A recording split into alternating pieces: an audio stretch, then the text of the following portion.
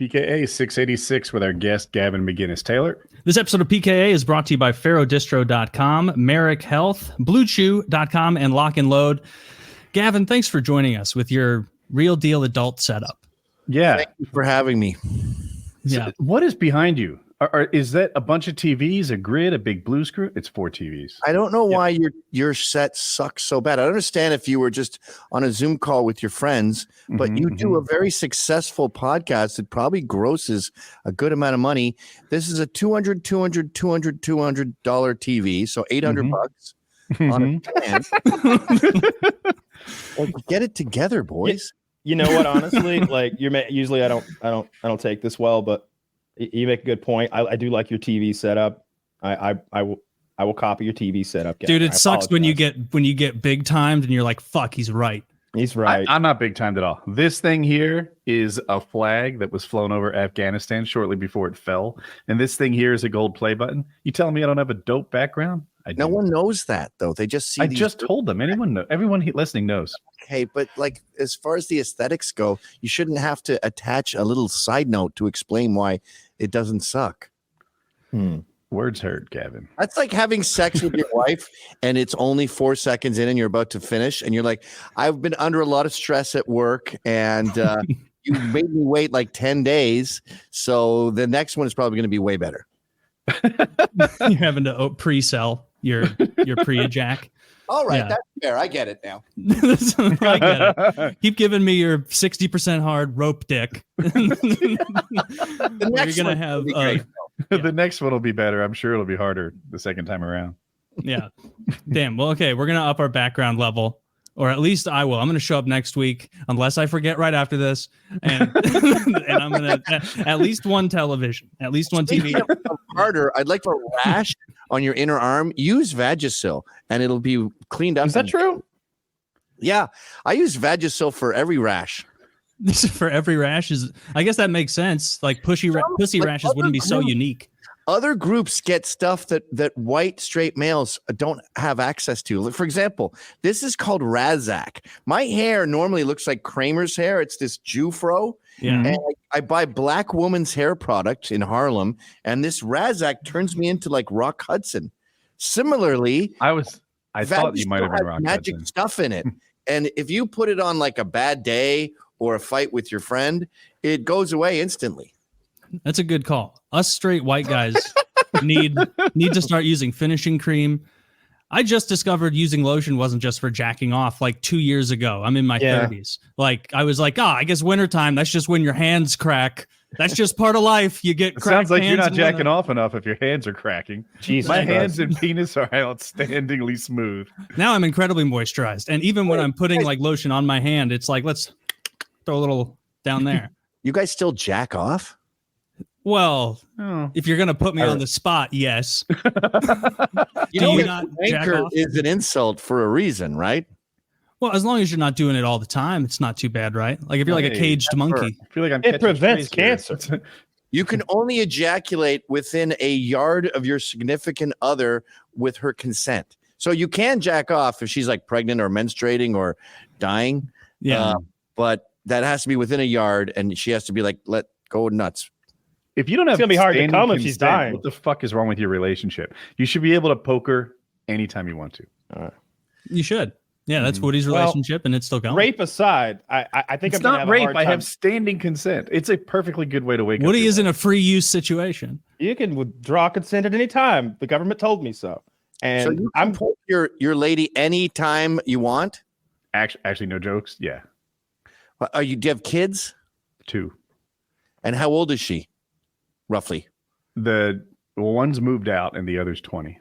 No, not the kids. The wife. The wife, she's 51 now. Huh. Anytime, like 2 p.m. on a Monday, you could drive back I home. could go that down might there be right the now. red zone. It might be. Yeah. Woody grew up in one of those way too sex positive households, but it's developed into a very sexually healthy adult who fucks his wife all the time.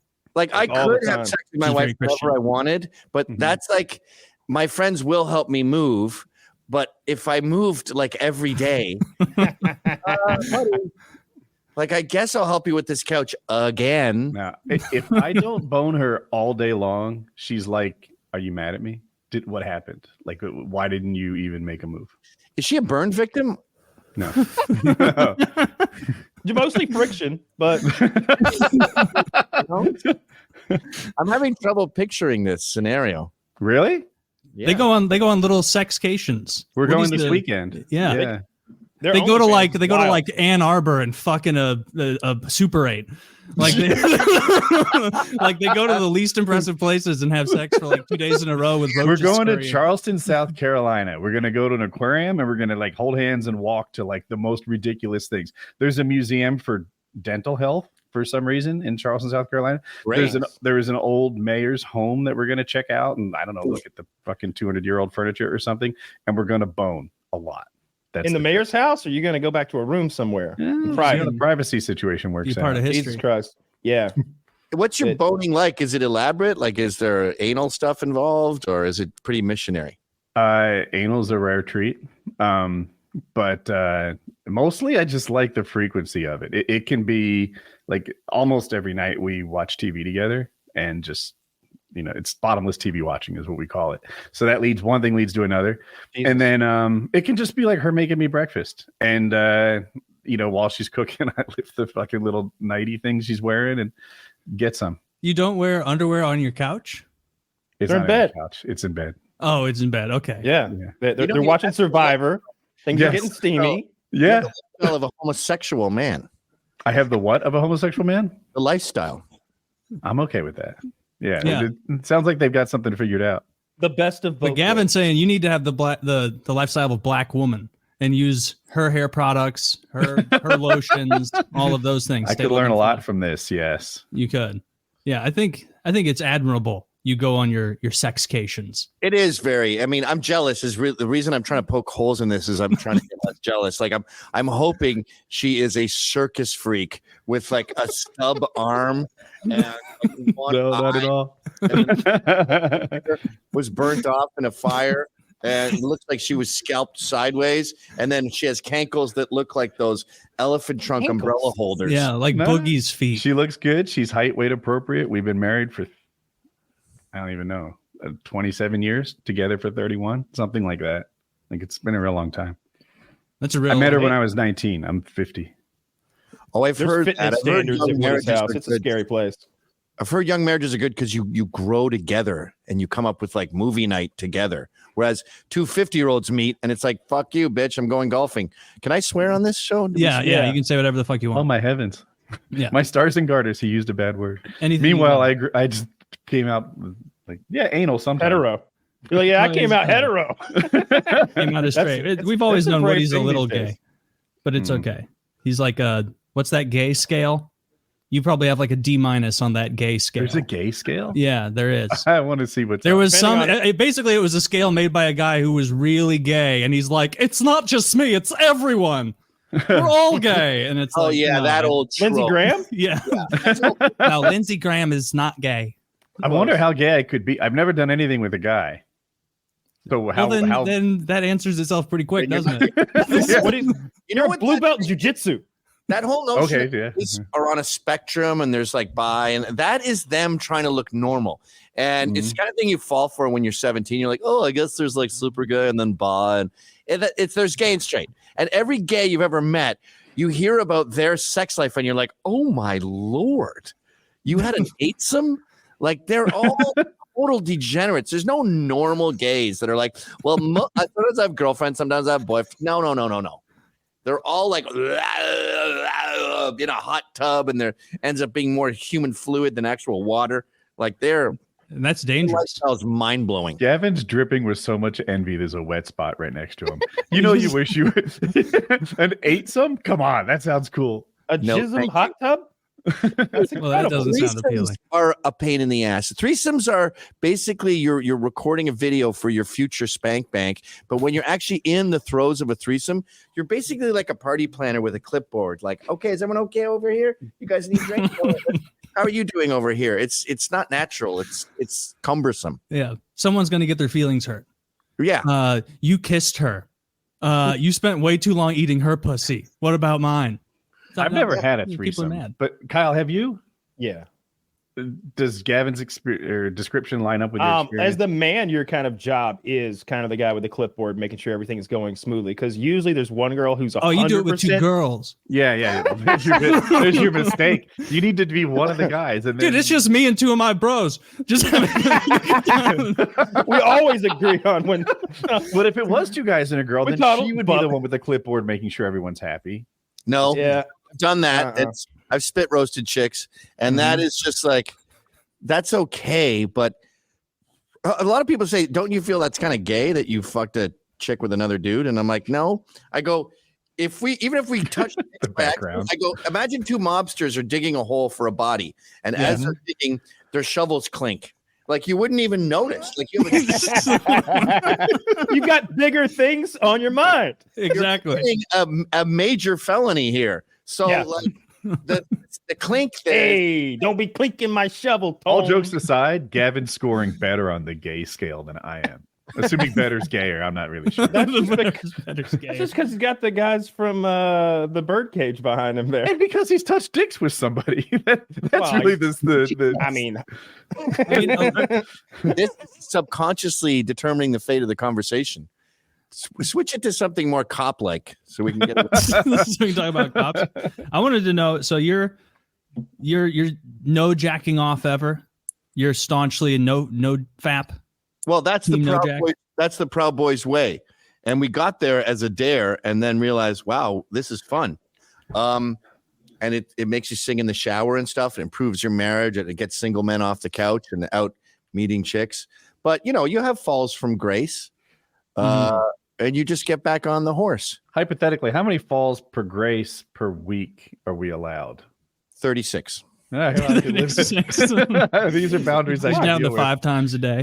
Teenage Woody would have a problem with this, but adult Woody, 36 is well within my. Even if I did believe all that, though, like I always hear those health studies that say ejaculating like 30 times a month prevents prostate cancer, like by a significant amount. I've heard that too. I understand that, but I don't know. I think like the thing about not beating off is you want to ejaculate like once every 2 days. So you start like finding ways to, like, if I was beating off to porn, I don't think I would say to my wife, like, all right, it's been like 6 days. We gotta get something going. Yeah. I might like, I hear about married couples that will go months and months, like up to a year. Yeah. And that's because he's using porn. Porn ruins thousands. It's hard to determine, like, because it's, how do you measure this? But I've read studies that say like thousands of marriages a year. I think it's immeasurable. I think it's hundreds of thousands of marriages a year. I mean, we're at a 50% divorce rate right now. Yeah. And being able to get the water from a different tap is a big part of that. And you got to remember too, just like Call of Duty makes your brain think that you're like saving your friends and releases fake endorphins. When you beat off to a bunch of 10s, your brain is like, holy shit, this guy's Attila the Hun. Like he's getting laid 4 times a day. Keep going, dude. Yes. Yeah. What you're doing is good. So it that seems makes like, sense. like I always more... imagined like because especially as a kid, you're jerking off 2 or 3 times a day when you're 16 or something like that. I think I literally had that thought once. My balls think I am the chaddest Chad ever. They think that there's a different girl every 3 hours coming at me, just bending over in the jungle. Those balls have a high opinion of me, but nobody else. Nobody else. No one else. So it seems like jacking off then isn't the core issue. It's porn. Oh, right? I'm such a loser. Why do my balls think I'm a catch? Yeah. Right. Are you saying I've tricked my biology into becoming a loser who's okay with it? Is that what you're saying? Yeah. Well, porn and masturbation have become pretty inseparable. But I guess sitting on a chair and using your imagination, it's definitely not as bad. That sounds terrible. No, that's. I'd rather read a story though. Like if I'd rather read a dirty story than you're gonna have like an old. We finally have a chick on the podcast. Oh my god! You never read a little erotica, Woody? Little dirty story. You jerk off like a girl, Kyle. Oh, I mean, I do like this. Did you like, just no, I jerk off like a man in the bathtub with the water flowing right on my penis. It trickles down. It's wonderful. He lights candles. That feels gay as fuck. That's why I straddle the jet in the hot tub. Yeah. I don't think porn is it's immoral in the sense that these people are meth heads and they've been molested by their family, and that's something you don't want to support. But see, I like that too.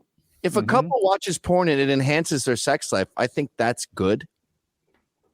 Okay, so there's exceptions. You just don't want people distanced from reality, using it as basically a video game. I think sex should enhance your relationship with your significant other. And with the Proud Boys, like the gay guys would say, so you don't think we should watch porn? And I'm like, no one really cares about you and your sex life. You're already completely out of control. There's no reining you in. Don't beat off so marriages would get better. And like incels would go try to talk to chicks. You guys are drenched in jizz. Like, I don't know what to say to you. Go nuts. Are gays allowed in the Proud Boys? Oh, yeah. Okay. I guess I don't know that much about them. I thought didn't know you were still associated with the Proud Boys. I thought you left them because, like, I was reading about it. You left the Proud Boys because someone was getting sued and you thought it would help them if you were no longer associated with it. Is that accurate? Almost. So there was a fight with Antifa where these two guys, Max Hare and John Kinsman, were facing 4 years in prison. And one of the charges was gang charges. And the legal definition of a gang is two things. There's top-down management. So the boss says, all right, from now on, we're going to be selling coke to teenagers. Mm-hmm. And then there's that illegal. They're doing something illegal. Mm-hmm. So Proud Boys aren't doing anything illegal, but I took out there's a leader so they wouldn't have gang charges. And so my podcast wouldn't totally dominate their trial. But change to Proud Boys. Now I'm getting sick of the homos. No, you're not. And I don't know if it worked. I mean, they got 4 years. Oh, shit.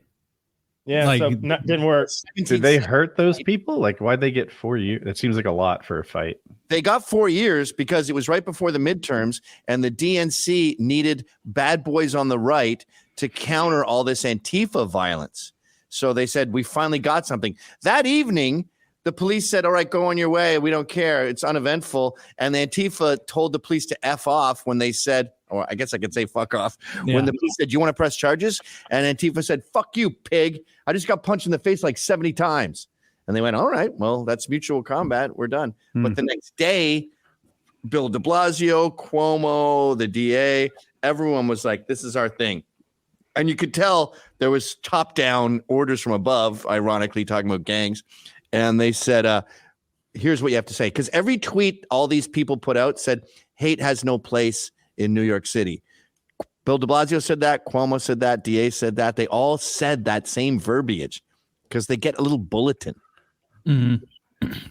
You do see that in media. I see it all the time. I'm really sensitive to it. When I hear, like, when there's a phrase that's turned and it's like, okay. And then I hear that phrase again, I recognize it. And then it's like, did we all get our marching orders last night on exactly how to couch this issue, what our stance was, where we stood, and where it was in the sky? You gotta trust the science. Yeah. Collusion. Collusion is a weird word, right? Like, how many times have you heard collusion before Russian collusion? Not that often. I think I learned the word during Russian collusion. Yeah. Yeah. So did Trump. I love when he says it like a word he hasn't heard before. Collusion. Like he really lets it roll off his tongue, like he's trying it out for the third time. Let's like impeach the motherfucker. You hear him say that? I have not heard Trump. I'm not up on Trump right now. The motherfucker. Let's indict. Let's indict the motherfucker. Dude, sometimes when he's freestyling, he's just so funny because you can tell, at least from doing this show for so many years, you can kind of tell when someone starts a thought and you're like, oh, they don't know where this is going next. Let's see. They're going to discover where this is going, with me. And so that like, Trump will go on lines like that and, hit different points. He's the greatest stand-up comedian of all time. His recent bit about Joe Biden and how Joe Biden will be looking at a binder and he'll be answering questions about immigration, and then he'll change his mind. And you can see the scroll bar of time, and you're like, he only has 1 second left. How is he going to wrap this up? And then he goes, and he bumps into a wall.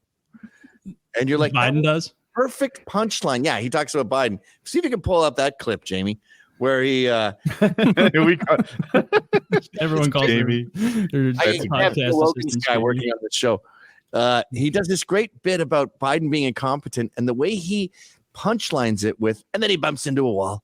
It was like I spit take laugh every time he opens his mouth. That's why I don't understand why comedians hate him so much. You don't want the funniest guy on earth in the White House? Yeah, it is. It's better for this show and for most shows when he's in, because it just opens the door to lots of Trump impressions, and he's a funny dude, and he puts himself in situations that are easy to riff on. So I would like him to get when he killed Baghdadi or whatever and he's like, we sent the dogs in after him, the beautiful dogs. He was crying. He was whimpering. Like that was surreal. Most people, you'd think, oh, you go through the front door. No, not died like a dog. And you were clearly seeing a president speak like improving about, I was just in the back room and we got to watch a raid live on cameras and it was really cool. That's what he wants to say. I just saw our guys murder. It was crazy. There were dogs and explosions. He's describing Die Hard for the first time to someone. Oh, yeah. He's talking about it's like he went to the midnight Call of Duty release in 2009 and he's telling friends the next day that couldn't get it yet about it. You're not going to believe it. The number of perks. My God, new perks. Jimmy Kimmel juxtaposed Obama talking about killing Osama bin Laden and Donald Trump talking about al-Baghdadi, whatever his name is. And everyone was laughing at the juxtaposition because Osama bin Laden, Barack Obama was like, last night we took care of Osama bin Laden in the middle of the night.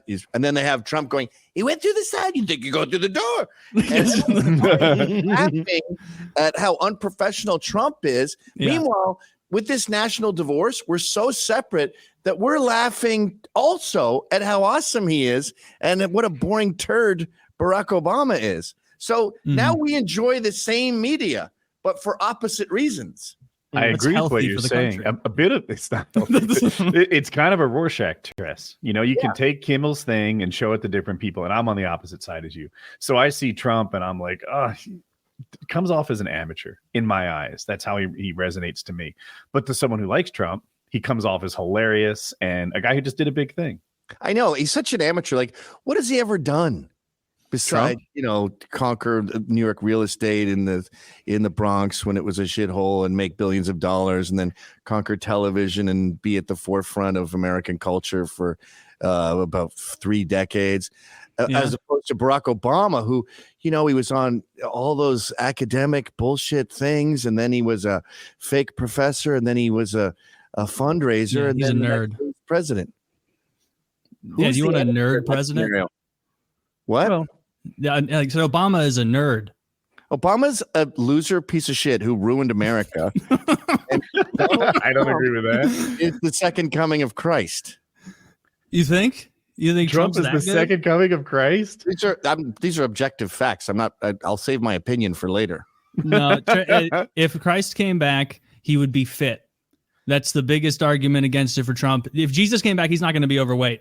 There's no chance. Dude, I'm not a big Christian, but didn't Jesus fuck whores? Am I crazy? No. Mary of Magdalene, she wasn't like, what was that? No, he washed. I'm pretty sure Mary. this is accurate. You're incorrect. Don't go head to head with Bible. He washed the feet of prostitutes and whores to show that even the lowest was worthy of that. I think Trump would do that. No, Trump would not wash someone's feet. Yeah, he might. He's 80. He can't bend over. None of these people. I picture her putting her feet up. Yeah, you think, Gavin, you don't think that if Christ came back, he'd be fit, like striated, defined delts? Like, are we calling Trump unfit, an 80-year-old man with a pot belly? Dude, you know what? How fit you're going to be when you're 80? I won't make it. I'll be dead before that. Because you'll be a skeleton. Mm-hmm. I won't be. And thinner than Trump. Technically, but not in a good way. If Jesus came back right now and he saw Trump, he'd go, oh shit, I'm already back. And then he'd be waving a Trump flag. Jesus would take his blonde hair out of his eyes. And can I sidetrack the whole show and pull up the clip I was talking about earlier just so you can see it? We don't have to watch the whole thing, but you got to see this punchline. All right. This is a terrible thing to do in a podcast. You hijack it. No, you're good. Flips on the. Shout out Ryan. What's up? All right. I had it happened to before, Jamie? and then I threw it away. What happened? You threw it away? I threw it in the garbage. No. Don't throw things away. Now I've ruined the whole podcast. All right, I got it. Oh, Sorry. All right, we're going to have to start over.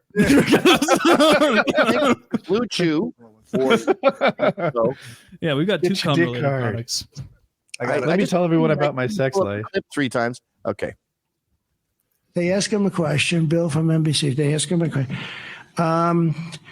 The border is very strong. It's very normal.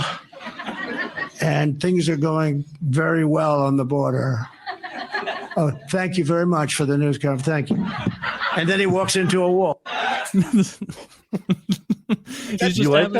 He's just having a fun time up there riffing, and I like that you can hear the like Seinfeld laugh track in the back from the people who are like obsessed with him, and because at this point, like you got to be pretty obsessed with Trump to go watch him talk somewhere. I feel. Come on, you're not going? It's not the funniest thing you've ever seen. No, he has funnier clips. I think Dude, Trump is a every funny guy. time I see somebody do Trump's material, they do it better than Trump. Like when Shane Gillis talks about what Trump said with the dogs and everything, the beautiful dogs, it's his impression of Trump's speech is way better than Trump's speech. When David Chappelle goes on SNL and says, you know, Trump got up there and said, I don't pay taxes because I'm smart. That was powerful. When Trump said, you won't remove my tax loopholes because people like me are your donors. That was powerful. But then I watched Trump say it, and it wasn't nearly as effective as when Chappelle said it, nor was it as effective when Shane Gillis said it. Because you worship black people, and every time they say something, you start ejaculating. Only black men. And gays. Yeah. Can't stand black women. And fats. He likes fats. Only thin black people. America worships black people to the point of royalty. Like Jay-Z gets up the Grammys. Him and his wife are worth $3 billion. They have the most expensive house in the history of Los Angeles. And he's giving the Dr. Dre Award of Lifetime Achievements or whatever. And he's like, hey, how come my wife never got an award for Best Album? And then he just leaves. And you're like, yeah, I saw him pouring booze in his Grammy and drinking it out of it. Like, I guess, trying to be disrespectful. But it's just. Dude, we were talking about gay. Following the Grammys is gay, dude. Like, that's. Yeah, like, I have no idea what's going on. Follows the Grammys and he clinks shovels. He's not looking good here. Shovel clinker, dude. I have. And when you have a female living in your home, she has on dumb shit like Real Housewives. And if you ever want to get laid, you have to sit next to her and watch and go, can you believe that bitch? What is she thinking? I know. I'm as mad as you are over Dude, this. My wife, like every woman, that background is great. My wife, like every woman in America, has gotten into like this true crime bullshit. I routinely walk through my living room and she's getting lessons on how to kill your husband. Or like she pauses the TV when I walk in the room because usually I talk to her. And so she pauses and it's like how to murder your husband on. She's like, don't read into this. I was just watching TV. There's very few shows that you can watch with your wife that are not one-sided. Like if I watch Real Housewives, I'm obviously not enjoying myself. Although you do get Stockholm syndrome and start being like, whatever happened to Janet? But there are a few shows where you're both enjoying it. And I always tell married men to check out these shows. Like there's The Thing About Pam, a true story starring Renee Zellweger about a murderous best friend. 1833 is really good, or is it 1836? The like precursor to Yellowstone. Yeah, that's a great couples thing. I tried The Curse, and it's just way too weird and dark for a chick. It's basically a anti-Semitic horror series. The way they portray Jews. So that's for boys. Sounds great. What's anti-Semitic about it? I want to drain your money. Bank account. Jews are like satanic, demonic gentrifiers in this show, and they have the tiniest penises you could ever imagine. And the Nathan Fielder's character and the director who's doing his show in a show are just like the worst human beings that the world has ever invented. Nate Fielder, he's Jewish. Why is he going in on Jews in his show? He wrote a character for himself that is the most unlikable person you've ever seen on a show. Do you get to see these tiny penises? Yes. I thought there's a lot more cock in cable now. Okay. I was reading an article about that recently about how much more male nudity there is on cable, because I know I didn't see a male penis You read on an television. article about it? Yeah, I saw on Reddit all the time.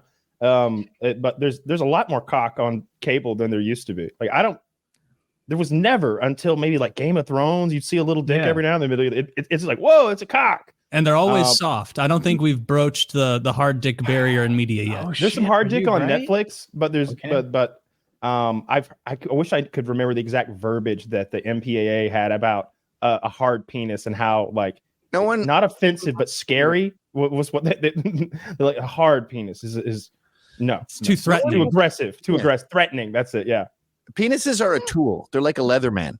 Like no one actually wants to look at a Leatherman, but they get the job done. Tits, vaginas, even vaginas are neatly tucked away, and then there's some pubes to sort of put a curtain. That's a mystery. But a penis and balls, like those look like last minute ideas when God was almost done. Yeah. And then someone goes, well, what's going to go in the vagina to make the babies? And he's like, oh shit.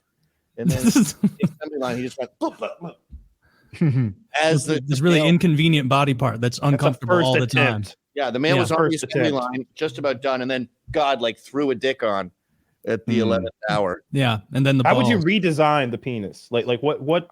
How could it be improved? Fully retractable. It would be erect at all times, and it would have no balls. The balls would be in the butt cheek. Yes, actually, that's a really good. In the butt cheek. I want them somewhere up, like in the belly somewhere, protected. In the center of the butt cheek. So like, if you punched the guy in the ass as hard as you could, he'd puke. He'd be like, oh. I feel like I want a bone in my ass now and then. That's my concern. I think I want my penis to be more like have a bone in the middle, like almost like a narwhal's horn, Like a lot of animals have dicks like that. Yeah. I think that would be better. Like I want my penis to be able to contribute to the lubrication situation. Can you imagine the burden of responsibility if God came down and said, I want you to redesign dick and balls? You'd be like, He came to the I'd right get man. out the folders and files. He'd be blown away when he saw the work I've done, all the data, charts, all these eraser boards, and came to Kyle for a reason. I pull some curtains aside to big chalkboard that's been erased and rewritten a million. Kyle's a times janitor working at MIT. He walks by a diagram of a penis. It'd be like just completely remaps it. It'd be like Donald Glover in that Mars movie where they gotta like spin the spaceship around the Earth, and he's up all night and he's like crumpling up things, and he's got a massive chalkboard of different dicks. I think we could figure out better dicks right now. Balls on the inside, whether it's in the stomach or the ass, is fine. Better the butt cheek, but like as deep down as you can go, because we have one ball, one big ball. Ooh, I like. What do we need two for? That's true. One big ball. One makes the boys, one makes the girls. The fuck? You guys don't know anything? All right, that's ridiculous. That's like saying the brown cow makes chocolate milk. The penis should have a bone in it, Kyle. You're on the right move there. Then you can fuck even if like you're wasted or something. No more whiskey day. And then you could go to China and get that bone lengthening surgery. You could. You get your penis broken and put in traction for 6 months until it regrows. Oh, yeah, good point. You're running with your friend. You're doing a potato race. You fall face first and you hear a and you realize, holy shit, I just broke my dick. No, that's why it's fully the entire penis bone goes up in your body. And then when it's needed, the whole thing comes back out. Yeah. Like a stinger. Like a wasp stinger. Mm-hmm. Oh. We're really good at this. I want venom if I choose. Everyone gets venom. Don't worry about it. All right. I want my dick to make I didn't know venom paralytic venom. Yeah. Look, the fact, yes, I want my penis to excrete a paralyzing venom. Okay, no, it has nothing to do with rape. Okay? And for you to make that leap yourself clearly shows that you have problems. Agreed.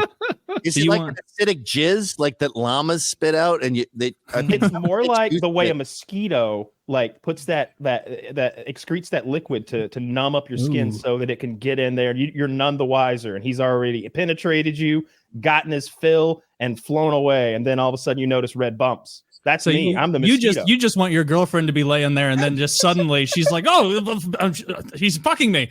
It was so sly. I didn't feel it because I fly away. Because his penis injected an anticoagulant into my vagina. That's it. It's me. Sex with you is so bad that you fantasize about a penis that can excrete numbing cream. Yes. Yes. Okay. And hopefully a bit of memory loss will be induced. You're an ugly rapist. They're calling him the most sinister rapist ever encountered. He was Dr. Cosby. I consulted. I woke up scared, afraid, sore, and confused. Can you Scared of rage. I had to process that. Yeah, I would not like that. But I would like all the other penis ideas. One ball, fully retracted, boned up all the time, but only extended out when you want it. So that way you can like play sports and you don't need to wear a cup. Okay, here's a question. Should every penis be the exact same length to remove all insecurities and problems, or should they be different lengths? No. Variety is You're the spice hoping of you life. land on the right side of the equation. Variety's the spice of life. Mhm. I think we all roll the dice. We get what we get, and then we learn to work with it. I think that's how life should be. It's a meritocracy. I always appreciate that anywhere I see it, and that's how it should be. I like it. It's true. It's amazing how much we talk about size when, I think of all the times I've been to the gym and the changing room, and there's not that much variety. Like my brother proposed to this woman he'd lived with for 5 years, and she was only 25, and she was like, I'm not ready. And I was like, that means I want to see more dicks. Like, I want to try out other dicks. Can I make a counterpoint to your argument? I'd understand if the variety was like boop, boop, boop, boop, boop, but they're all kind of like, They're I think, see, your sample size is men who are comfortable with getting naked in a gym. There's a whole other group of guys who are like, I'll go home and shower. So you're not seeing that scary tiny thing that's like an acorn in a forest. That's true. Smart point. Because I was going to say, well, I've seen my friend's dicks, but then the friend that has the worst dick on earth, he's like, I'm just going to change in the bathroom.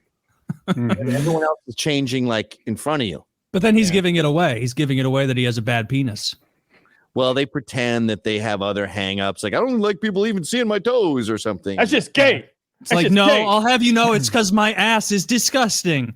You know who the most homophobic Not my people in the penis. world are? And I don't mean people who hate gays or Middle or Easterns. with them. Africans. I mean people who are scared of gays. Oh. Scared, homophobic. The true meaning of the word. It's black men. I've been watching my police activity videos. Every time a black man has to get patted down, he does not like it. Get your hands out my ass! Get your hands out my ass! And the cop's like, you have a pistol in there. That's what's gay. And his mom runs up. What are you doing to my baby? The cop has his rubber glove and a pistol. He's like, this was in his ass crack, ma'am. His ass crack. And she's just like, well, all right then. He didn't have any other pockets.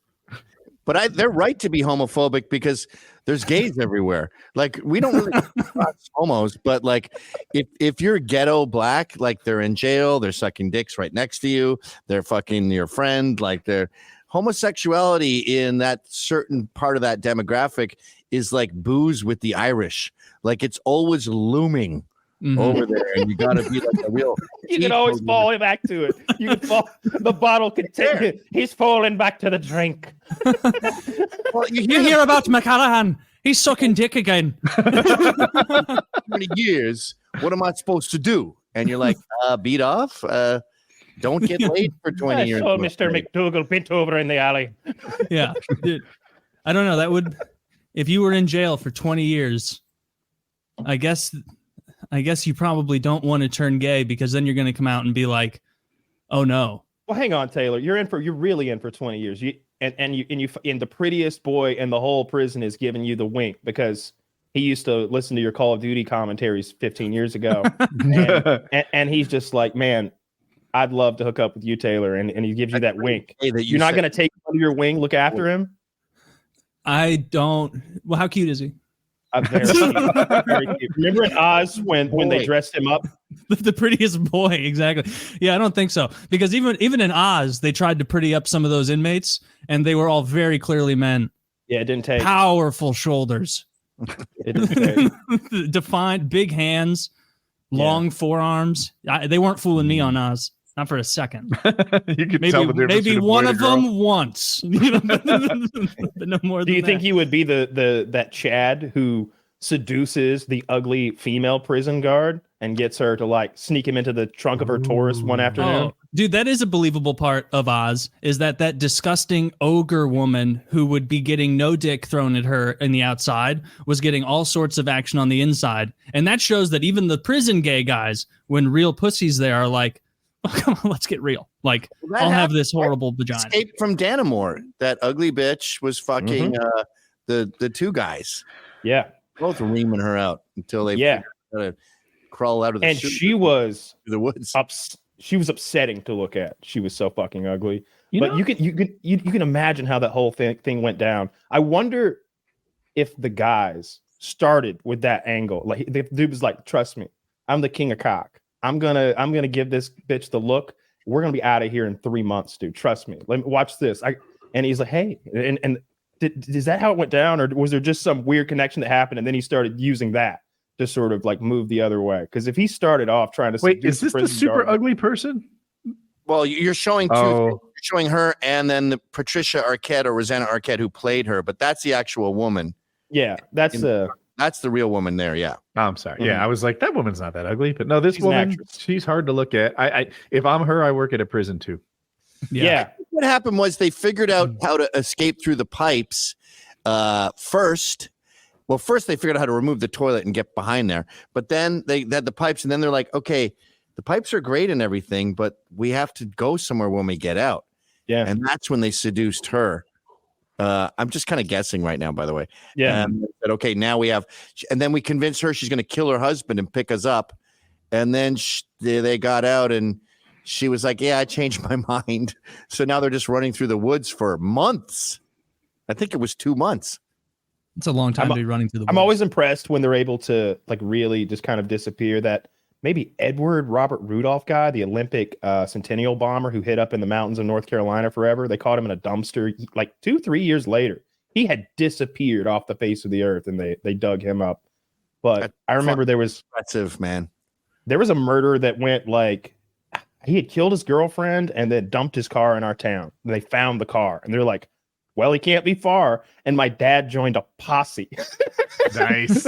they all fanned out in the woods with rifles and shotguns and started beating the bushes and walking toward the highway because he has to be out here. And later on, Dad was like, that was pretty fun. Did they ever find the guy? Anyone find him? Like the cops eventually found him. My dad was not part of the apprehension. What state is this? Georgia. There was a guy who killed someone in South Carolina, and he fled like down 85 South and stopped in a little town in Northeast Georgia. Well, the weird thing about the Dannemore guys is like, what do you think is going to happen? Like, I heard they were heading for the Canadian border. Okay. Mm-hmm. So you get into Canada. Now what? Do you work at a gas station? Like, do you get plastic surgery? What's your long-term plan here, gentlemen? I don't think they're good at long-term planning. They were in prison. Yeah. Well, so one of them just drank himself to death and like got lost and died.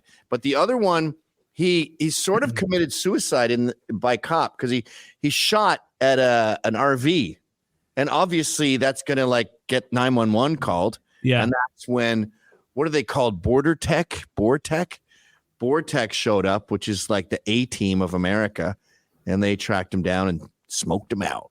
I've never heard of Bortec. Is that a government organization? Yeah, it comes from the word border, but Bortec, they work on the border, but like if we got invaded by aliens, Bortec would show up. It's these awesome Navy SEAL superheroes with like long beards and fucking night vision goggles, and every time there's a real, like say the president was kidnapped, you just see these Chinook helicopters land, and then the bearded Bortec guys would come out and just like kill everyone involved. I struggle so hard with stack ranking our various governmental superheroes. Bortec is a new one.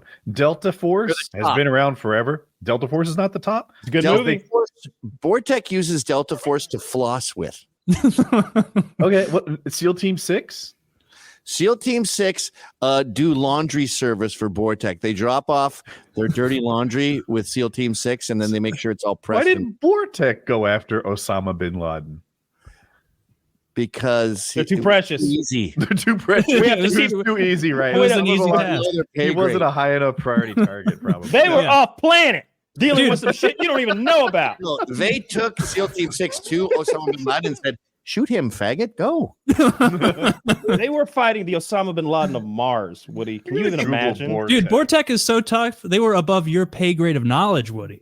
You didn't even know they existed. I didn't know they existed. Bin Laden. That ginger who shot bin Laden, he was like this. That ginger who shot. And then bin Laden. Bortek had to come in and hold his shaking arms and let him get the shot. Yeah, Bortek is a welding company in Illinois. That's a front. Yeah, hard fellas. All right, MIG, gas, stick, whatever. Don't fuck with them. Aluminum, nickel, mild steel. Oh, I was thinking Bortek this entire time. I was wrong. There's Bortek. Bortek. Border tactical, I guess. Okay. Damn. No, So they're in charge of the border? I think they've been called off the border for now. Yeah. No they one's must have. to the border, clearly. I literally just watched a thing. I don't know if you're familiar with the guy from All Gas, No Brakes, formerly Andrew Callaghan. He does Channel 5 news He now. got canceled for some bullshit Me Too stuff. He said, fuck that. And he came back. And it seems like he spent the interim while he was somewhat canceled, going to like journalism school or something. His new content is excellent. It's doing very well. He bounced around the country to a few hellholes, Philly and San Fran. But he's been doing the border crisis for a couple of episodes. In the last episode prior to today, he went into Mexico, found some young coyotes, and then arranged to be smuggled across the Rio Grande. In today's video, or actually yesterday, I believe, he got arrested by Border Patrol swimming the Rio Grande. He was in a detention center for a couple of weeks. His coyotes immediately jumped back in and swam home. Oh, that's not what you're paying for. Yeah, they got away. Yeah, there's been a few journalists who are doing the whole trip all the way from like Venezuela and documenting the whole thing. You know, you got to send it up to the cloud fast because when the coyotes catch you, they'll kick your ass. But if you recall, James O'Keefe dressed up as Osama bin Laden and crossed the Rio Grande from Mexico. No, he did. Really? Yeah. That's pretty funny. Did he make it? That's a good bit. He made it. He made it just as Osama. I think he had a mask on. He had like a turban and the whole deal. Do you think the border control was like, we got an American citizen pretending to be Osama bin Laden wandering around? Oh my God, he's wearing a rubber mask. Can you imagine you're a rancher and you're out there looking for coyotes and you're like, holy fucking shit. My lucky day. Never forget. I'm about to never pay for drinks in this town again. I guarantee you, when that happened, Border Patrol was like, can we go and actually do our job? And the top brass was like, so cool your jets, buddy. Cool your jets. God, you're real eager to get out there, boy. And they're just like, Border Patrol are awesome guys. They're not the incompetent ones here. It's their bosses who won't let them do their fucking job.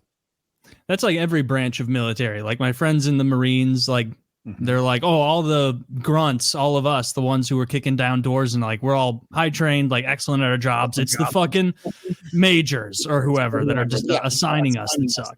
Well, with Benghazi, they have bases in Italy. Like they were very close. They could have got down there, but you had Charlene Lamb and Hillary Clinton and all these cunt bureaucrats just going, hold on, just stay put. Or even cops, if you know cops, you know, that they might be able to get you at a one drunk driving charge if you didn't fuck anyone up, but they don't have any power, and they don't even have the power to do their own jobs. Like they can't tune up some perp who deserves it because he just hit a kid. Every organization I've ever worked with, it feels like that though. Like, oh, our computer programmers are fantastic. It's management that's an idiot, and I can't name an organization that doesn't do that. But doesn't it feel worse? Doesn't it feel like the top brass is getting more terrible at their job and hamstringing the guys on the ground more than ever? Well, the NYPD is a perfect example. I mean, they just had migrants kick the shit out of 3 cops, and they're free to go. Really? And then it got too much media attention. So Alvin Bragg, our DA over here, goes, okay, wait, maybe do arrest them. So they get them in Phoenix, and they've already murdered a chick. And these are the guys who left the courts going like this. Bitches. Wait, so the same people who beat up a cop killed a woman in Phoenix?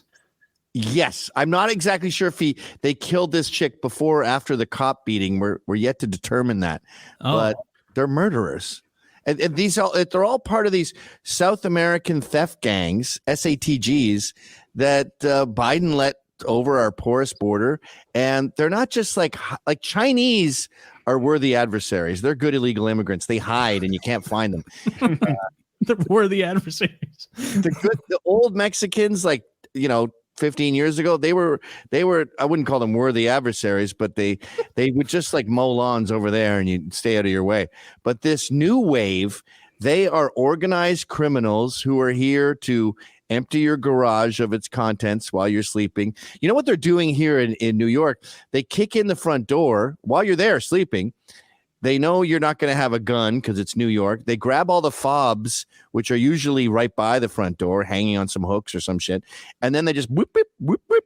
They see what fob goes to what car and take off. And you obviously call the police and everything, but the cops show up, and this was all like 15 minutes ago. They're long gone. Yeah, they're not going to find them. Is this and I kind of like. Never heard of this. I kind of like that. What did you say? Is this real? I've never heard about this. So it's not real. I'm asking. Like No, you didn't ask. I said, is this real? And now you're saying I didn't ask. You're a liberal, right? A little bit. Can't you just? Isn't it amazing you can tell? I never heard of this. This is bullshit. No. That I've never heard of it. What do you think? I just pulled it out of my fucking ass? Yeah. Well, I'm asking, is this real? Is it possible? Oh, so you're changing your tone from like, never heard of this. I don't think I said that. Real like that. I said, is this real? Exactly like that. Play back the tape. This is bullshit. This is a real thing. Talk to cops. Get involved.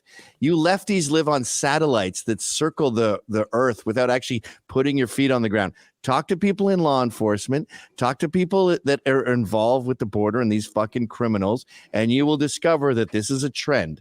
Kicking in the front door, and this is very common in Westchester, in the suburbs here, Yonkers, the Bronx, stealing cars. You talk to cops up where I am, and they go, we didn't have car theft.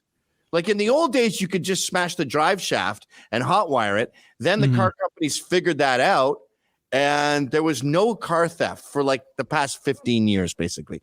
And because the fobs are so good. In fact, if you have a BMW and you tell your insurance company, oh, my car was stolen, I left it parked, they're like, no, it wasn't.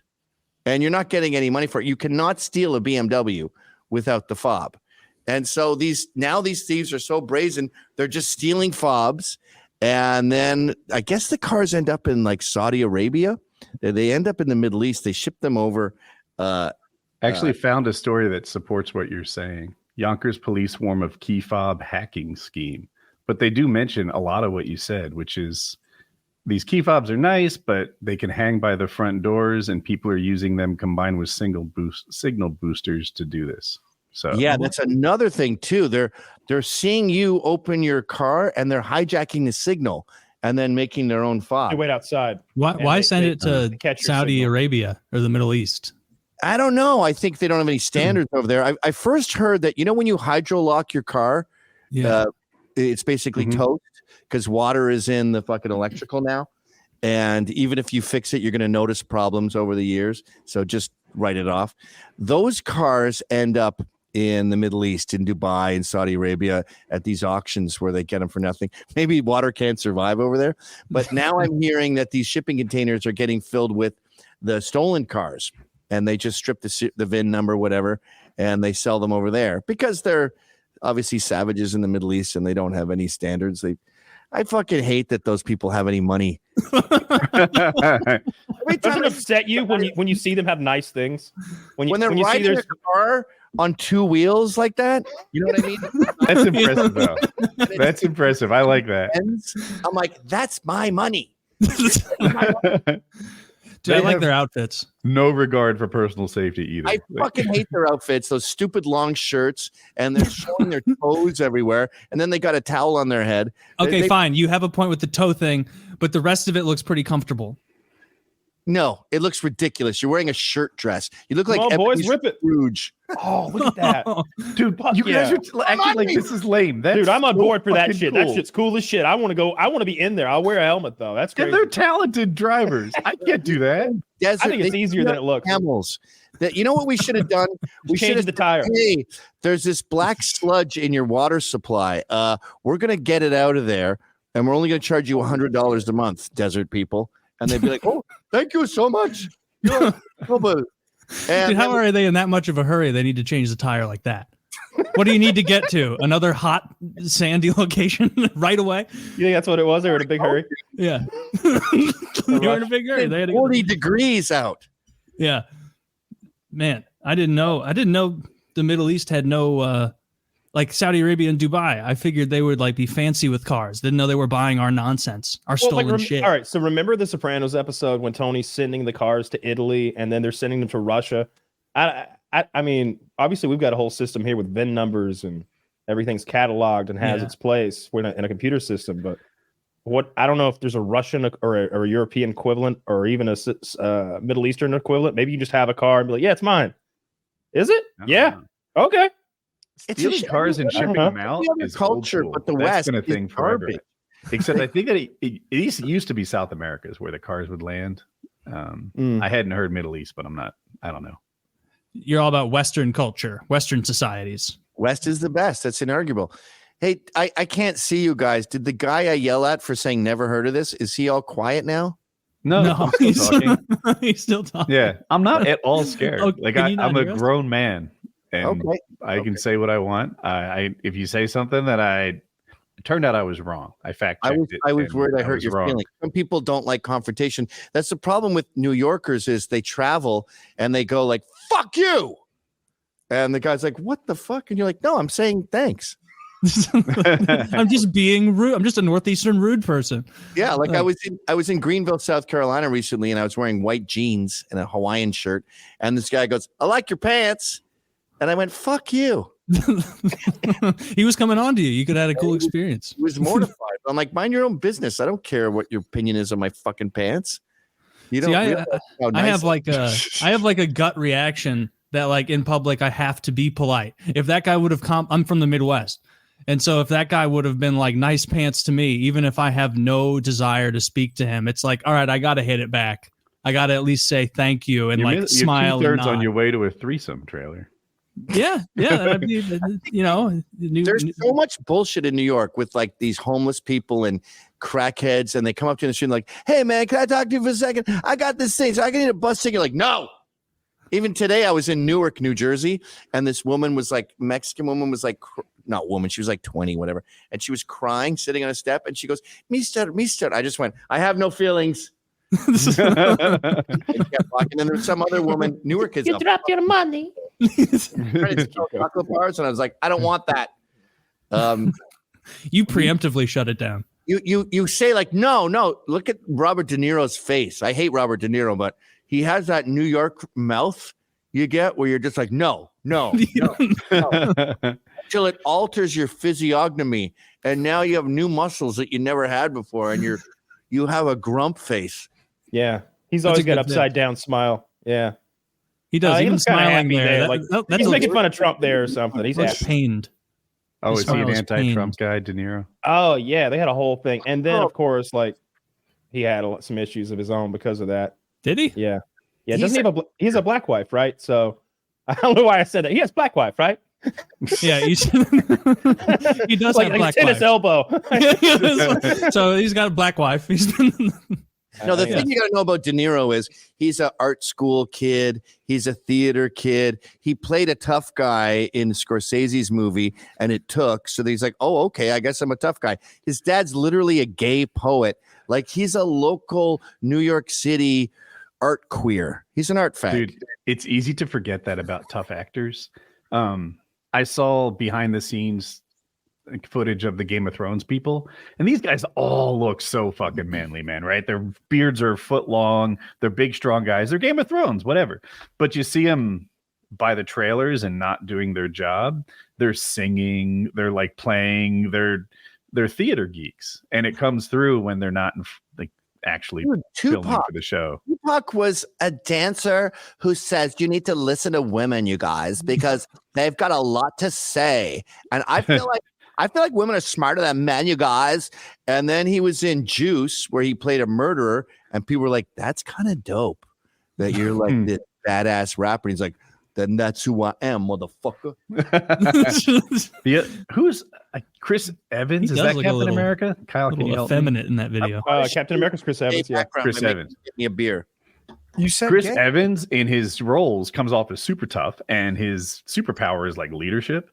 But if you see him interviewed or like talking to Robert Downey Jr. and stuff, he's a theater guy. Wait, is Chris Evans Captain America? Yeah. Yeah. I know there's that chick on Netflix who's got the most gigantic nose in the history of noses. It's like she looks like an anti-Semitic cartoon. And she had a Netflix special where she's wearing slacks. Fuck, I forget her name, but the whole Netflix special is like about how her grandmother thinks she's beautiful. And she's a comedy special? Yeah, comedy special. Okay. She dated Chris Evans, and she's obviously LA, Jewish, liberal. And she was like, I can't handle this guy. And she dumped Chris Evans for being too much of a liberal pussy. So, you know you're a liberal pussy when super Hollywood liberal comedians are like, sorry, man, you need to grow at least one ball. Yeah, that's her. Who put that picture on the right? That's Jeff Art. That Jeff Pecina Art. Yeah. Now, I don't think he likes her. She dated Chris Evans? Yeah. Well, that's the word on the street I got from comedy insiders. And he was like, yeah, she dumped him for being too much of a pussy. As my dad would say, would you like me to sew them back on? I could sew just one on. Would you? And he always goes like this. Would you like me to sew it back on? Did your dad have an accent like that? Yeah, my dad's from Glasgow. My parents are from Glasgow. Really? I had no idea. And so you grew up, you never lived there though. You were always here. We would sometimes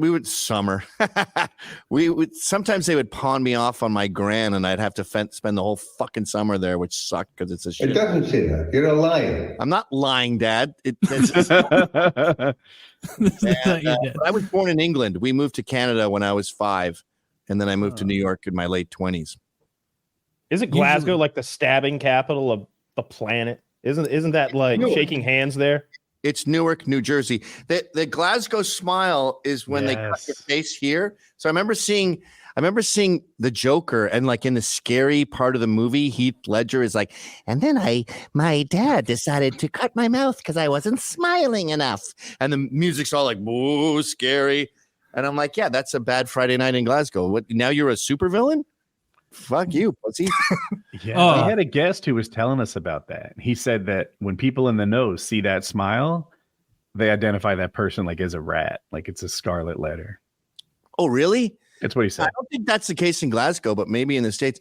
You know what they would do in Glasgow? They'd cut your face with a carpet cutter, but they put a match. They put 2 blades in the carpet cutter, and they'd put a match between the 2 blades. So when they slice your face, it's really hard to stitch up because there's a piece of spaghetti hanging down that you can't seal. So you end up with that's diabolical. That's so sinister. I'm confused. A match? A match stick?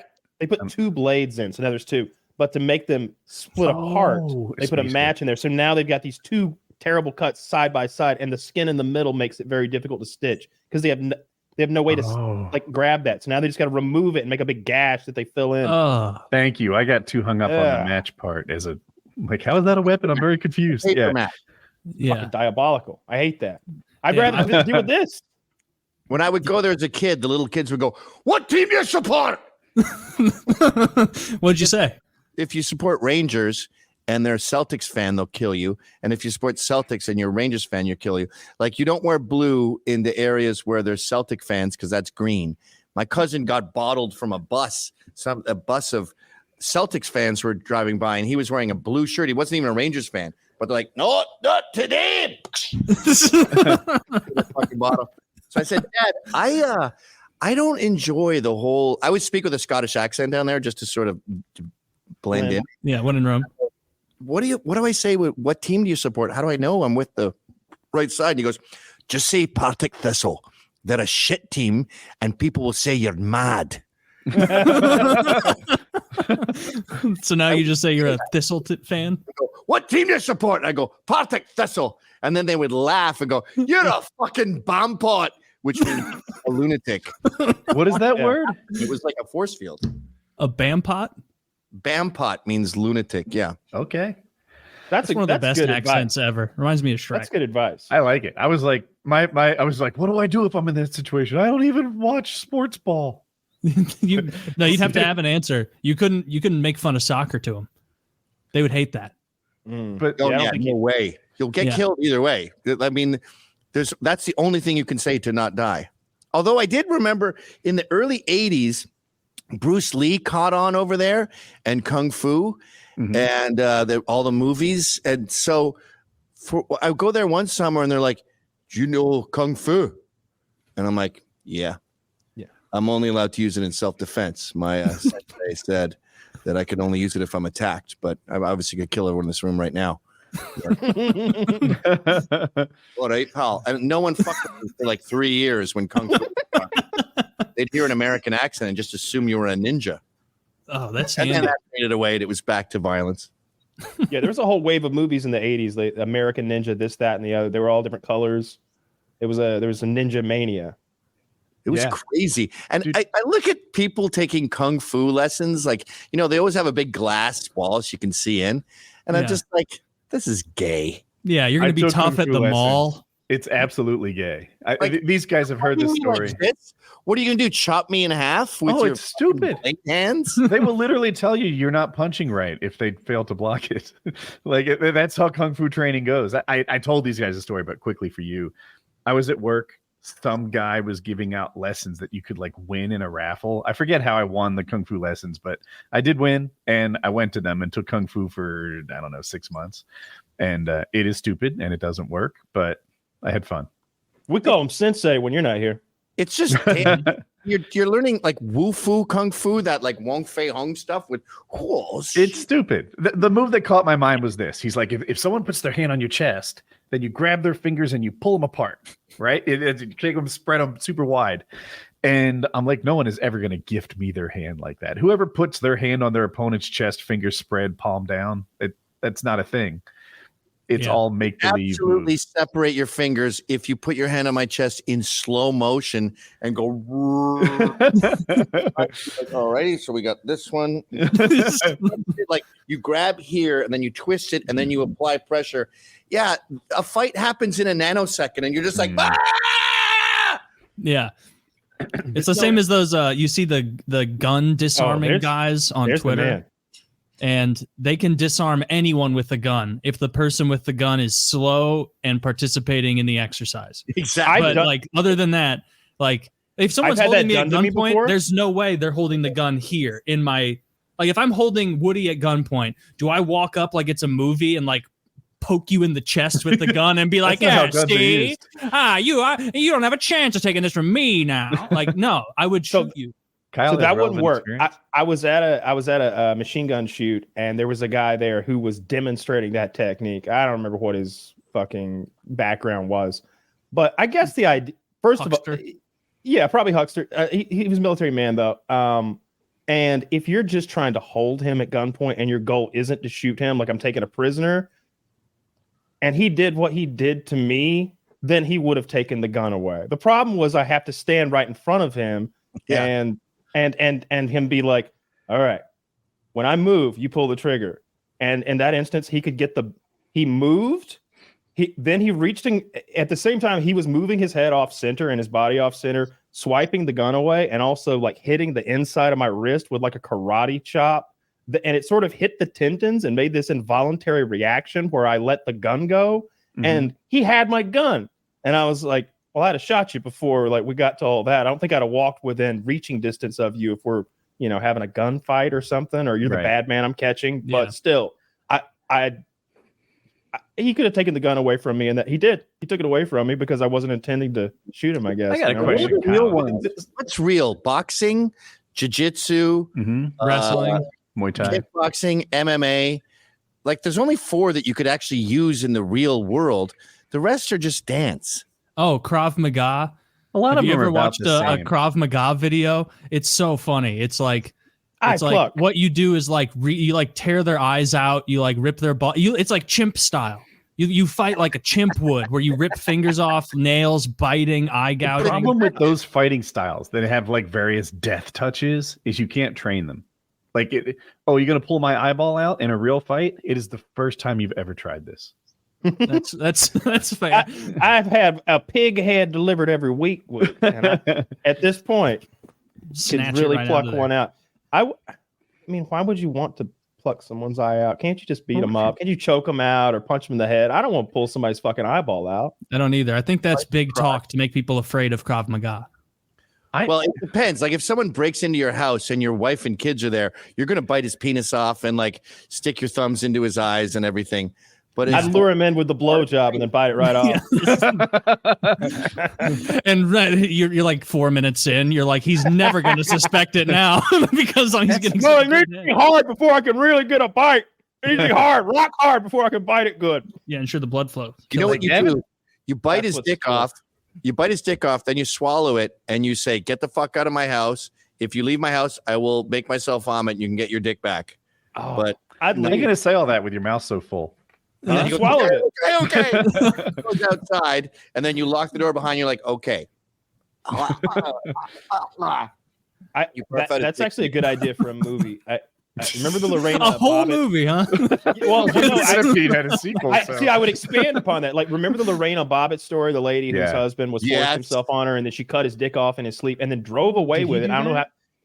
That was the deal. Yeah, and then she drove away with the penis and threw it out the car window. And I was just thinking, like, what if, like, the movie was about you snuck in and like drugged the guy and took his penis off surgically, and then when he woke up, like, if you want your penis back, you've got to go rob this bank. I want to see that movie. But don't you have a matter of anything for your or your dick like doesn't work? Well, isn't there a very short time where you can get the dick back on? Like with oh, it's on ice. It's on ice. Yeah. Some cop found the dick, so she threw it into a field. This cop drove around later, and he's like, "I got a hunch," and he walked up, found it. Yep. And then they brought it to the hospital. He did a porn after. He made a little mushroom kind of a dick. It's nothing to write home about, but better than nothing. And you know what she got for that? 30 days in a loony bin. Yeah. That's not long enough. She seems like pretty loony. It's attempted murder. Her testimony was compelling. Well, it is attempted murder, yeah. Well, and he was a rapist. But it's not self-defense. There's there's no evidence. She claims she was in an abusive relationship, and they went, "I believe you." So the person that did he deny abused him physically says he was abusive. Yeah. Okay. But Gavin's making a good point here. The fact that cop found that cock on the side of the road. Imagine, Taylor, if I told you, "Hey, Taylor, I threw an Oscar Mayer wiener out my window while I was driving down the road. I was about a mile and a half past the quick stop. If you went and looked for that weenie, no the ants would have eaten it days ago. Like some sort of wildlife would have carried it off. You would never find my dick, especially not mine. Find your ant-covered penis and bring it back to you. I can throw your dick. I can throw your dick in the room behind you and send you on a scavenger hunt that would leave you scratching your head. If you threw my dick out a window, the cops would be able to find it because all the neighbors would be calling about this escaped Burmese python that is in a field nearby, and they're worried about it consuming 300-pound men. It's bloody and it has sores all over it. That would be horrible. What's the worst way to wake up? Dickless. That's it. Yeah. Sad. Oh, I got one. I heard about a wife. She found out that her husband had been molesting the children, the stepchildren, and so she woke him up with a boiling bucket of sugar water. Yeah, so like napalm. She poured molten sugar water on him in the bed while he was asleep. It's something they do in prison. Stupid question. Did he die? I don't know if he died, but he wished he had afterwards because it's going to stick and do awful things. In prison, they microwave jams and jellies, and they throw that in your face. That's awesome. Yeah, they get hardcore. Really. You shouldn't give you guys microwaves. Hot. We need microwaves. We're human fucking beings, dude. That microwave was a godsend. You killed him. There we go. So mission accomplished. She got a kill out of it. I wonder what she got. Hopefully at least 60 days. Yeah, 60 days for being naughty. But if that guy was molesting her kids, I think that's all fair. Oh, is that what he did? Yeah. Oh, I'm sorry. I must have missed it. Keith. Yeah, so that's it seems like she rid the world of a problem there. Maybe they should give her key to the city. There's a great interview. Giving her nothing. There was a father who caught this guy molesting his son, and hit the interview with him. He's like, I started beating him viciously, and I didn't stop. even though he begged me to stop. And I decided I was going to take his life. And my son said, no, Poppy, don't kill him. And that's the only reason I didn't kill him on my floor. And he's on the news, like Channel 7, saying this shit. It was so good. The best. What state was it? Do you know? Him viciously. And they show the pictures of the molester guy. He's just looks like a UFC post fighter. It's I don't remember what state. I just remember child molester. You know who I talk to sometimes?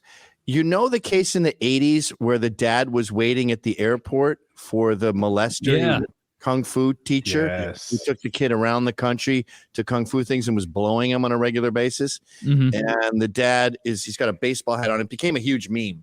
And he's just like, just goes up, blows his head off. under his arm. Yeah. He's like, why, Gary? Why? Yeah, that's it. And you can tell that the news people were alerted to this. I mean, they probably told him too that the guy's going to be there at this time.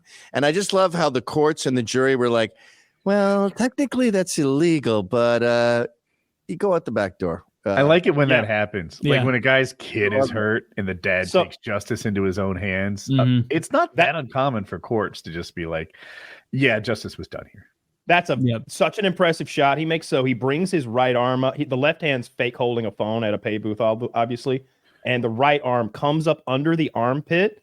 And so he fires point fire, no aiming, like this, but more under the armpit, and hits him in the side of the fucking head, moving 8 feet, 10 feet away.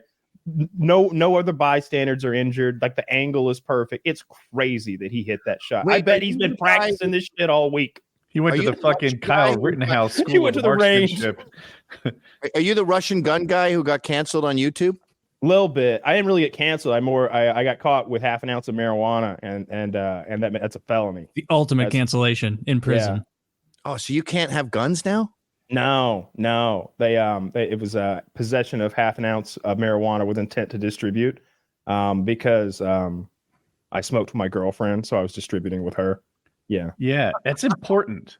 They treated him like he was selling it. That is not the case. That's not why you were making guns popular, and that made and explosives. Yeah, like they really didn't like the explosive stuff because we were selling a lot of explosives. Is that legal? Yeah, it's called Tannerite. This guy named Dan Tanner up in Washington, Oregon. He invented this stuff. It's a binary compound. You mix ammonium nitrate with some aluminum powder and some other shit. Shake it up, shoot it with your AR-15. I love it. Yeah, it's cool. He sells it for $10 a pound. They don't cost that. It's really legal that you were selling that. Oh yeah, I wasn't selling it. I was promoting it. I was using it. I blew up a lot of shit. Yeah, with you got Al Capone. They when they got Al Capone with the tax charge. Yeah, that marijuana was your tax charge. Mm-hmm. Yeah, probably should have stayed straight edge like the Proud Boys. I wouldn't have been tangled up with all that nonsense. You couldn't live without the masturbation. Who are you kidding? He said they can be kind of lax on that. They admit everybody has, their weaknesses occasionally.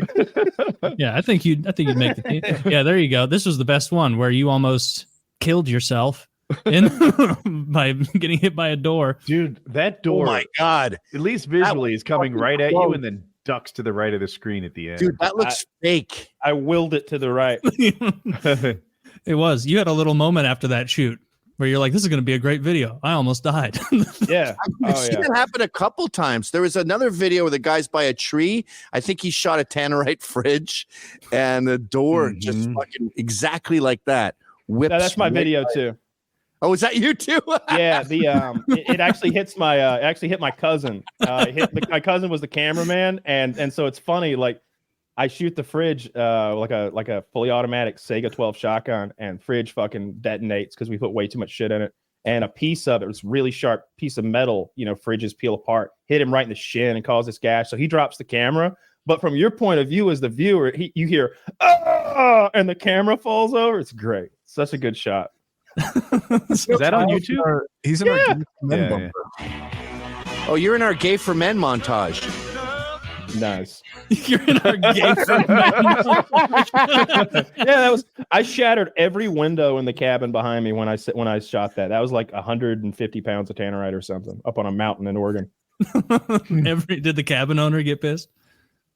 Yeah, someone had to pay for all those windows. It was like $15,000. Dude, The explosives when Kyle shoots them is big something windows. else.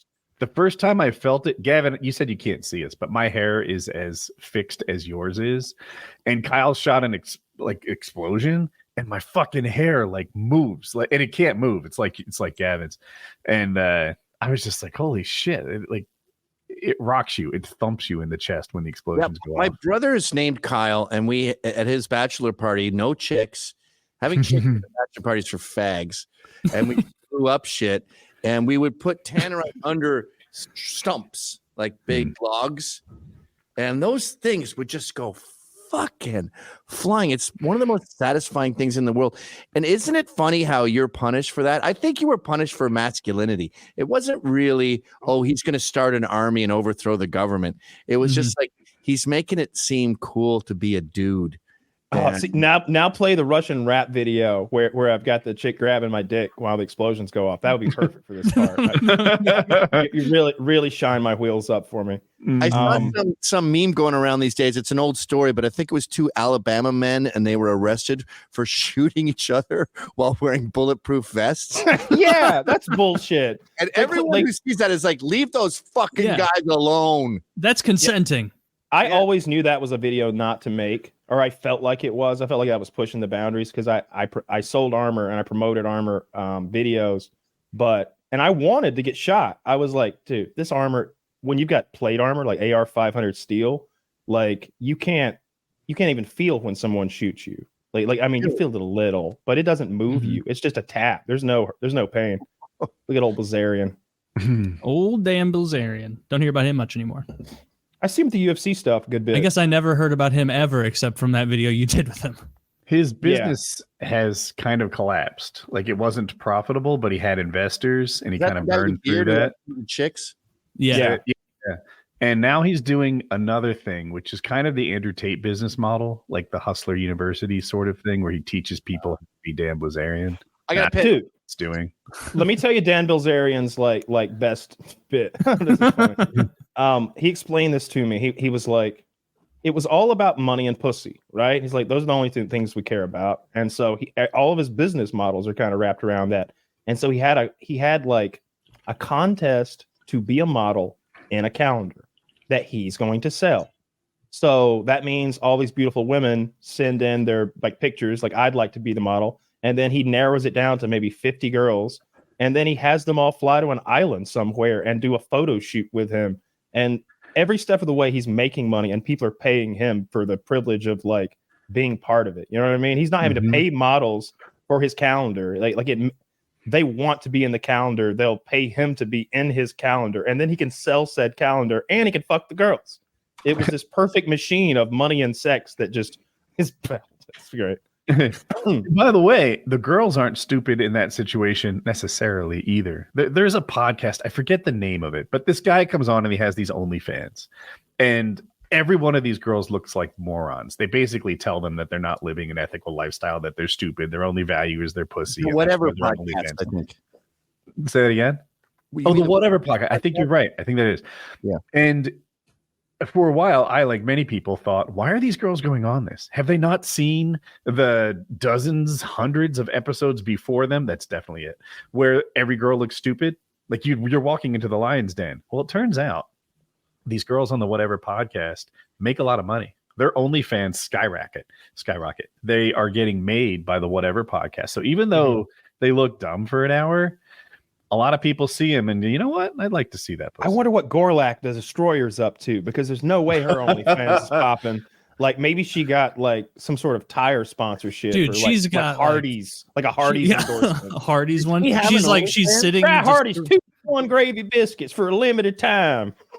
What goes on in this woman's mind, right? She rated herself a 10. She said she's a 10. It's just a big fat Mexican homo dude with a wig on. But does he have OnlyFans?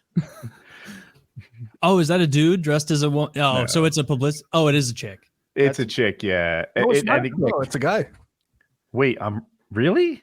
Yeah. I was completely fooled. That's a dude? Mexican faggot. I thought that was the ugliest woman of all time, but this gentleman, man of all time. See, this is men stealing from women again. He took the title of ugliest woman ever. But if he has an OnlyFans, Rosie O'Donnell is so his upset. little dick or something, I'll sign up for OnlyFans if he has an OnlyFans. We got to see that. Don't. Gorlock the Destroyer starts an OnlyFans. Jesus fucking. Oh, they Christ. have an OnlyFans. I'm signing up for that.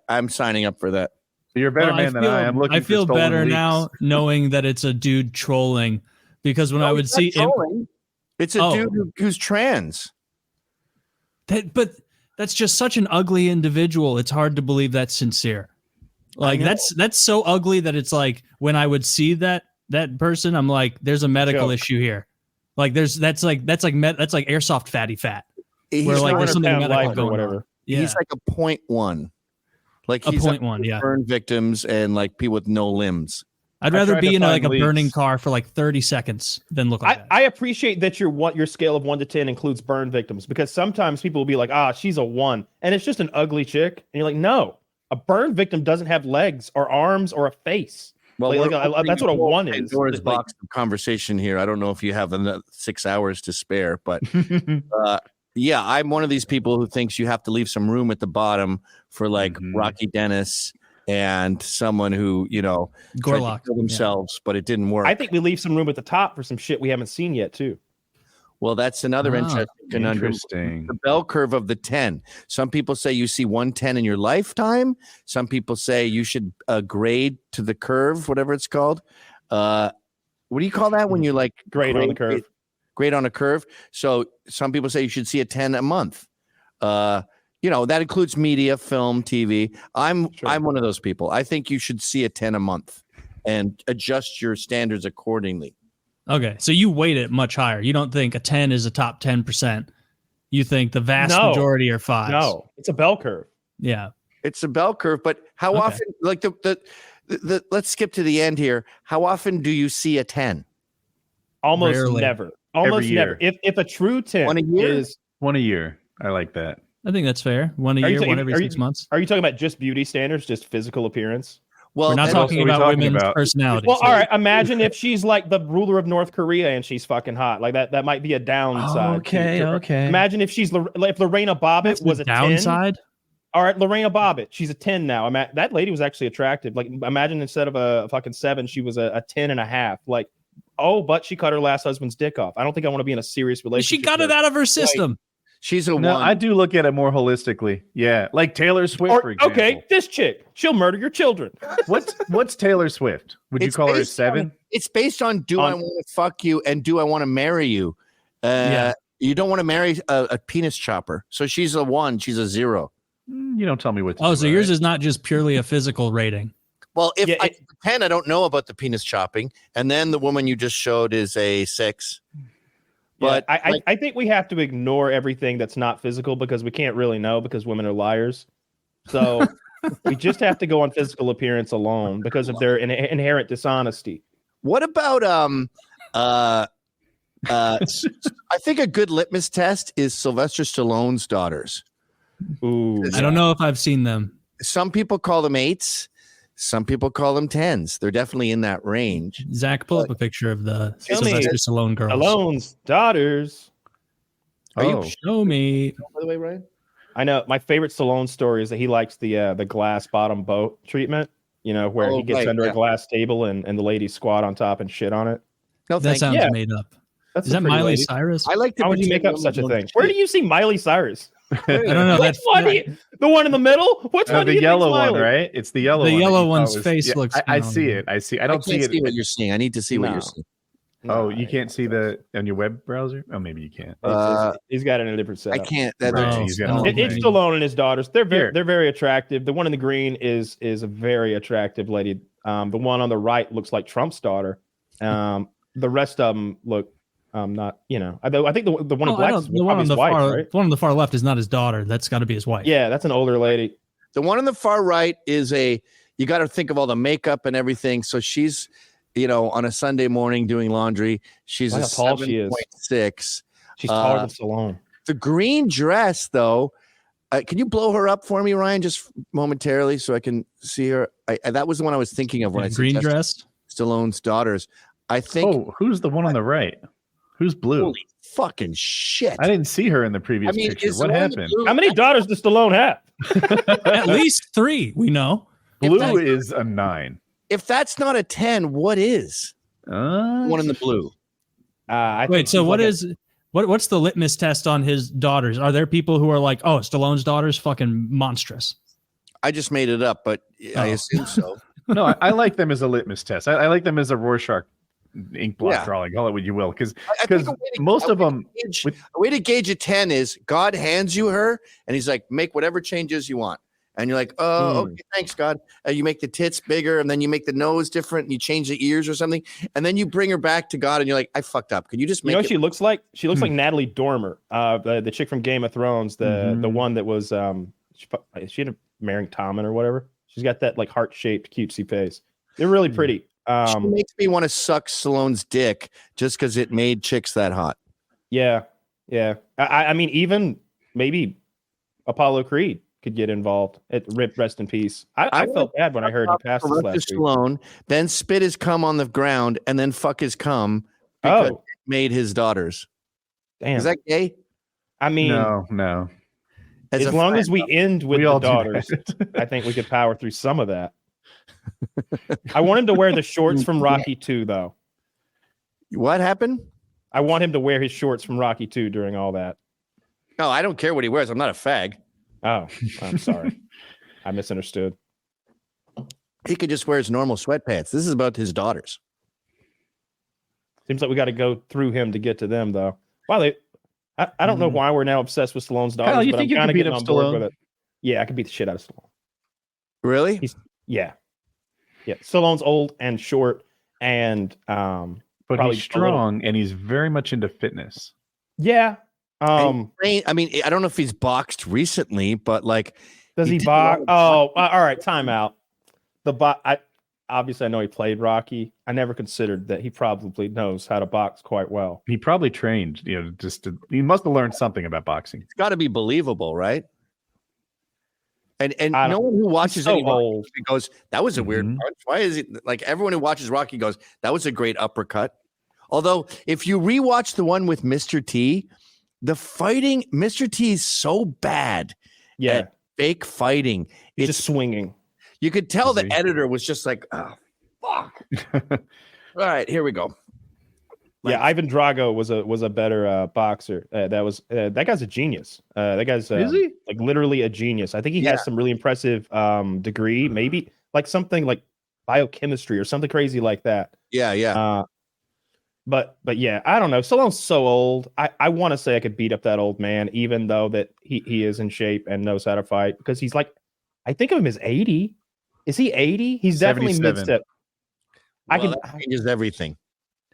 He has a little young to show. be president, but otherwise okay. Oh, that video's fake. I talked to weightlifter dudes, and they're like, look at the way the weights move. Yeah, I can do that. He's done a couple things with fake weights that bother me. Yeah. He's got a new TV show that's debuting now where he plays a mobster who's released from prison and New York doesn't want him anymore. So they make him go to Texas. And so he but he's completely out of the loop with technology and everything. And he just gets a black driver who's hip to cell phones and shit. And he's like, you order it or you pay for it. Like all he has is cash and nobody will take his cash. It's fun. Tulsa King. Yeah, that's it. If you were in Hollywood, if I was an executive in Hollywood and I heard that pitch, I'd be like, next. Right? That's a no for me. I didn't like it too much because he's getting into like machine gun fights with local punks in Texas, and it's like, I don't know. He's 77 fucking years old. Nobody's intimidated. You'd be in prison. You'd be locked right back up. The Expendables, the new one, because I'm gay for Jason Statham. But dude, his fucking plastic surgery face looks like a scrotum that just got spooked by a snowman. Statham? Like he's like Stallone. Statham looks great, but he's like this. Yo, I don't think this is gonna work out. I'm gonna meet you guys later on, and we see if we can hang out. I'm like, are you mad, sad? Are you crying? What's going on with your fucking face, you freak? He seems like he has severe CTE. I think he's got nerve damage. So he got nerve damage when he was in his face when he was being delivered. That's why his mouth does that stupid thing.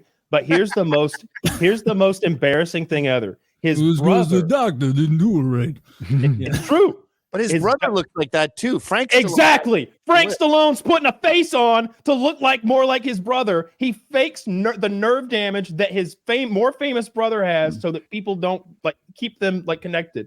I swear that's the truth. It's the sickest story in Hollywood. It's disgusting. Embarrassing. They're sucking fetuses dry out there, but this is what's disgusting. That's his brother? Yeah, that's Frank Stallone. Damn, that guy's a movie star. That guy's a fucking loser. I didn't know he had a brother till right now. Dude, so like when Stallone was killing it, all those like big movies and fucking the hottest women in the world, his brother was doing all this B-list shit, all these crappy action movies, just lots of junk and trash, just whatever he could get. Because on the cover it would say Stallone starring in Cobra 2. And you'd be like, oh, I love Stallone and Cobra. I can't believe he made a sequel. And it's like, nah, it's Frank Stallone, and he's a Cobra tamer. he's not that cool cop with the fancy car anymore. It's he just calmed down cobras, and they're not as angry after. He's a herpetologist. Well, he's more of a Cobra mitigator. He doesn't fully shut down the aggression. Show me a Cobra, and I will simmer it down. Yeah, I'll take it from a 9 to an 8. Only slightly less embarrassing is Stallone's mother's fitness tapes. Whoa. And it's either his mother or his mother and his father who was in those fitness tapes with like the moms and dads of other Hollywood celebrities. Like they collaborated and they're in spandex doing like terrible aerobics, like calisthenics and stuff. It's humiliating. You're taking me back to my old buddy Derek Beckles. He used to put together these compilations called TV Carnage. I think he still sells them. And it's a compilation of like the worst DVDs, VHS tapes that you've ever seen in your fucking life. And that's how I think I learned about the Sly Stone's mom's workout tapes. He's got hundreds of hours of the worst garbage you've ever seen. But you know what the brother thing reminds me of? That let's get ready to rumble guy's brother. Yep. Yeah. Mm-hmm. And his thing is like, okay, guys, it's time for a fight or whatever. Yeah. Isn't his brother's thing where he's like, it's time? Yes. Yeah, and it's like that is so much worse than Let's Get Ready to Rumble. Let's Get Ready to Rumble wouldn't have its worst pair of shoes buffed by It's Time. I disagree. It's embarrassing. I disagree. No, you're just an MMA fan. First of all, as a fan of neither, I'm objective. And they didn't discover they were brothers until like later in life. What? I didn't know that. All right, Bruce Buffer didn't know, like was a fan even of his brother and discovered they were brothers. And then he's like, oh, we're brothers?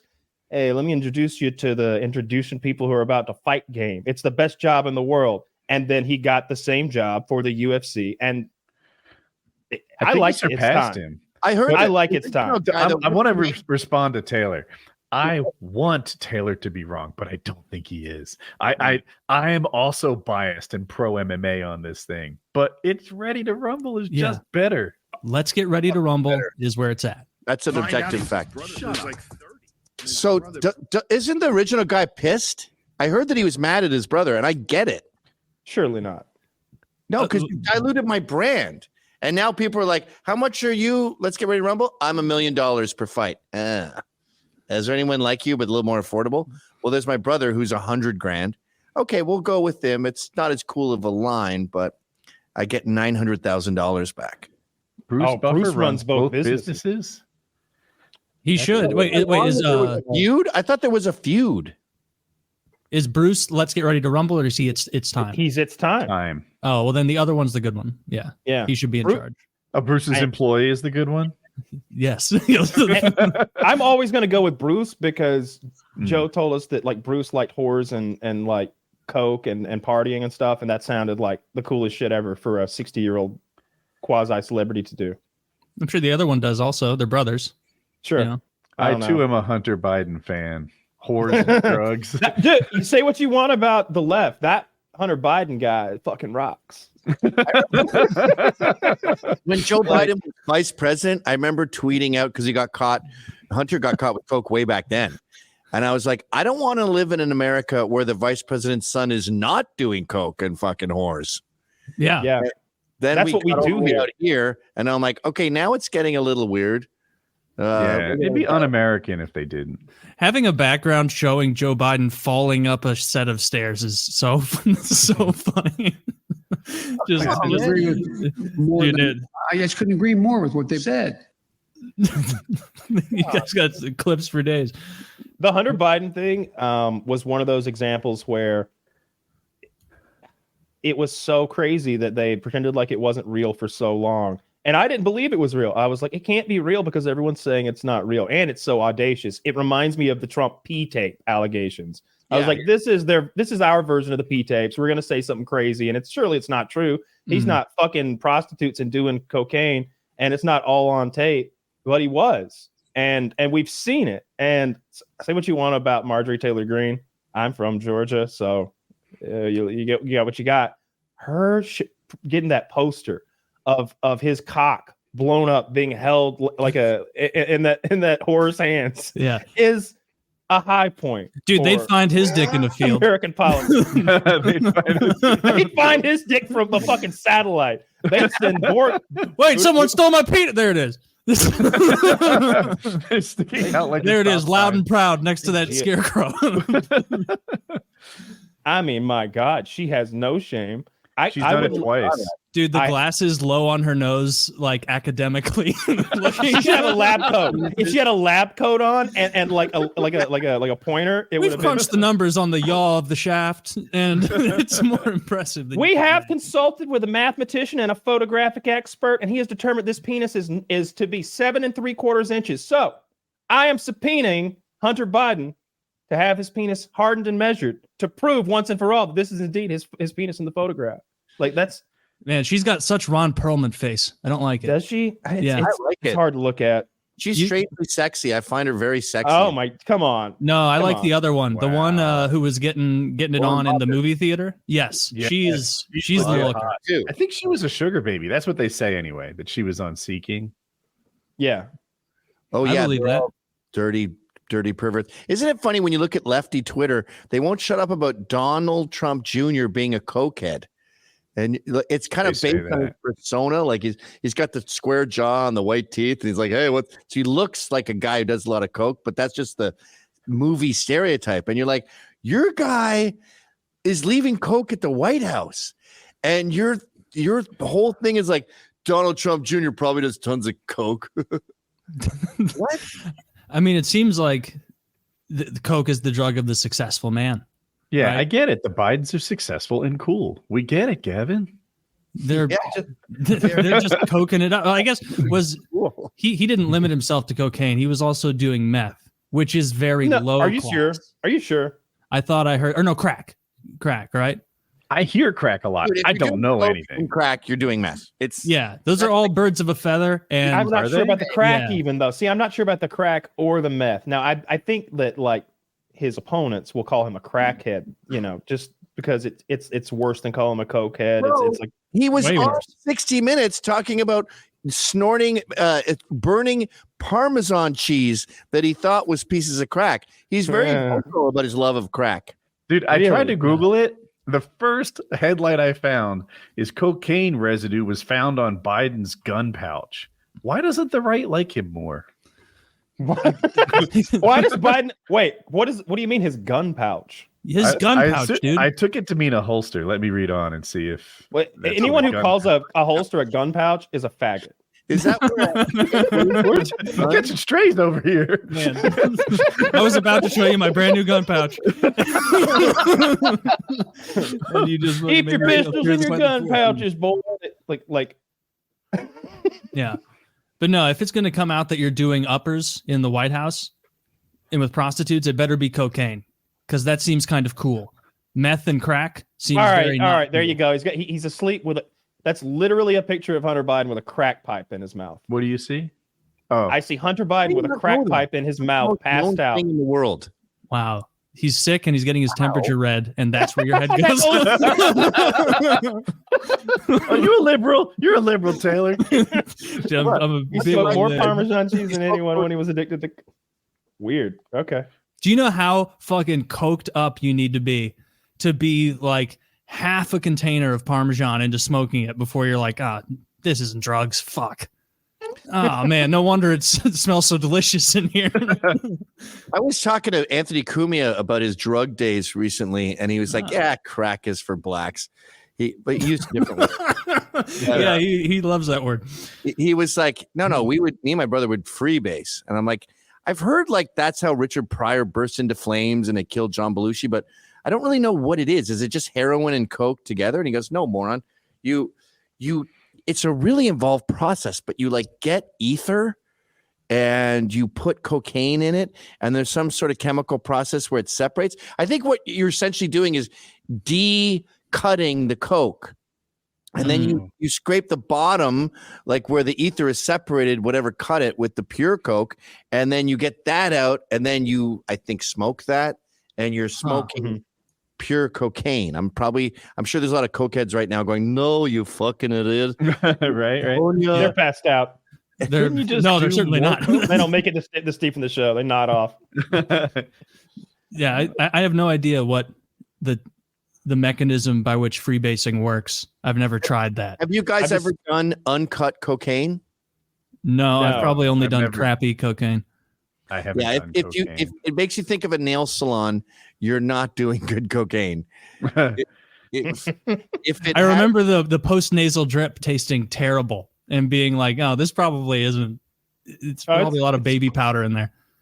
If your mouth goes numb, you know you're okay. Or what is it? What do they cut it with laxative powder? Isn't that it? Yeah, baby laxative. Yeah. So like if you have to shit after you do cocaine, it's because you just got. You'd have to do so much cocaine to have to take a shit. Like you'd have to be just railing. I have very little cocaine experience, so I don't know. Do it on the toilet because I knew it was about to be a mega blast. But we would go to this bar called Blue, and we do shitty coke back in the early aughts. And you do a bump, and then you'd have to run to the bathroom and evacuate your bowels. And my buddy Dan, he got so used to it. It was Thursday nights at Blue that on his way there, his body would have this Pavlovian effect where it knew it was about to do coke. So he wouldn't do the coke. He'd go into the door and run to the bathroom and shit his guts out like Pavlov. Because the body was like, "Oh, this is the time when we have explosive diarrhea." Interesting. Yeah. So his That body makes sense. acclimated to the bad quality drugs. His body knew what time it was. You know what he said once? God, I miss partying with that guy. He's in AA now. Everyone I've ever partied with is either dead or in NA or AA. Quitter. But one time he walked into the bar. I actually bumped into the barmaid at Keene Steakhouse last night in New York City, and she reminded me of this. One time he walked into the bar. It was freezing, snowy night. It seems like it was snowier in New York back then. We haven't had snow this year, but it's freezing cold. He whips open the door and he goes, "My God, it's colder than a dead slave's eyes out there." The whole bar was just like the record scratched. Jesus Christ. Oh my God, not even a saying. Like just It's a great saying, but you'll never get a chance to use it because there's no environment where people will be like, "Good one, that was funny. Yeah, I get it. Dead slaves. Yeah, that's good." maybe we've become too weeded up as a culture and we need to get coked up again. Absolutely. Well, every time I hear music that's like that 80s music, like "Go up and party on the fan of the zone, dude," or disco or Sly and the Family Stone, I'm just like, everyone involved in this song was on cocaine. The engineers, the record producers, the manager, the bassist, like 100% of the people that put this song on the airwaves were fucked out of their mind on cocaine. Even the metal, like "Free Will Burning" by Judas Priest, and or like "Shout at the Devil," or even what was the one before that, "Too Fast for Love" or whatever, Motley Crue. You're just like, I'm listening to cocaine. Yeah. All those stock market guys. The whole economy ran on cocaine in the 80s. Would Yeah. the my economy be better understanding. if we switched from weed to cocaine? I think Taylor's plan would increase the GDP. If we were to get rid of weed and switch to cocaine, I think a lot more stuff gets done. Yeah, right. People are too happy with themselves with music, so it made a lot of crap music the 80s. But in finance, you want to be bullish. So yeah, it made a lot of guys take some big risks. And when Trump says "Make America Great Again," he means make America those 80s Coke days again, like with mullets and wraparound shades and jet skis. If you asked him when America was best, he would probably go back to those days. It would probably be like the first half of Wall Street or something. Yeah, he'd say 1983, and he would be correct. I wasn't around for 83. No. Never got to experience that. What? No. Woody, what was it like? I was 10, and I'll tell you what it was like.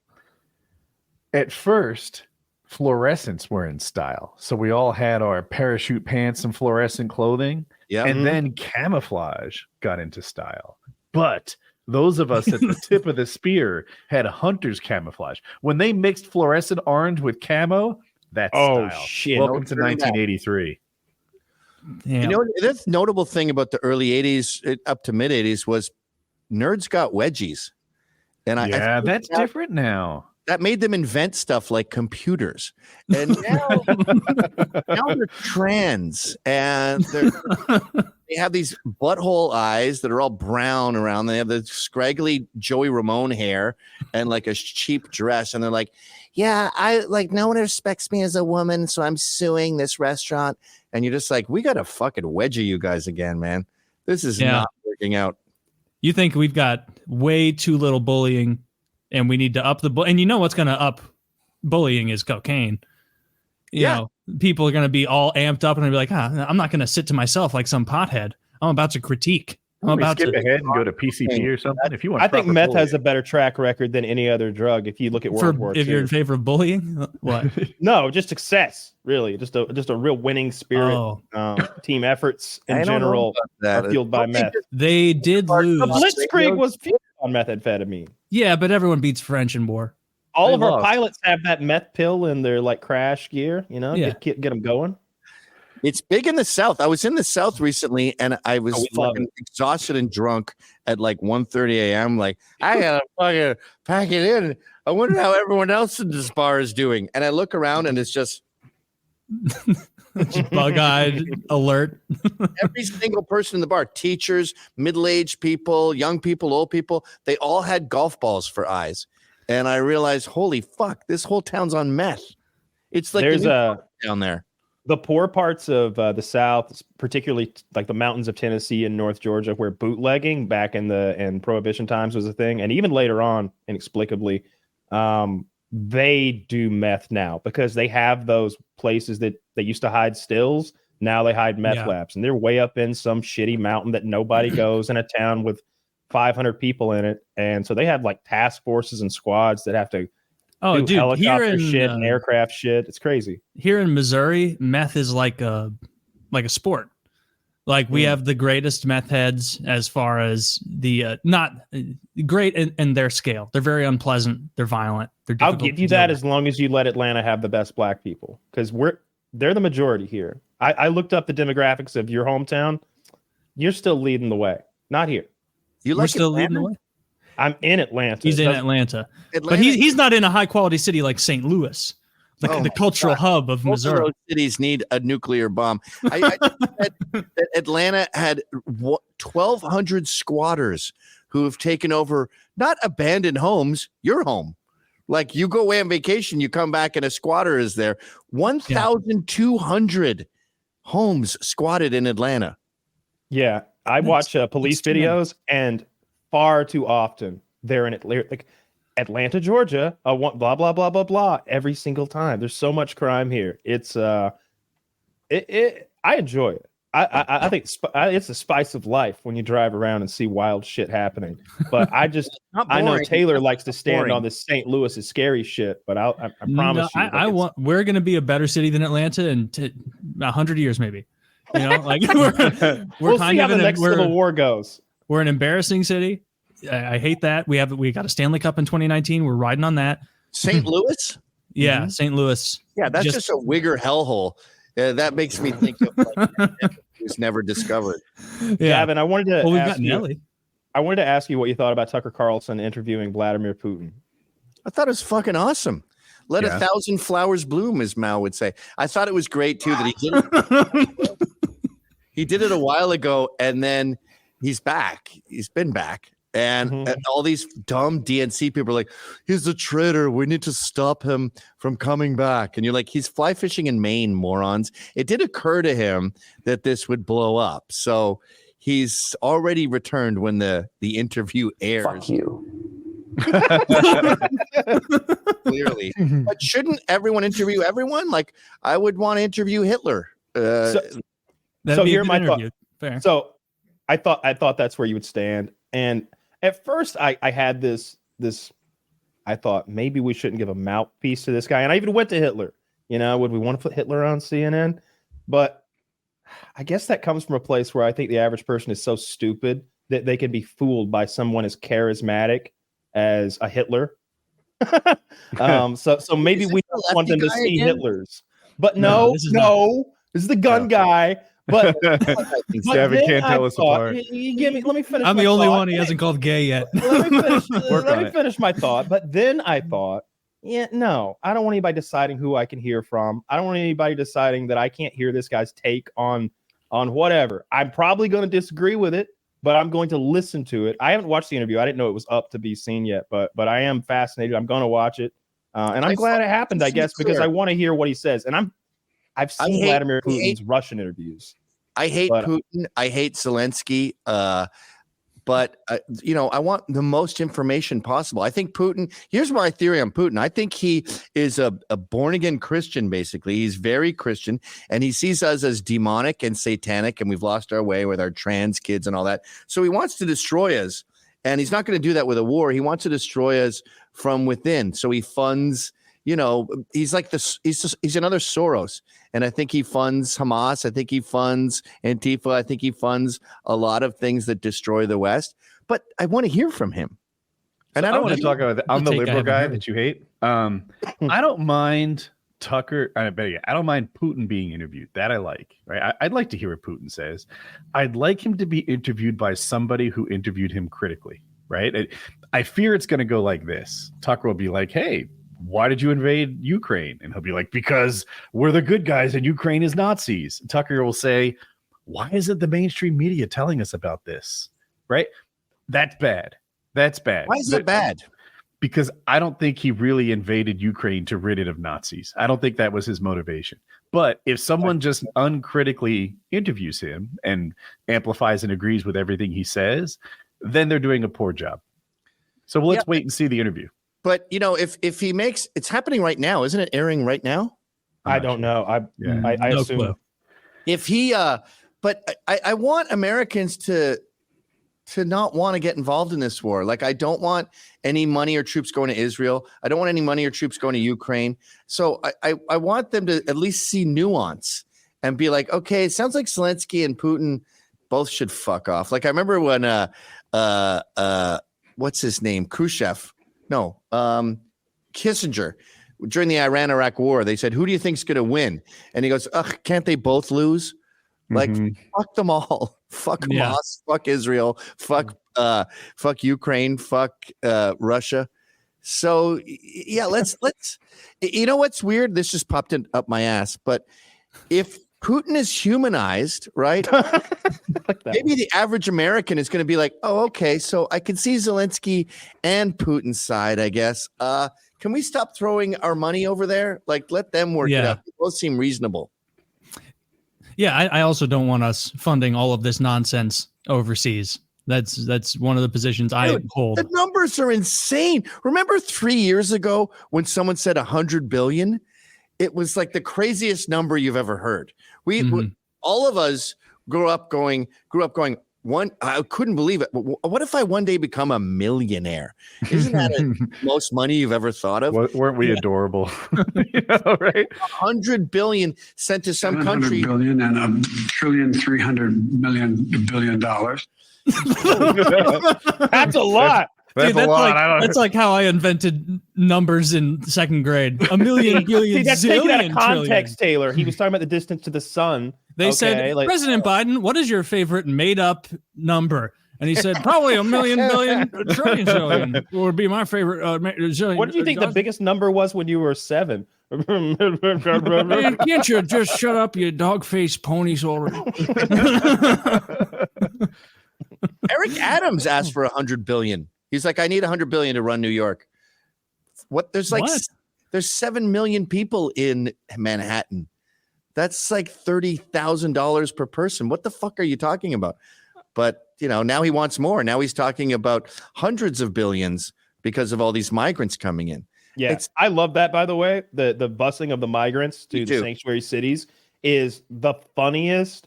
Like, it's like, put your money where your mouth is, motherfuckers.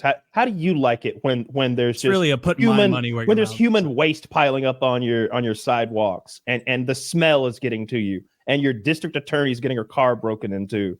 Like you don't like it either, do you? Where'd they come from? We don't know. South America. Ask them. I got robbed. They broke into my garage and my neighbors were like, what happened? I go, this is you. I hate my neighbors. And I'm like, this is you. It's your open borders. You got it. It's the chickens have come home to roost. And I don't like having my garage emptied of they took a bunch of stupid shit too, like $30 skis and a case I have of nuts and bolts. But I'm like, that would piss me off. It should arrive.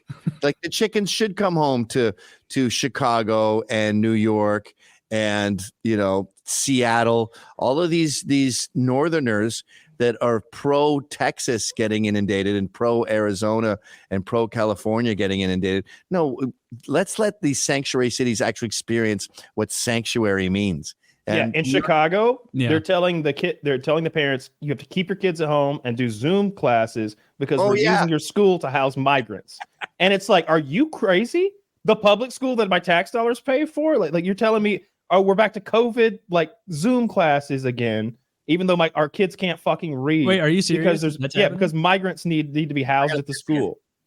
That's ridiculous. So, and that's in Chicago. It's probably happening in other places if it's happening in Chicago. I saw crowds of people at some sort of like school board meeting shouting like it. I think the border thing is going to be more of an issue because Biden is seemingly trying to fix it. Like it seems like I don't know. Seem like it to me. It seems like they're baking a lot of foreign aid into those. Well, sure, it was everybody had to agree, and both sides wanted stuff. While Gavin's gone, let's do a couple of. Before we do that, I looked into the school thing. It's true, but the school was already closed. We will jump back to this. Okay. This episode of PKA is brought to you by pharodistro.com. Is your head starting to hurt trying to figure out how to spend time with your girlfriend and your side chick on Valentine's Day? Are you feeling down because that guy has 2 girlfriends and you have 0? Or are you just happy in life, whatever your situation? Well, do we have something for you? Dive into the world of pharodistro.com, where we turn frowns upside down and elevate moods higher than the peak of the pyramids. Our exotic THCA flower isn't just a product, it's a one-way ticket to Bliss Town. So potent, it makes Cupid's arrows look like rubber darts. And for those who like their joy prepackaged, our pre-rolls are the talk of the Nile, rolled to perfection. They're the Cleopatra of cannabis, leaving you feeling like royalty.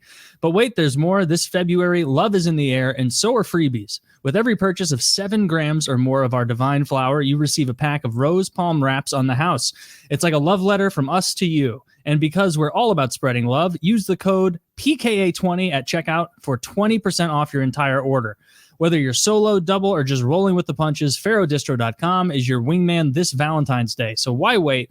Let's get the party started at pharodistro.com. Promo code PKA20 for 20% off your order. 20% off your order, pharodistro.com, PKA20. Get yourself the pre-rolls, the dab pens, the disposables, the edibles, anything and everything you want there, including the Dab X. Go check it out for 20% off, PKA20. Use that code and make us look good. Make us look good to this sponsor. Very high quality stuff. If you're eating 100 milligram edibles that you've been getting from a gas station, please don't start with 100 milligrams of these. It will fuck your ass up. Start slower. This episode also, pharodistro.com, PKA20. Check it out by Merrick Health. Merrick Health. I wish Kyle were back here so we could talk more specifically about it. But Merrick Health, excellent labs, advanced diagnostics, expert guidance. It's what Kyle used when he was going through his absurd, ridiculous transformation where he went from a mere man to a god, demigod. Let's not give. Don't say I said that. Don't give him a big head. But very impressive stuff. Merrick Line Health. up with Merrick. Get healthy. 20% of the guys are getting 80% of the girls on Tinder. Be in that 20. Stop fucking around, you fat piece of shit. Go to Merrick. Get your shit together. Are you a fat loaf of garbage? Well, then get your ass to Merrick Health, and you can look like Kyle with a lot of hard work included also. You can't just, this isn't the magic pill, people. It's not going to make you come more magically. Like, but it's going to take some effort. So, Kyle, we're talking about Merrick Health. I know. Yeah, I know. I was just going to say, like, you'll feel better. If you got low testosterone, like getting that fixed, it's not just a physical thing. You just feel it's like antidepressants, except you're not a doped up fiend dependent on a drug company anymore. You're a fucking roided up Chad who's getting pussy and feeling better about yourself. You know what I mean? Yeah. And like, if you've ever worked out and then quit because you didn't get results like everybody else, when you're on this stuff, when your testosterone's really banging, you see results. Like 6 weeks later, you're like, oh shit. Like, this is going to be crazy. Like, you can tell right away that this is a magic potion. Maybe I'll get Seeing on results gets you motivation. Motivation gets you results. It's a cycle. Yep. So Merrick Health, that's linked below with our promo code. And click on the description to to make us look good. They're a new sponsor. Please. Yep. Yeah.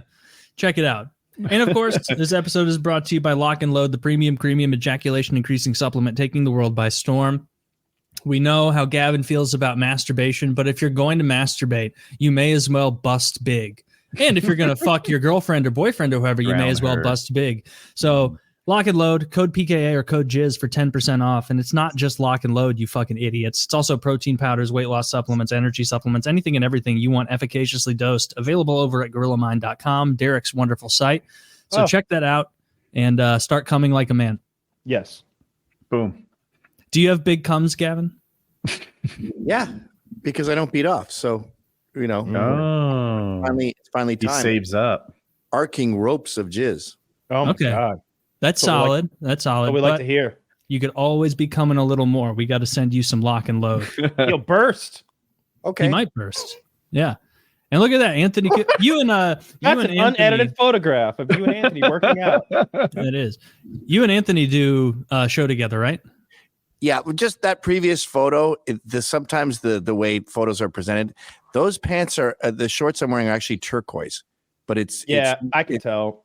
You could. I don't know why, whose screen that is or what it is, but it's portraying my shorts as a slightly different shade. They're not. What the fuck is this? That's him with an afro. That's what funny. am I seeing? It was more plates, more dates, but stuck on his head. How long have you known Anthony? He's been on our show a bunch of times, and I'm like the biggest old Opie and Anthony fan from back in the day. I think it's the funniest show of all time. I met him right after he got kicked off of Sirius.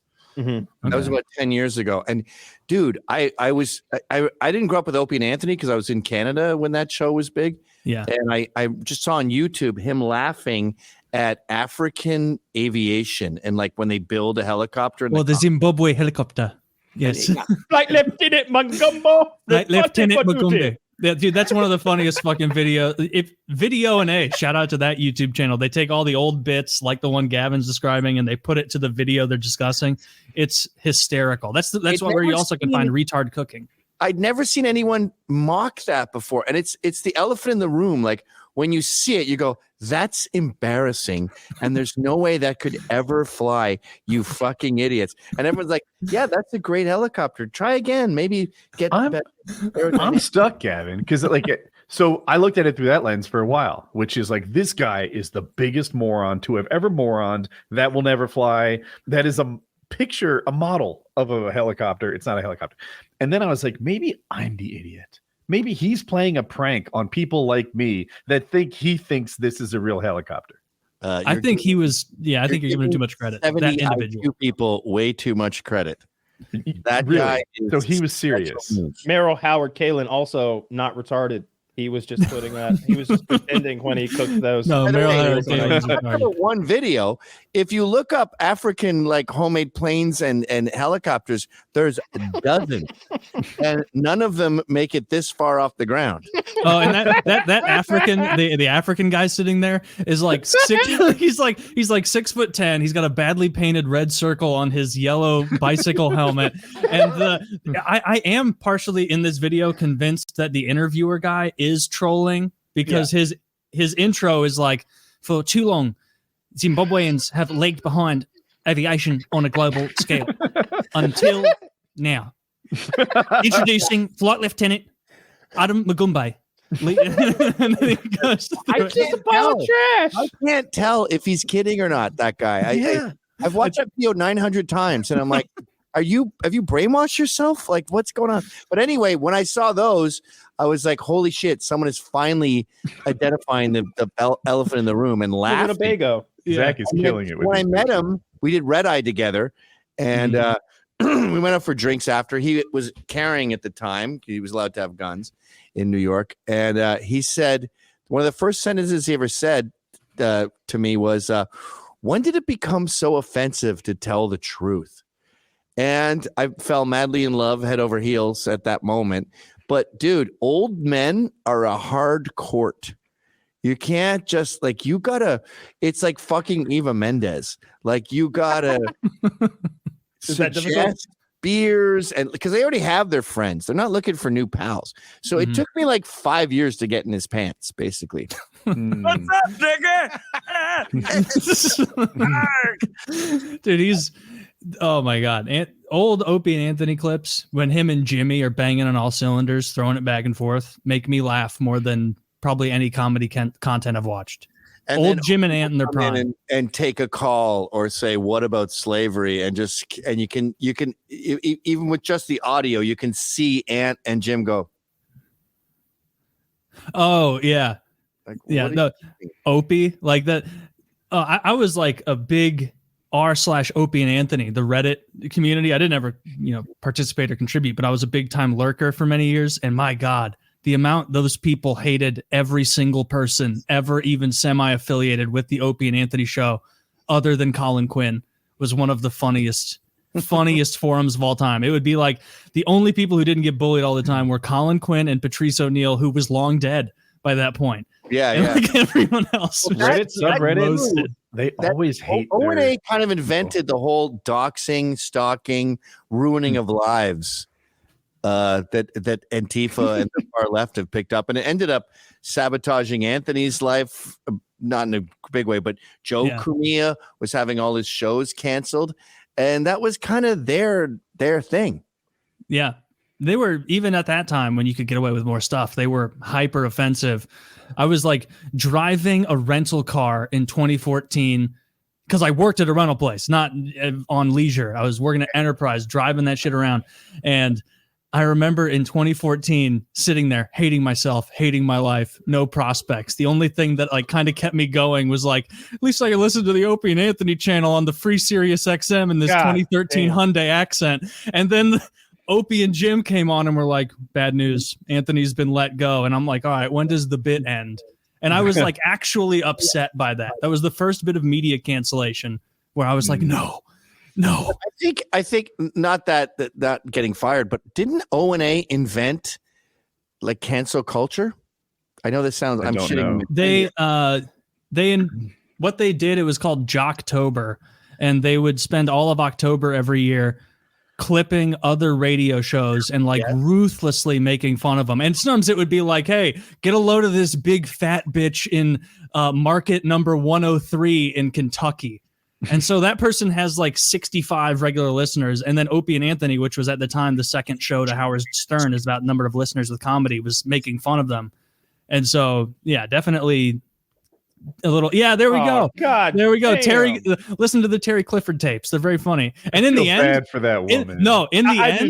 In the end, Terry Clifford got a little W because someone like, it was after Anthony had got fired from Sirius XM that someone like wrote into like a Terry Clifford show and was like, what do you think about Anthony getting fired? And she was like, oh, really? that's a damn shame. And then like just kept going along with it. I'm like, okay, that was pretty fucking funny. It takes a lot to roll with those punches. But he bounced back. You know, you can always judge someone's merit by what they do after the thing. And Opie was clearly being held up by Sirius. He's done nothing after he left. Anthony was clearly, you know, paying his bills. He was an important part of that show because after he leaves, he makes his own thing. And I wouldn't have this kind of platform if it wasn't for Anthony. So do you think he wishes he'd shot her? He's kicked out of Project Veritas. Oh my God, he must be a horrible guy. What happens to Project Veritas after he leaves? It collapses immediately. And James O'Keefe was kicking ass today. Today he released a video where he went to one of these migrant centers dressed as a bum and exposed them all for bringing in busloads and busloads of illegal immigrants while they're prosecuting him for trespassing. And at one point in the video that came out today, the detective is like, you need to get out of here. And as he's talking, a bus full of illegals goes behind him. It's like, couldn't be more perfect. So clearly you kicked out the wrong guy. Or Shane Gillis is another great example of that. You're a fucking racist piece of shit. If you show up as a writer at SNL, we're all going down. I'm not going to let that happen. You stupid idiot David Duke monster. And what does he do? Just destroy. Like he fucking kills. Yeah. When was this? A YouTube special? Because he's genuinely talented. He had to publish a YouTube special, and that went crazy. That's he literally pulled himself up by his bootstraps. People want to make it like it's Joe, like he's one of Joe Rogan's guys. That's not the case. He went on Joe Rogan because he was so famous and popular that Joe wanted him as a guest. Yeah. Joe wasn't there to help him when he was fucked a few years ago. He had to put out his own special. It did millions and millions of views, and then he got that Netflix deal. And that special is even better. That special is the one with the Navy SEALs fuck my girlfriend and all that shit. Like retarded or whatever. I didn't know the backstory. I saw him from the Netflix special. I think that's where I saw him first, and then Rogan. Yeah, they hired him at SNL and then immediately fired him after some of his older work came up that they didn't like, racist or transphobic or whatever they wanted to call it. He did a sketch about a fireman who rescues this Mexican family in the East Village, or no, was it Harrison, Pennsylvania, or something like that? And then he uses the wrong word, like he says Guatemalan instead of Mexican. And it keeps getting worse for this guy. And then this investigative crew has a picture of him with a MAGA hat, and he goes from hero at the beginning of the sketch to like this racist villain, and it was like a magic. It was like God. A soot on him. He just pulled children from a fire. Yeah. Like he's the hero. He's catching his breath. We're here with the hero cop, and slowly it devolves when we find out he's conservative too. Right. And you know what's crazy about that? The fire department that he was representing in that sketch had a Proud Boy in it. This is afterwards, Haverford. And the local politicians say, well, you have to get rid of him. And they go, no, he's a great guy. I don't care what club he's in. And if you want us to get rid of him, well, then we'll all quit. And then the local municipal council goes, okay, then we're shutting down the firehouse. So they shut down the firehouse because the captain of Haverford, Pennsylvania, was in the Proud Boys. And that was what Shane Gillis' sketch was. And in Shane Gillis' sketch, it's the same firehouse. But Shane Gillis' sketch is controversy. So it's like the guy is so in tune with the zeitgeist that his sketches become prophecies. I tried to look forward to what Shane Gillis did. Do you guys know what he actually did? I saw two things. One, he did an accent and mispronounced noodles. He said noodles. Oh. Right? Yeah, right. That's nothing. And the other, they said he used an anti-Asian slur, and I don't know what it might have been.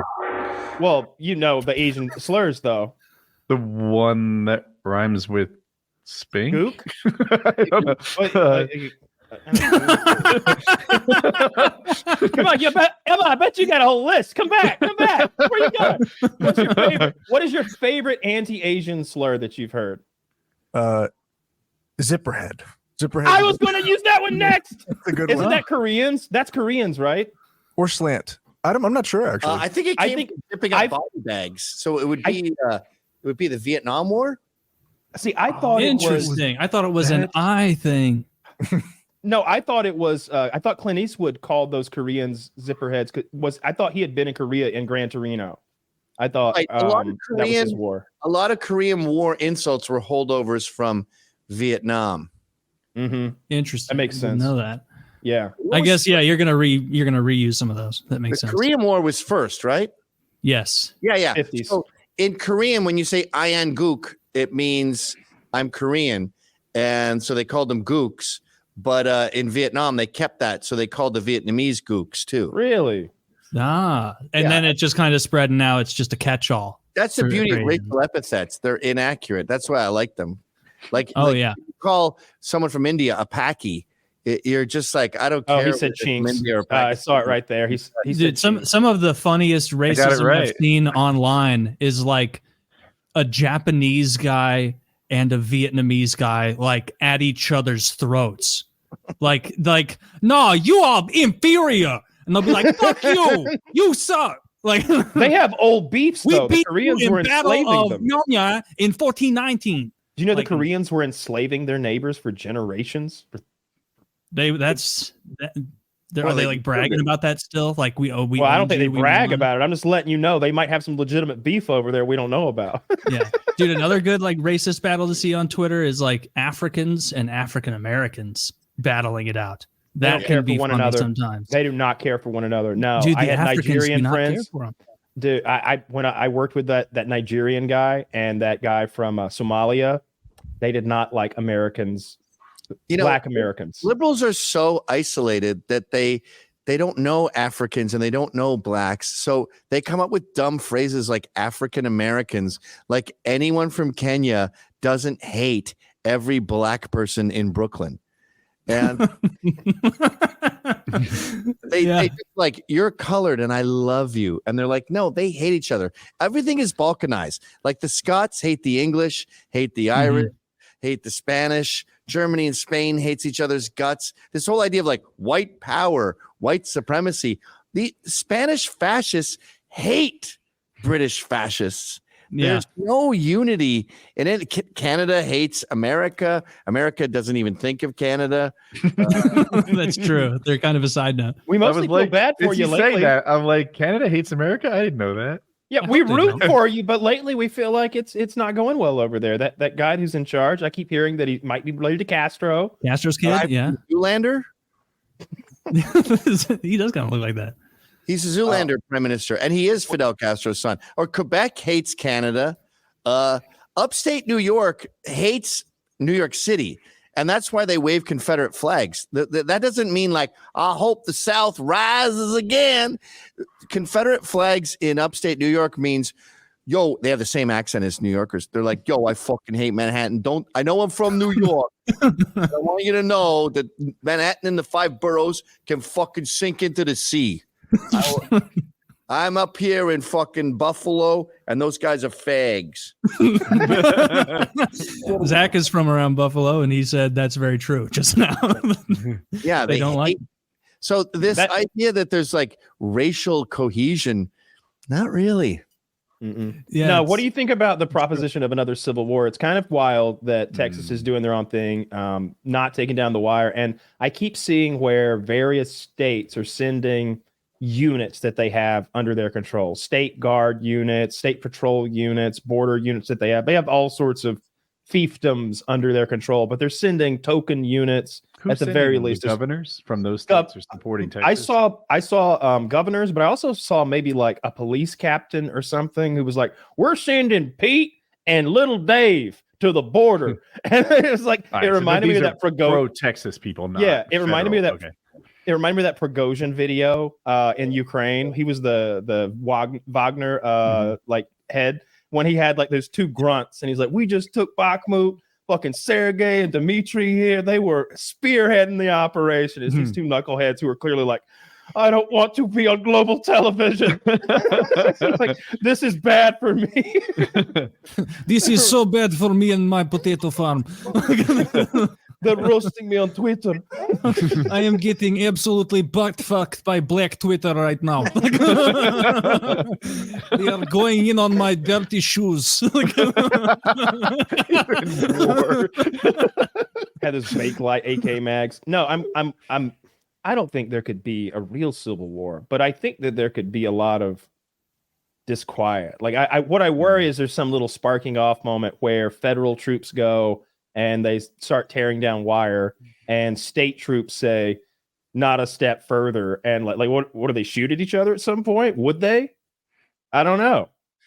No, I don't. I think there's two separate things here. There's going down to the border because America's had enough of this incompetent president and our porous borders, so they're taking the law into their own hands, which is good. But as far as like America and a civil war, it's already happened. We had a national divorce, and we're not talking to each other's families are split. And there's two Americas. There's right and left, and we'll never reconcile. Like it's, and I like the analogy of divorce because sometimes I like to joke with divorced couples, and I'll be like, "Oh, I heard that you dropped off your kids with Sandra and you stayed and had a beer." And he goes, "Yeah, I had to because my son had to clean out his shit from the car." And I go, "So are there some sparks? Are we rekindling?" And every time I do that joke, the other person always goes, like there's no fucking way they are ever going back with her. And I feel that way about this divorce. There's the people that would enjoy this podcast, and then there's the people that would say it's evil. And there seems to be no in between anymore. So I think we realized in the first Civil War that there's too many bodies when we fight each other. And now it's just like, all right, let's agree to disagree and quietly separate. And soon it's going to be geographic. So like I live in a very liberal community and no one wants me there. And no other MAGA people are ever going to move into my neighborhood. And I'm moving out as soon as the kids go to college. And soon that area will be a shitty fucking liberal hellhole with crappy schools because they base it on affirmative action. And I'll move to the South, or like South Carolina, where everyone is normal and good. Moving to South Carolina for the good schools. Well, I won't care. You want to go to North Carolina for that, but Colorado's the place, right? With the interesting demographics. I guess I'll phrase it that way. If I was going to go somewhere, it'd be Colorado. I've got too much family down here in the South, but man, I hate the fucking obnoxiously humid summers. I've had enough of those. Yeah, I can't go that far south. I need to be like, if I'm going to go to South Carolina, I'll get up in the mountains, but heat is AIDS to me. I fucking cannot handle it. I'm racist towards heat. I mean, Southern California has the good weather, but it takes a lot of money to have a good life in Southern. Like if you want to live in San Diego, which might have America's best weather. Yeah. Like $3 million does not give you a good life there. What is real estate like there? Like what does a house even look like when you spend, let's say you spend 1.5 million on a house. What does a San Diego abode that costs 1.5 cost? Right? Zach, show me. I bet in Georgia, and again, I'm from down here, but in the suburbs of Atlanta, or if you go a little further out into the country, a $500,000 house is a fucking mansion. It is a mansion. It is a 3-story estate that's 8,000 square feet.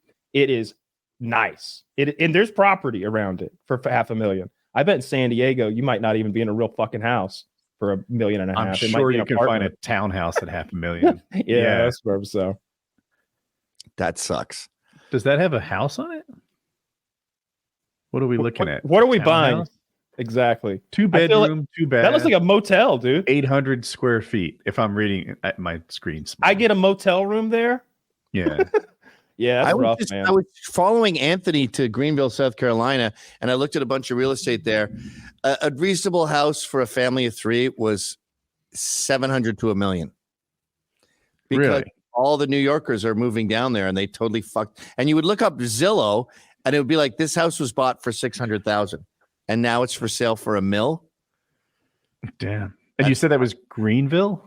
Yeah. Okay. I don't know that Greenville. Is an ugly house for 1.5 million. Yeah, I'm not a fan of that. Yeah, I don't know. It depends what kind of weather you like too. I like. Do you like good weather? Like, I think San Diego's not the hot that you hate. It's like a dry 75 to 85 all the time. I kind of like dreary fucking overcast days, if I'm being honest. Yeah. I like it to be kind of chilly. I want to be able to wear like a jacket or an extra layer. I want to wear long pants and leather shoes. not You're short. the guy who likes buffalo. The You only don't wear one. short pants? No. I don't want to be in the fucking Arctic with like raw dick in some townie like Zach. Sorry, Zach. You just said he wants Catch it to be strays over there. overcast. Where are you living right now? I'm in Atlanta. Oh, so it's just a fucking oven.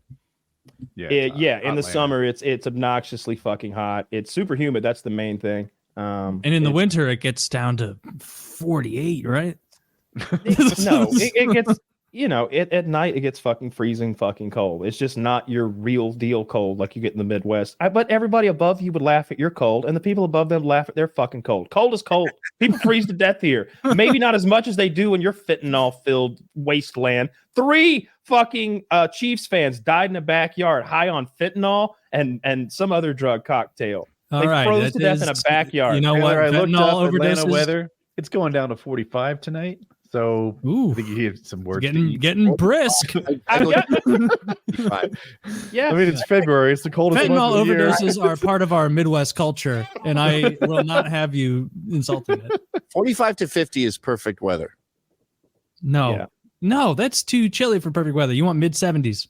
You Oh, want chilly. you want t-shirt weather. 70s, 45 to 50 is you know a what good happens low. in mid 70s? You're wearing pants, your legs sweat, and now you have wet legs. What is worse than wet legs? Are shorts gay? Because that might be kind of gay. I wear shorts a No, lot. I feel like our You- complexion isn't made for those bright, sunny southern days either. Like we're made to be more of a northern hemisphere people, more of a Caucasus region people. So I want to go to the exact area of the planet where we derived from. So you're gonna I get feel like beat I'll up by some Serbian. we're not from Serbia. We're definitely from some sort of Nordic background, right? Like You think so? Who's we're- we? We've done Taylor and I. We've done our genealogy. We've got our blood is pure, Taylor.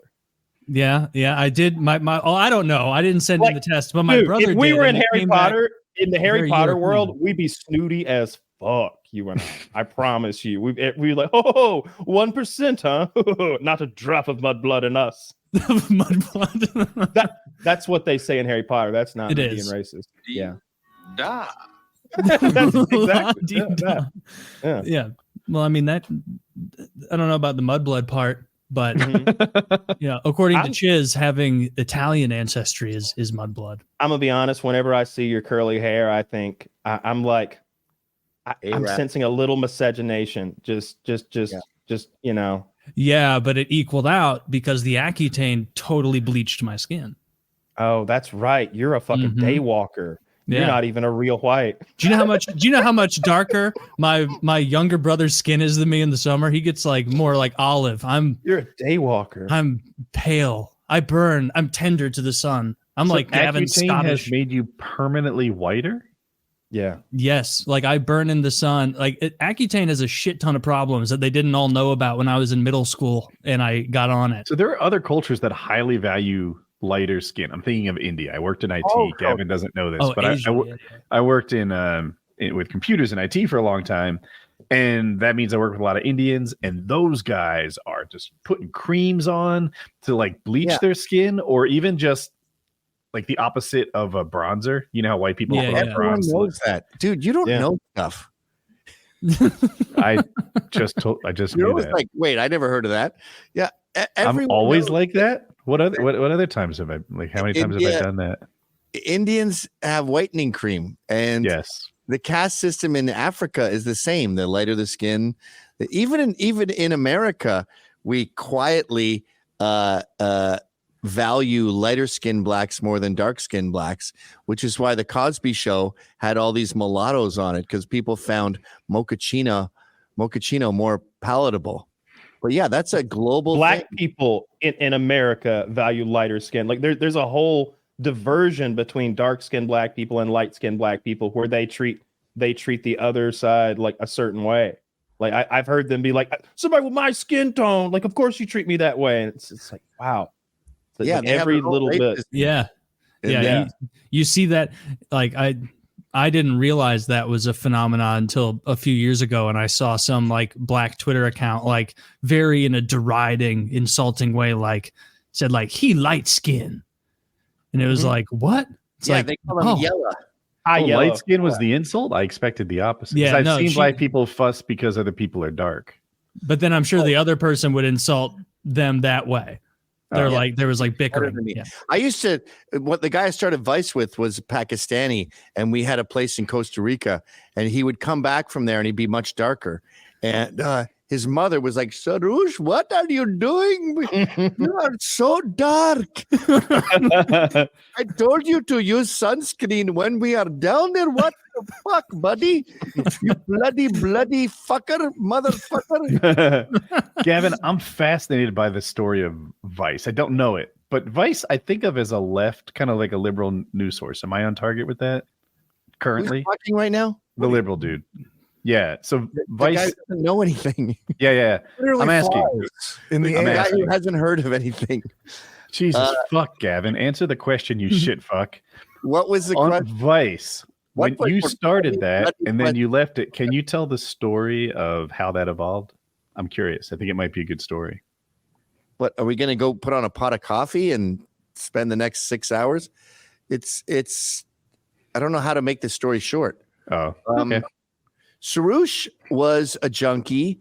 He had a revelation where Allah told him he's going to stop doing heroin and start something new. He got that in rehab. About a week after, this corrupt group of Haitian hustlers called Image Interculturelle, Intercultural Images, said, hey, we're starting a cultural newspaper like Village Voice that we hand out to people, and it's just going to have like all the multicultural events at the time. So you say there's a Polish parade on Thursday, sort of like a calendar for multiculturalism. And he goes, okay, I'll do that.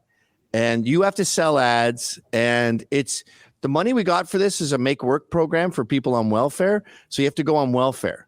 So he said, no problem. So he got on welfare. Then they got him that program to get him off welfare.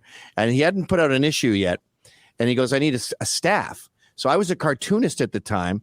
And he said to me, do you want to do cartoons for this new newspaper? We knew some of the same people. And I go, sure, yeah, I'll do a comic strip. And he goes, actually, can you just be the editor? Like, wait, I don't know what I'm doing here. And I said, okay. And then he goes, you have to be on welfare.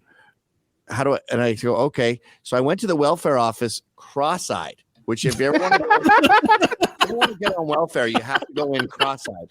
And you're like, hi, I'm having some trouble figuring my life out, and I would need some welfare to have in my body. Like, okay. The trick to getting on welfare is you fill out the forms with your left hand, so all the writing is fucked up. So I did all that. I got on like that. I think the woman gave me $100 too. She was like, hold on a second. You look like you could use a hot meal. You're obviously incompetent. And I'm like, I'm hustling you, bitch. And then, so we got off welfare with the program. And then we decided we're not doing multiculturalism. That's gay and boring. We'll just make it like a skate punk fanzine thing and write about bands we like and, you know, dumb shit and make up stuff. I had no experience in journalism. So I would just write things like my first CD review was, this album's pretty good. Like the first song is like, and I'm writing. I interviewed a potato. I interviewed God. And then they wouldn't let us expand. We want to get more ads. We want to do stuff with this. And they didn't care that we didn't do the multicultural thing because people seemed to like it. So they never bothered us. But we go, we want to mail out copies to advertisers. And they go, no. So I hired my childhood friend, Shane Smith. He came on board and he's like, dude, this is a scam. You're the golden goose for them. And they're not investing in the company because they don't want to expand. And he goes, you know what we should do? We should say, either give us the money to send out copies so we can get real ads. We were called the Voice of Montreal, by the way, back then. Or we quit. And then I was telling my buddy Marcus, who I started this tree planting company with. No, I was his employee. He started the company, but we worked together. I was a foreman with him. Tree planting is big with students in Northern Ontario. And I told him about the ultimatum, and he goes, why give them an ultimatum? Just leave. Change the name. And then I told my dad that idea, and he goes, I've got it. You change the name to Voce. It's Italian for voice. And I'm like, that's the gayest idea. I'll just drop the O and call it Vice. So we didn't give them an ultimatum. We said we're leaving. We changed the name so they couldn't sue us. We were only like 24 at the time, though. So the Haitian guy was like, you got to understand, Haitians in Quebec are like the blacks there, and they're all nerds and rich people, because you can get out of Haiti and make it to Canada. You're rich. So he was this taunts in a blazer and a scarf, and he goes, my wife is a lawyer. I will sue you. So we said, okay, we'll pay you 35 grand over the course of, I think, 2 years. And that to us was like the biggest number imaginable. And we could have just said, fuck off. But we were little kids, and he scared us with the lawyer talk. So we paid them off. Although a woman recently sued me for $1 billion, claiming that she worked there at Voice of Montreal and it was her idea. And she wants $1 billion from me, Shane, and Sarouche. Cost me 40 grand in lawyer fees to tell her to fuck off, by the way. Jesus Christ. Pain in the ass. So we went solo, and then we were solo for like 95 to 99. I told you this was a big question. And there was this eccentric billionaire who discovered this CGI company called Animal Logic, I think. And he met them in Australia, and he goes, you guys are going places, I'm investing. And then they ended up doing Jurassic Park. So he made a bunch of money. And he was famous in Montreal. Richard Sawinski was his name. And so we would get interviewed, and everyone was so incompetent in interviews that we just make up shit. Like Shane and I said we're gay lovers, and we said we were Green Berets, and we would just whatever popped into our heads, we would tell them. Like we started out, actually, Advice was a jam company, and then we realized food has so many restrictions. We had a flyer that we would release with the jam when we sold it every year, and the flyer became popular. All lies every day. So at one point, you're crossing your eyes just in case the welfare department, just in case the welfare people are looking. So Richard Sawinski says, no, Shane right there said, yeah, Richard Sawinski, he's buying us, and we're moving to New York. No, he's buying us. Sorry. And Richard Sawinski's son, he goes, I appreciate the hubris. He had like a nerdy voice, and he goes, tell you what, if you could put together a one-page business plan, I will invest. So we stayed up all night. We put together a business plan. We said we're worth $1 million, I think. No, 4 million. So he paid us $1 million, 3 each. And he said, look, if you're big in Montreal, you're big in Canada. You're big in New York. You're big in the world. Let's move to New York. And we were like, yep. So in 98, we moved down to New York, and it was going great then. And then we realized he's kind of selling a pyramid scheme, and he doesn't have any money anymore. So Con Ed started coming by and like shutting shit off. And we realized we were flat broke by like 2001. And so we had a client there, 555 Soul. They kind of did rave wear. And we moved into their warehouse. Like we were buy boxes and boxes of coats and hats and shit. And we rebuilt the company from scratch. And that was like the Vice, And then we started getting into video around, 03, 04. And Shane was sick of being the sales guy. Salesmen are not considered cool in our generation, Gen X. Mm-hmm. So he wanted to take over content, and things started getting more and more frictiony with me and Shane. Sarouche was never really didn't have the balls to get involved in any conflict. So Shane and I just eventually became incompatible. I was out in 08, and then Shane became like Anderson Cooper news guy, which I always thought was gay. I'm not into fucking international news. And then he ran it for a while, and I think he got paranoid about various controversies he saw looming over his head. And so he hired this incompetent cunt named Nancy DeBach from A&E, and she just ran it into the ground. They became they were initially pretty woke after I left, but because that was only because it pays the bills. Mm-hmm. So Shane loved the international news guy. And then the woke thing took over, and then Nancy, some chick, took over the company, and she had no idea what she's doing. She's a stupid bitch, and they went bankrupt. Oh, is Vice bankrupt? Story. Is Vice done? Is Vice bankrupt now? I'm confused. I got a little lost at the end. Yeah, they're toast. They have no money.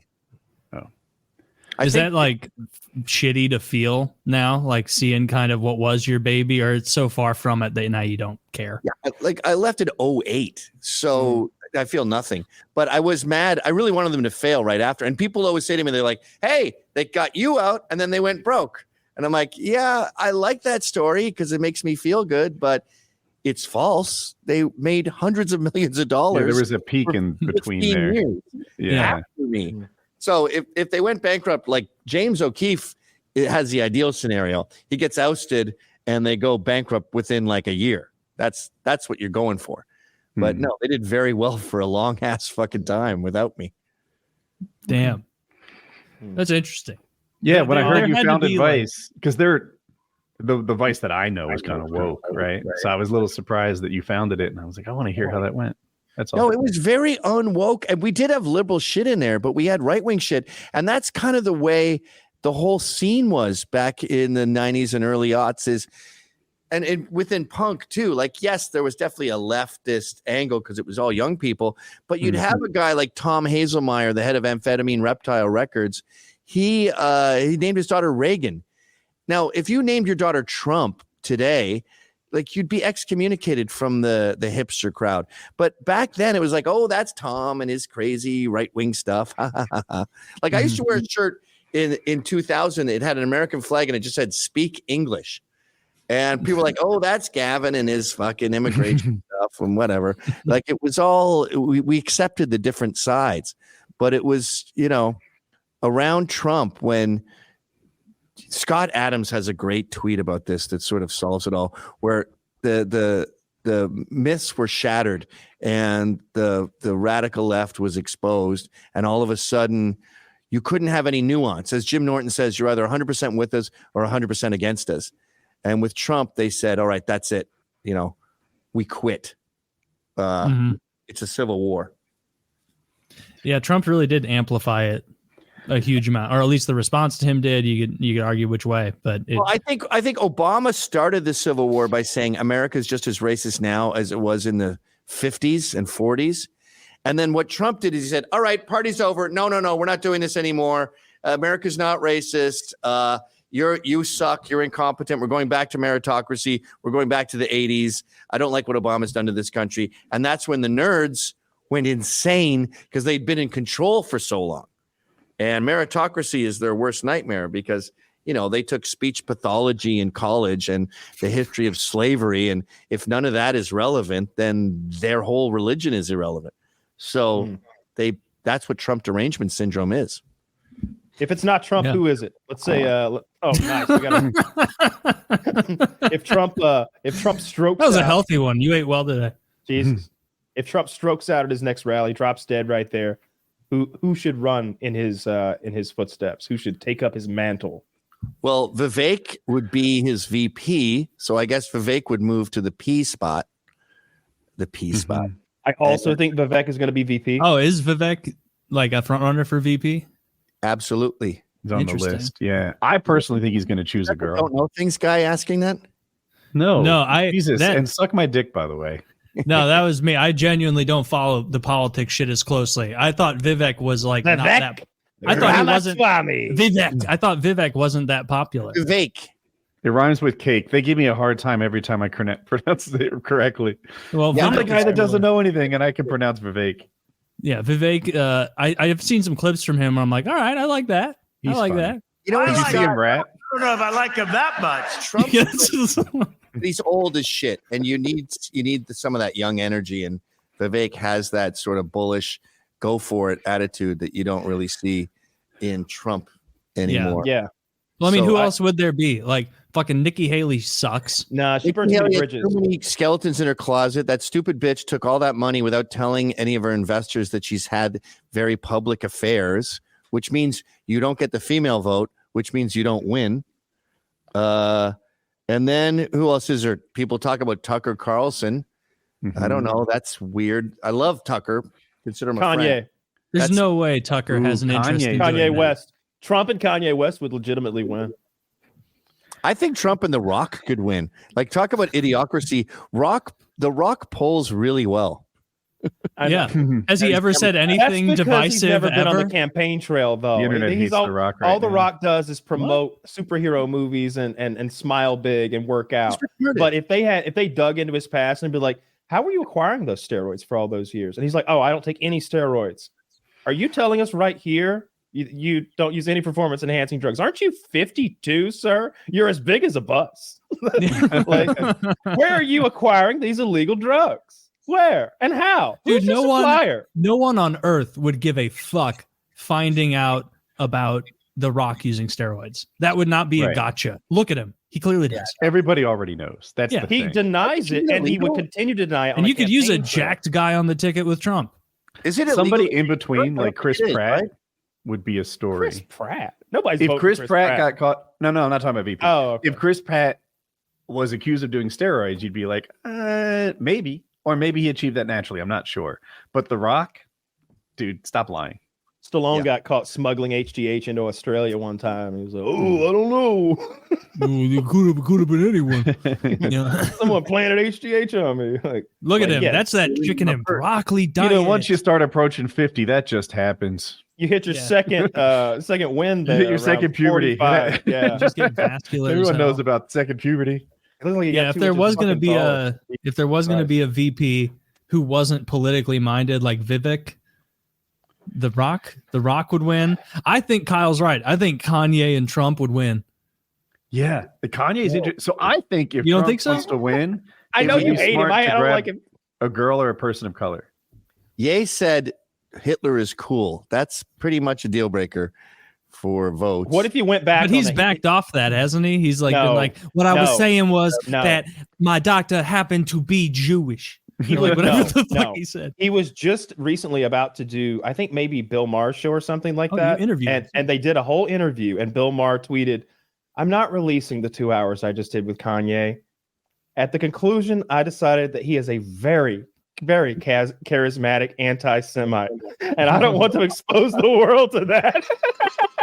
Dude, honestly, credit to Mar. That's a hilarious framing of that. I'm Like I'm his 90% points sure it were was too Mar. salient and too funny. Like, he was- When we talked about Putin, we said everyone needed to be heard. Yeah. Where Bill do we Maher, land on this? he's anti-Semitic and he's right. So we will not be having him on the show. Get him out of here. Yeah, but you should hear charming and salient anti-Semites. Obviously, you should hear it all. you should Okay, hear so maybe everything. not Kanye on the Trump ticket. I'll give No, you but that. I will say there is no way from today onwards you will ever see a straight white male P and a straight white male VP.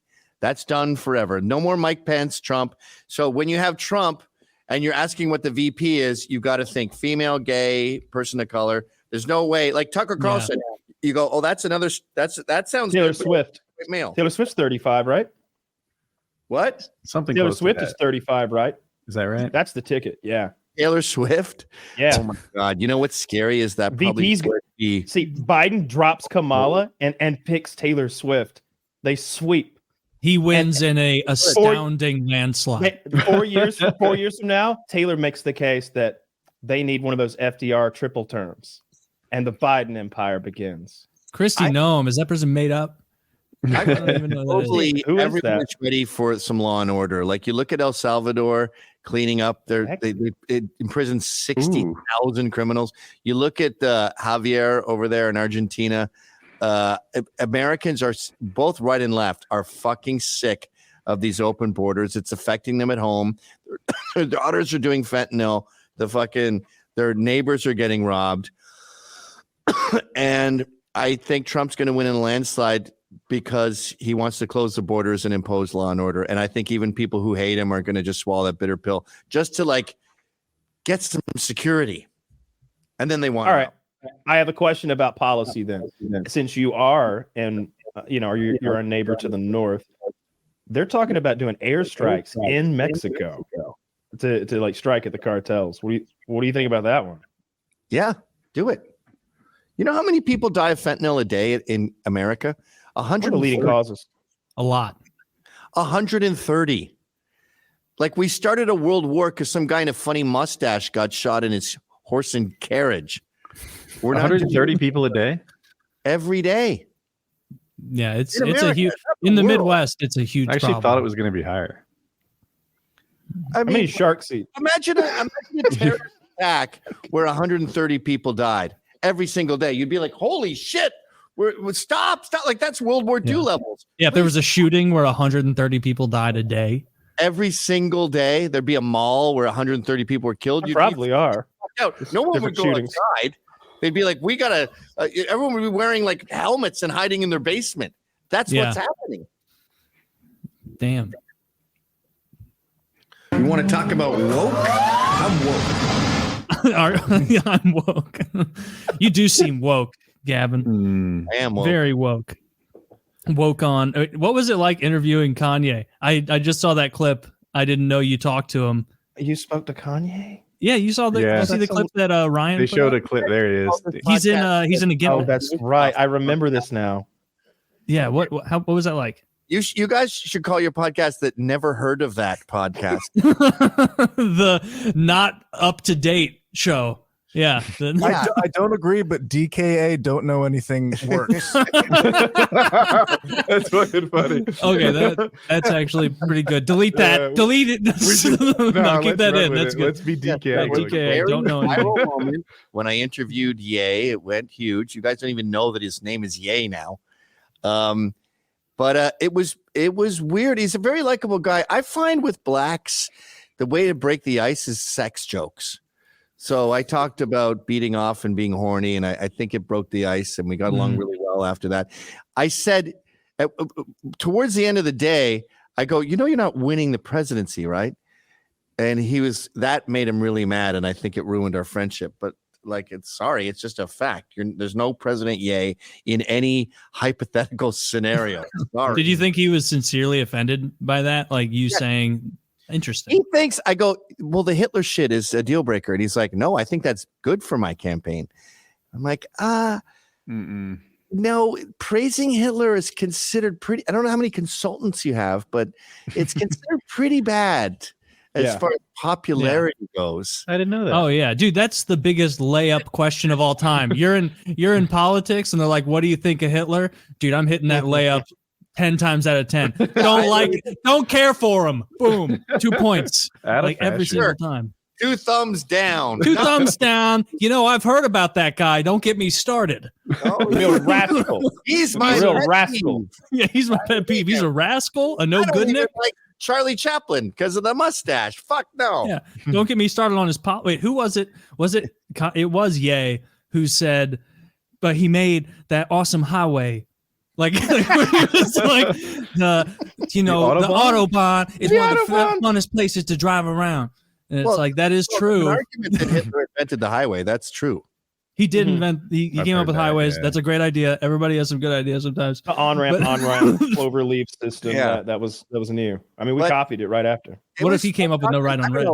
I kind of felt like with him and Nick, as Nick was with him like 24 hours a day back then, and it was sort of like Master Blaster, and they ran Bartertown, but Nick was Master and Kanye was Blaster.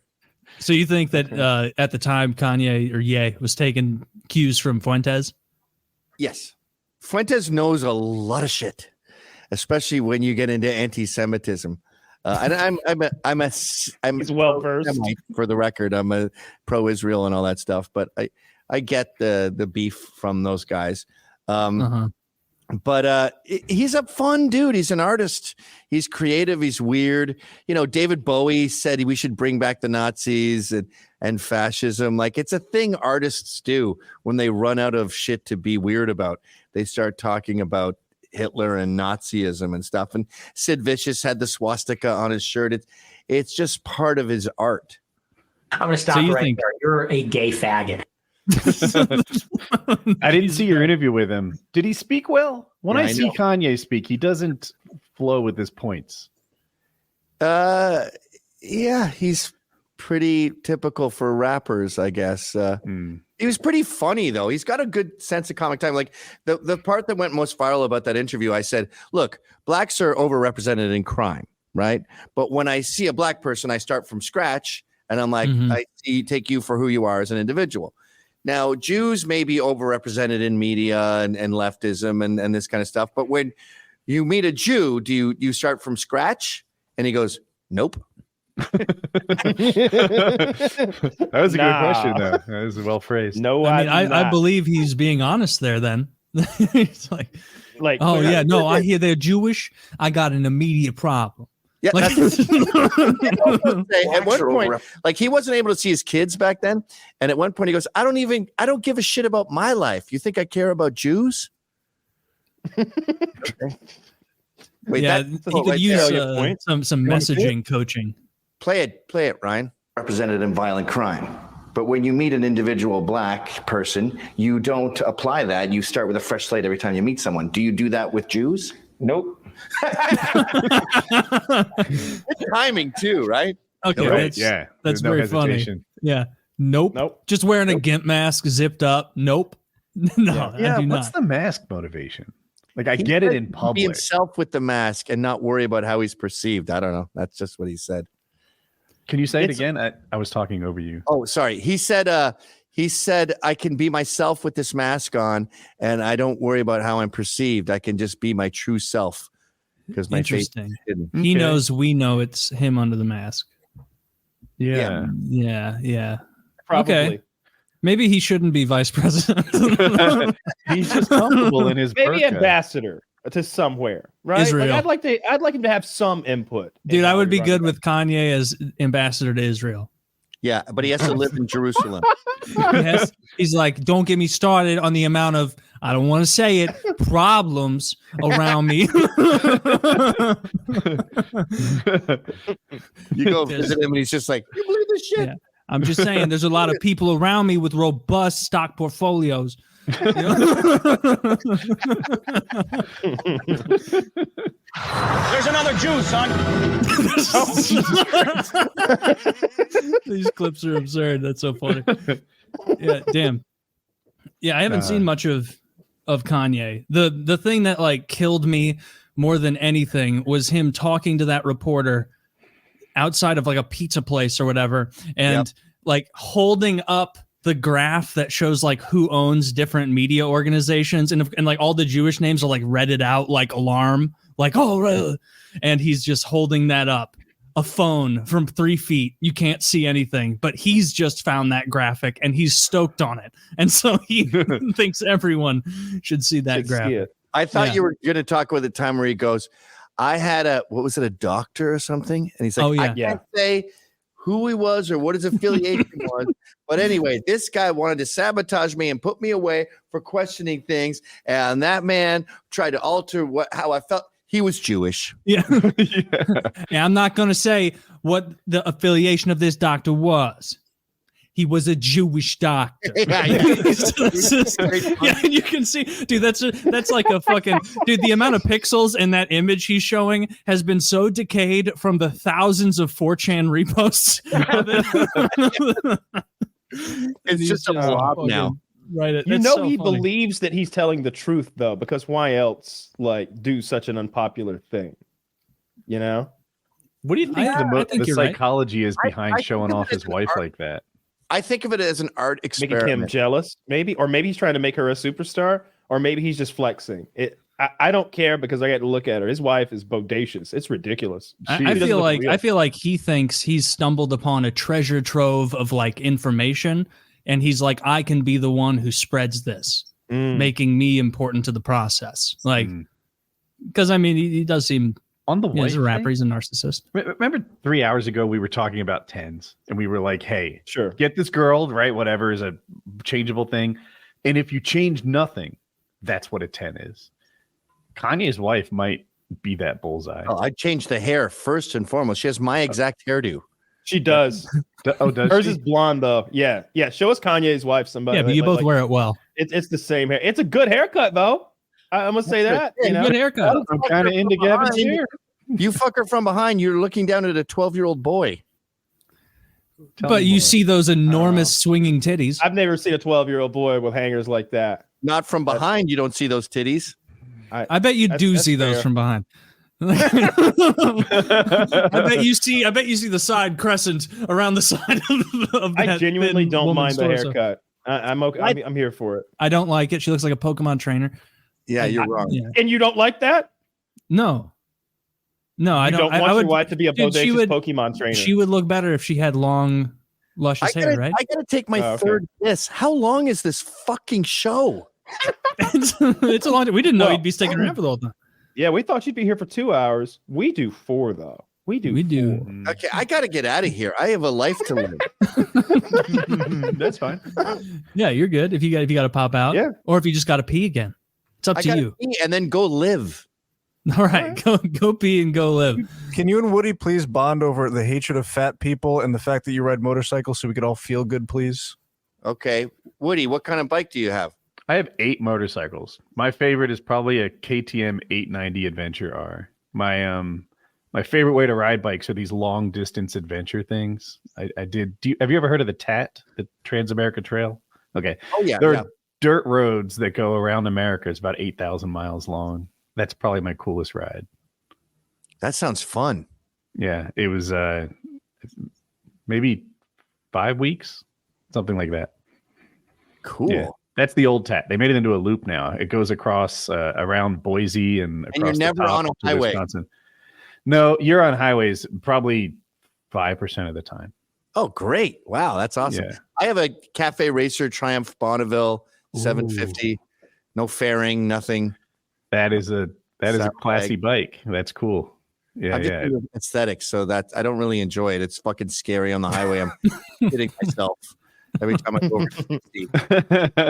Yeah, that is a bike that is stylish. No, mine's like a 2002. That's a 2018. Right, but I know what a Triumph Cafe Racer is, and it is a bike that is long on style. It's not particularly high performance or comfortable. It won't start fucking cold. It won't. If it's 52 degrees or below, it's not starting. Wow. No matter what I do. So I have to, if it's cold out, I have to bring a fucking jump pack in my clothes. I have to bring jumper cables and a thing. Oh, really? Yeah. Yeah. No, I don't. That would suck though. I don't like that. And then as far as fat people go, I think you got to define fat first. And I'm 200 pounds. I define fat as, can you see your dick in the shower? Oh, I have a similar thing on it. You're way too fat if there's a fold under your like if you have. Yeah, you could do better, Gavin. He just needs to sag his pants a little. He's okay. He's okay. But you'll notice I'm not doing that. So kudos to Gavin. All right, boys. No. I gotta piss. Move on. We've enjoyed you thoroughly. Are you pissing or are you leaving? Each is acceptable. Yeah, great laughs. Good sesh. I'd love to come back. Cool. Sounds good, man. We enjoyed you thoroughly. Thank you for coming. Thanks, Gavin. Yeah, thank you. Shout out Ryan for looping us in. Thank you, man. Take care, dudes. Thanks, Ryan. Take care, dudes. Sorry for the gook stuff. No, that's fine. He's cool with it. We have a G pass from him. Yeah, I can tell. Yeah. A G pass, a C pass. That was fun. Yeah, it was fun. When he flipped his camera on, I swear to God, I didn't realize he was Asian when we met him briefly before the show, and I genuinely might not see color sometimes, or at least like not with Asian people. Didn't even take note that he was not a white man. Yeah, I immediately took note. Best comedic. I love the comedic timing of him coming back and be like, "Fuck, what the fuck." He's funny. He's like a big time listener of this show. That's how we got looped in with Gavin. He messaged me on Twitter. I appreciate it. I liked him as much as Gavin. Yeah, I can tell he had a good sense of humor and timing too with his fucking media cues. That was good shit. He was quick on the ball. He did a good job. Yeah, Gavin and I didn't get along. Oh, it seemed like a little bit of barbs back and forth, but overall, I think you guys bonded over motorcycles at the end. Okay. Okay. I'm just Mr. Positive PR spin right now. I thought the Vice question was a good one, and I thought it led to an interesting segment on the show. He was just taking shots at over anything. So what I was going to say after the show was, you bore the brunt of it on that question in particular. However, doing so got us a really interesting story that I appreciated him telling. So kudos there to you, I guess, for asking the questions, even if he didn't like the question or thought it was silly. I don't know why he would be offended. by it. I don't think he was. He's just on a little. But yeah, I think he was just teasing. But it was funny because Woody asked about Vice, and after he did, he's like, "What? You got fucking 6 hours?" And I looked down at my notepad, and it's like, "Be sure to ask about Vice." And I'm like, "Yeah, Woody, what the fuck? Where you got 6 hours?" Yeah, no, I think that was good. I never understood the evolution of Vice or when he left, or because I remembered back in like the mid 2000s, it was like a cool media source where they would do stuff like, we sent a reporter to live for 20 days in Sentinelese Island. Or did they do the North Korea undercover thing with Lisa? Yes, Lisa Ling or something. I'm now remembering that's the thing I'm thinking of. Yeah. So we've talked about this before, but it is fascinating if you've never seen it. I think her name is Lisa Ling. She's this very attractive Asian lady who's probably 50 but looks 30. And they went undercover along with an optometrist or an eye surgeon to North Korea to do all these cataract surgeries for these poor North Koreans. And they were like, they had like a 4 to 5 day pass, some brief amount of time. And so the doctor is doing dozens of surgeries a day or something. He does like 100 people. He gives them their vision back in at least one and sometimes both eyes in the course of a week.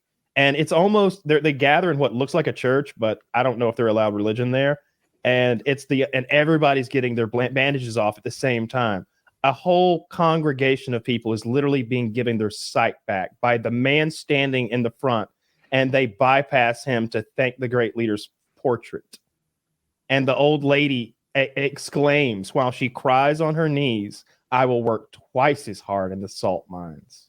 And this is and I appreciate, and I was like, this is a legit view of what's going on. There's no spin. Lisa, they're secretly recording this at risk of, being taken by the North Koreans. Thrown in jail. Yeah.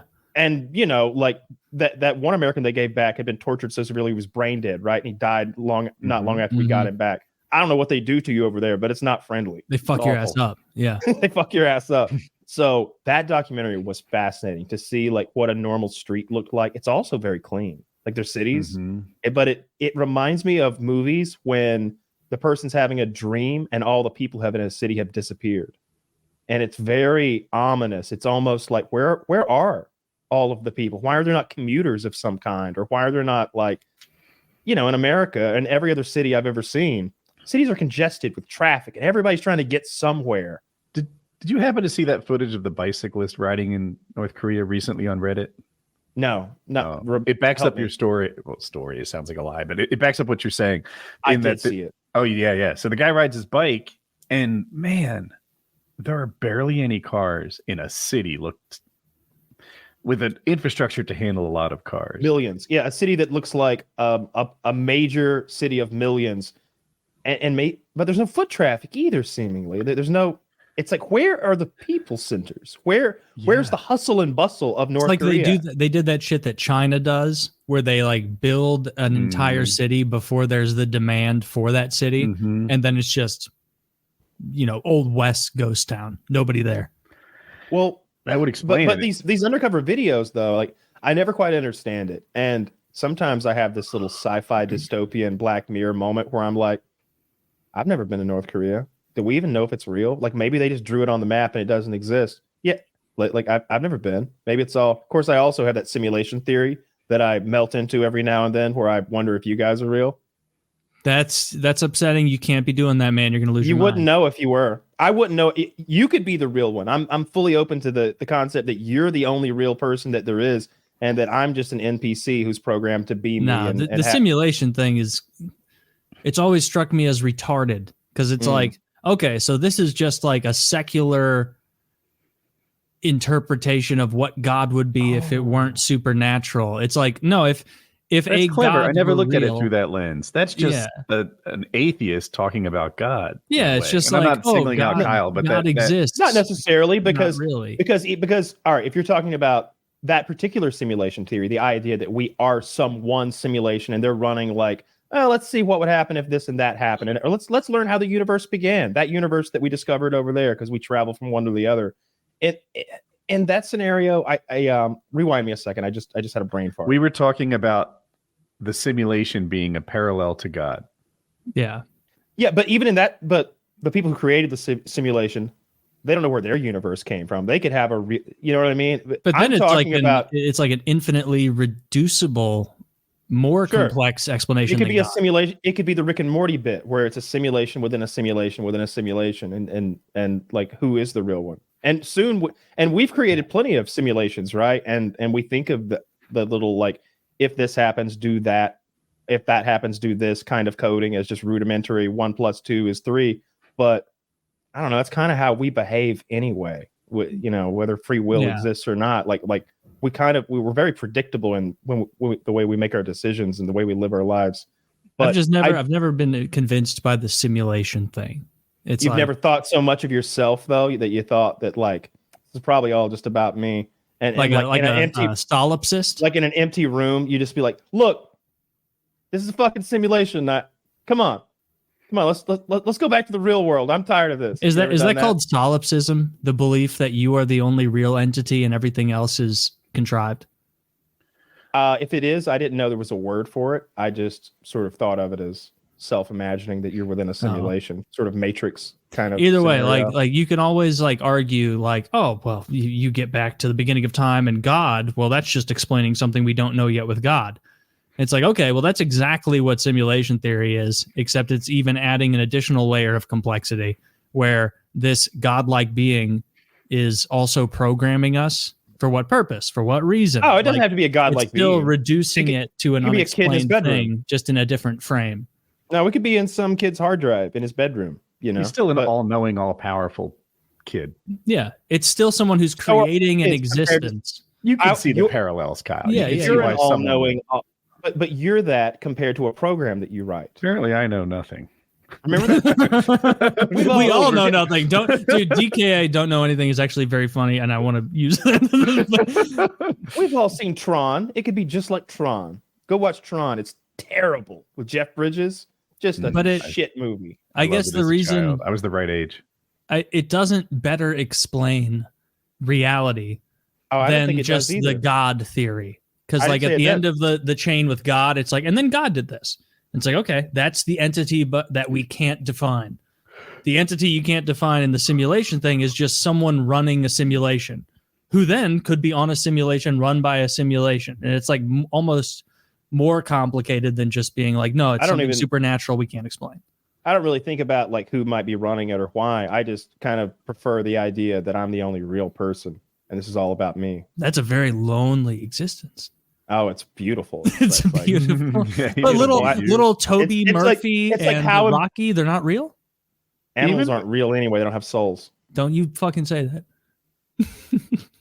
They don't go to heaven. You ever see All Dogs Go to Heaven? Yes, I watched it as a child all the time, and they do go to heaven. Cats don't, but like dogs all do. Dogs are all good souls. Cats only good cats go to heaven. Dogs. All cats go to hell. Actually, pit bulls don't go because they're mean to other pit bulls are mean to other dogs, and that negates it. They go to a segregated heaven that the infrastructure isn't very nice. A lot of liquor stores and pawn shops and shit. They got their own water bowls. Yeah. our heaven's gonna be gentrified. It's gonna be sweet. Dude, there's like old infrastructure, but there's still a Starbucks, you know? Like it's a nice place to live. I hope it's not clouds, because whenever I see that, it's like, I don't walk around on clouds. And in gold streets, that's so gaudy. Who cares if everything's gold? Walking around in clouds probably sucks. Like I've walked around in a lot of soft sand, and it's exhausting. Clouds can't be any better. I hope we're all fit. I hope we're all like super fit. Like in Exorcist 3, they show this thing where Fabio, you know, the model Fabio, he's playing an angel in this.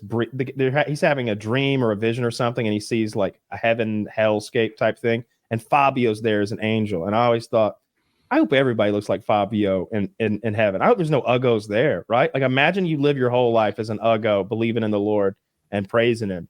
And then you go to heaven, you have to be like an uggo there too, and nobody wants to have heaven sex with you. Or they could be punished because that's a sin. Sloth, gluttony, pride. I'm having the is it Syndicate? The root of all I forget the bad guy's name in Mr. Incredible or The Incredibles, but he has the line, if everyone has superpowers, then nobody has superpowers. Yeah.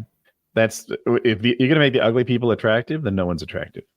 Well, we get to hell still exists. I hope the Pope. By the way, Pope came out, said he doesn't think hell exists. Okay, fuck. That's the a shitty Pope said that. What does he know? He says if it does exist, I hope there's no one there.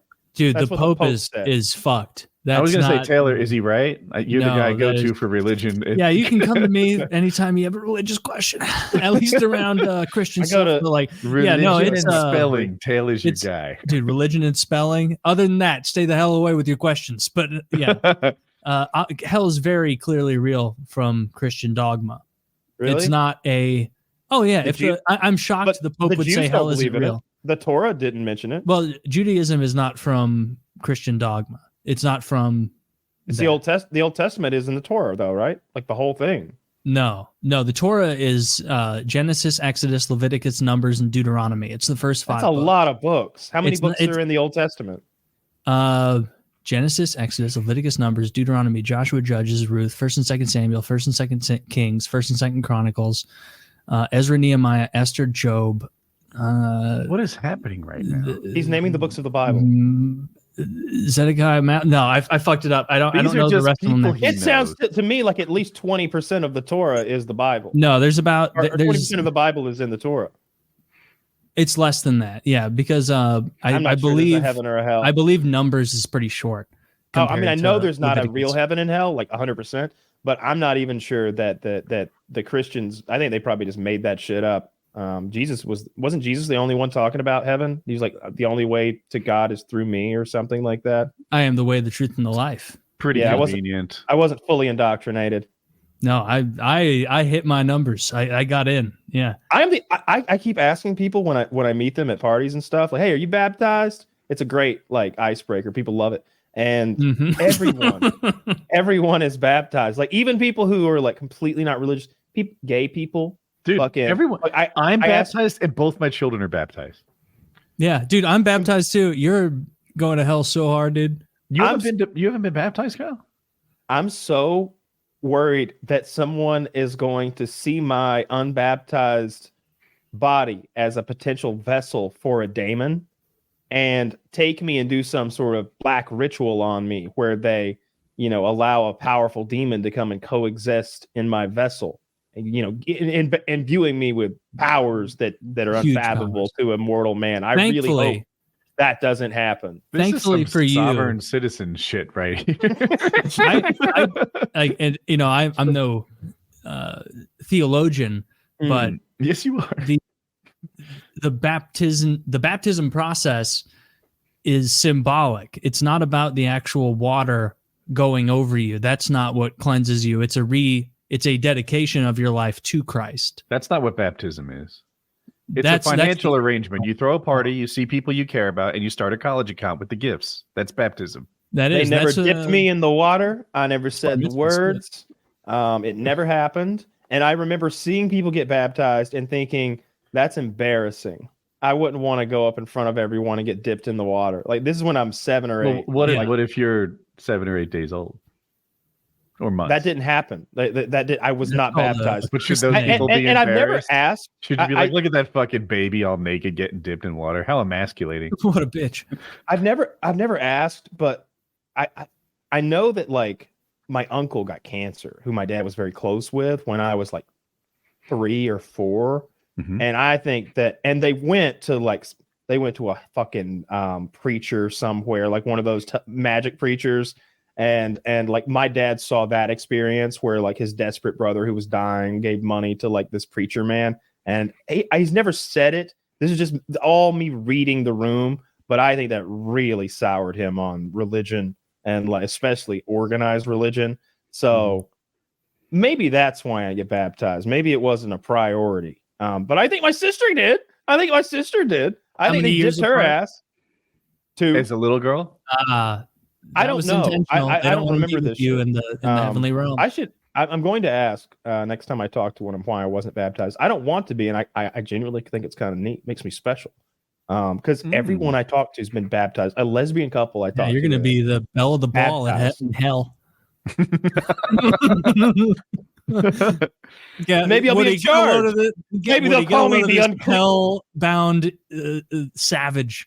Dude, what if I'm like a lieutenant because the unwashed one, come forth, Lord. No, that's like a supernatural understanding of hell. In hell, Satan is not in charge. Satan is also being tortured. Where do you get your hell information from? Is it from God? Oh, is that where you get your information about Russia? Or do you go to the real media, right? You go to Tucker Carlson and find out about Russia. Get the real scoop straight from Vladimir Putin's mouth, the truth. I don't know. I guess I don't believe God's version of it. Here's what I'll say about heaven and hell. If there is a heaven and hell, then God's fucking lying to us about how that whole thing went down, right? Because it just doesn't make any sense. The whole thing doesn't make any sense. What do you mean? Tell me what. If God is truly all powerful, then he can. It's like in the Matrix when Neo finally becomes the one, and like the fighting becomes not a thing anymore. It doesn't matter who's faster or stronger because he can just delete you from existence with his mind. So the whole story doesn't make any sense unless it's just a parable to teach us, about right and wrong and scare us. That could be you might be on the money there, but the thing about hell is demons are not like in pop culture. Demons are like in charge. They're like lieutenants in hell, and Satan is the general of hell. It's a place of total torment, and the definition of hell is distance from God, meaning that you are distanced from God's greatness in hell, and so you'll be spending eternity in pain and torture and this and that because you're amongst other people who lived poorly, and there's no redemption available because you're distanced from God. That's the idea of hell. As my theological advisor, hypothetically, if you sold your soul for $5 on a PKA hangout, would you never get into heaven afterwards? Because I'm a no, not at all. Because I guess in the theological belief, it would be that your soul is not yours to sell. Like you have to actively choose against God throughout your entire life, and then when you die, your wish is kind of fulfilled and you are distanced from him.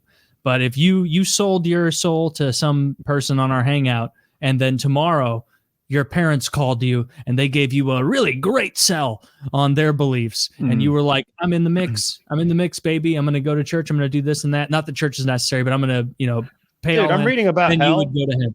Yeah. So obviously there's like Paradise Lost and the Divine Comedy, which are sort of fictions written about the Bible. It's like fan fiction, and instead people have interpreted. Yeah, Dante was a nerd.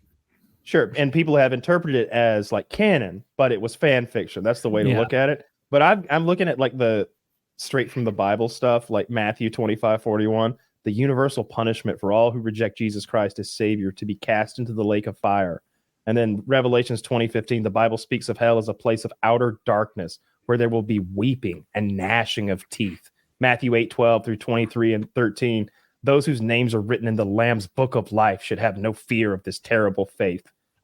By faith in Christ and his shed blood, we are destined to live eternally in the presence of God. Yet it sounds pretty awful. And you're definitely right that Satan's not in charge down there.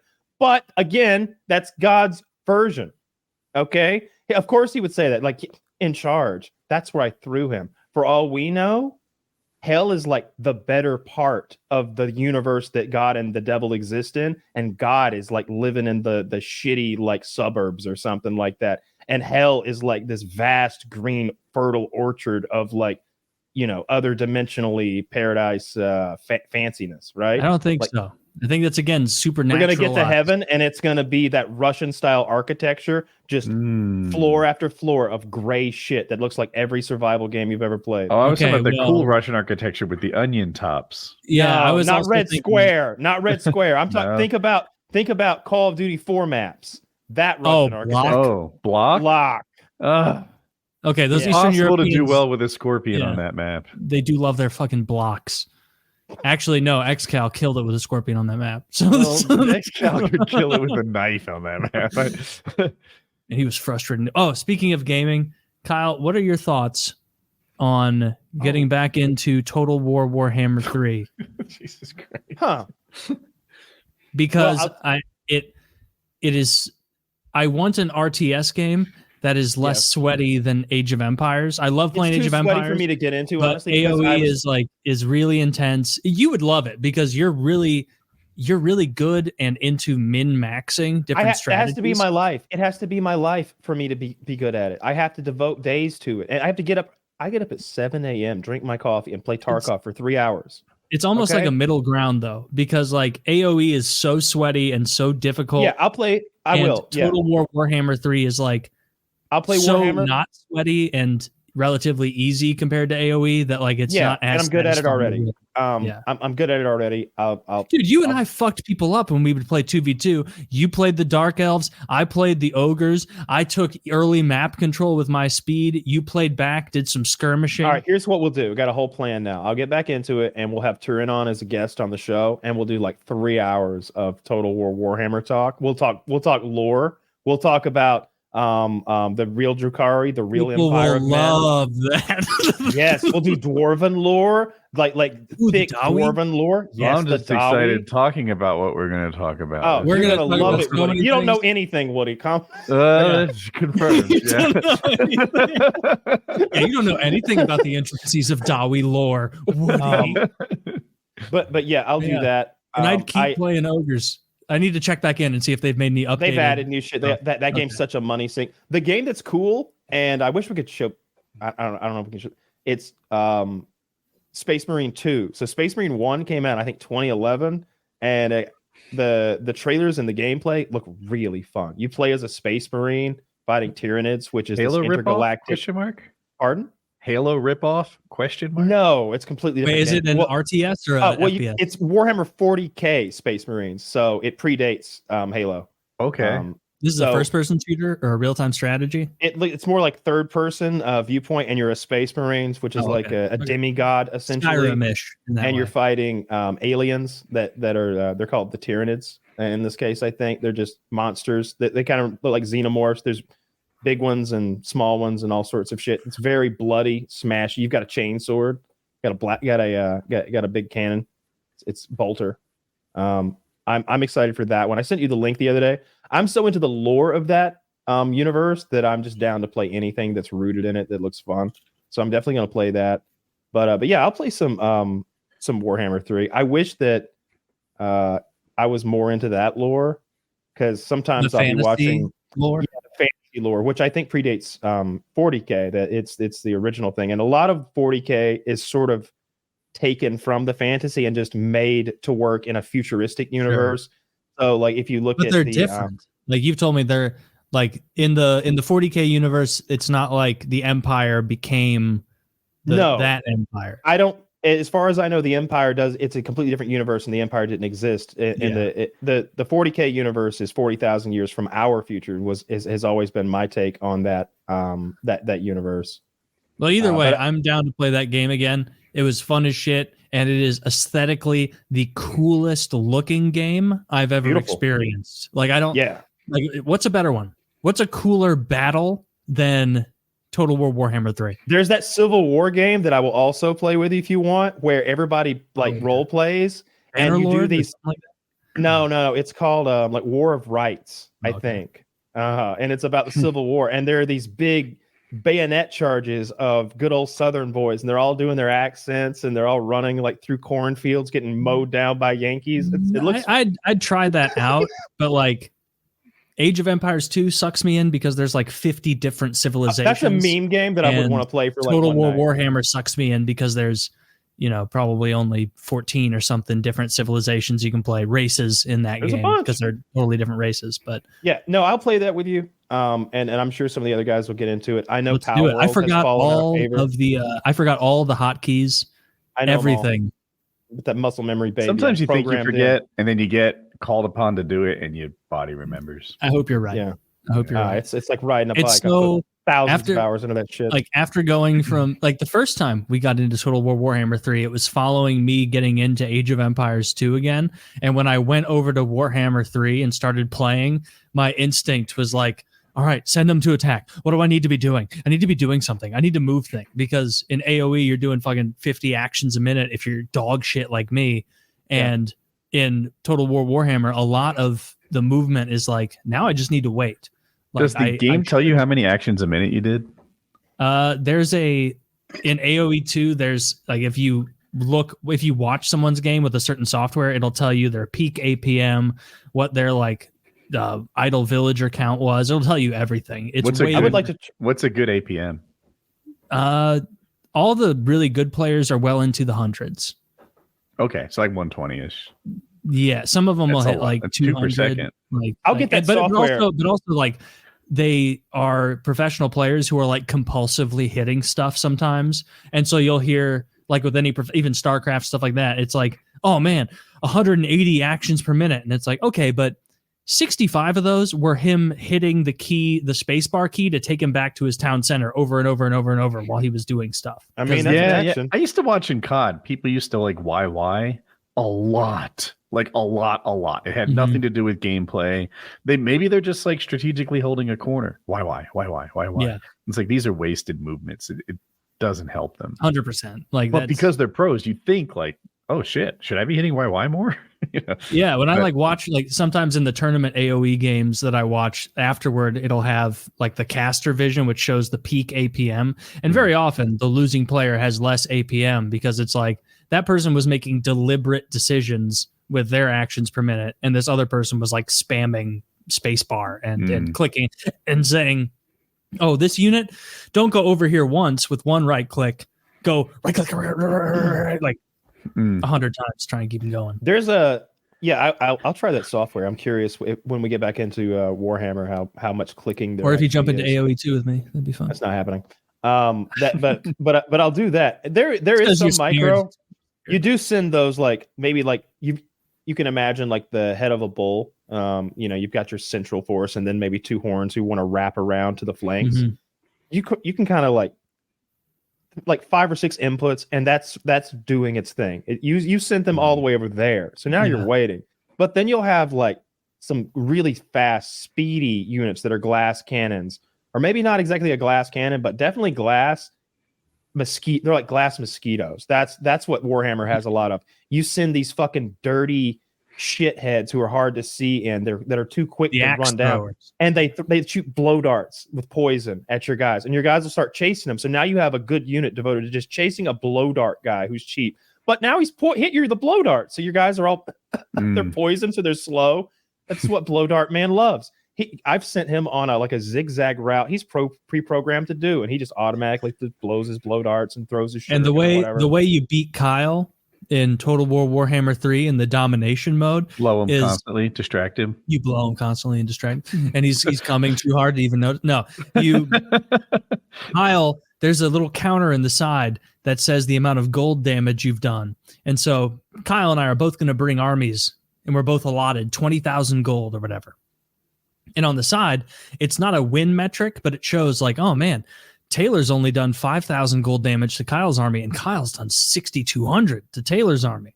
Kyle pays way too much attention to that number because the win condition number is how long you've held the flags. And so what you do against Kyle is you send in a bunch of high armor heavy units to those points, because I know he's not even going to contest the points in the beginning of the game. He's going to let me have them, and he's going to try and harass me. And my goal is to hold on to them to the point that I have 1,100 points and he's got 102. And then late game, he has to triple cap to win. But I'm playing heavy ass ogres. And so there's no way he's going to push me off my final point when I'm like Helm's Deeping it. No, we were. He's absolutely right.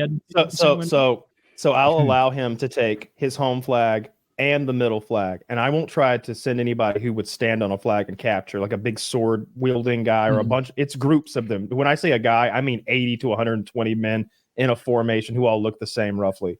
So I'll send guys who just harass and shoot in.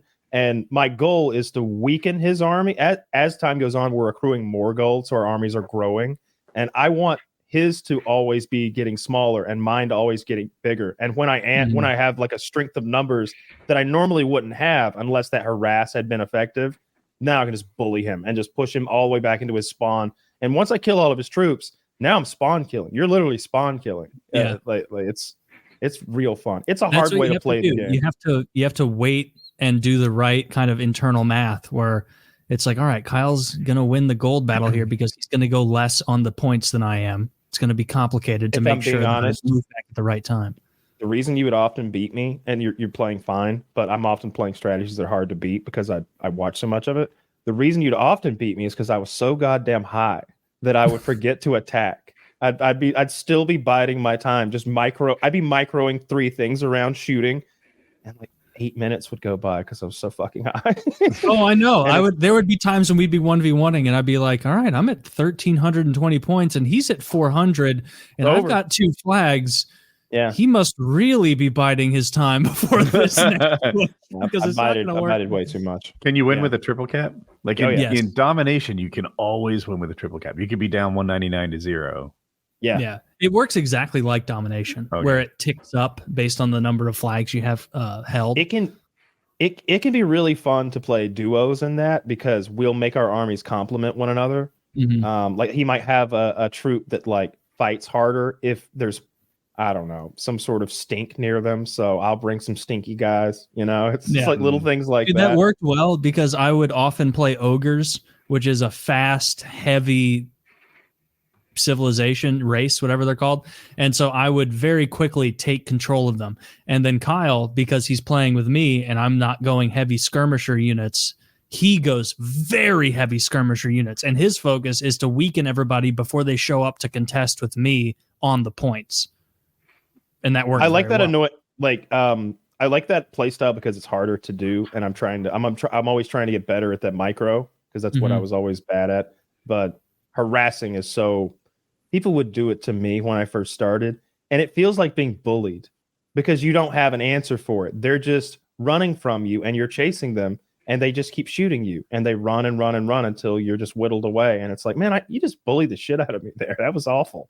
That's true, but like on my side, from the strategy I usually took, which was ramp up capture early, it was like, oh, he's harassing the hell out of my ogre bull unit, the most worthless who gives a fuck unit. Good, keep harassing them because my ogre bulls are still standing on the point and they're still accruing points. I don't care if you knock them off because you're using a 475 gold value unit to harass my 500 gold unit. Are you gonna get your brother and his boys to come over to the Warhammer side, or are they just steeped in AoE, or have they gone to Pal World yet?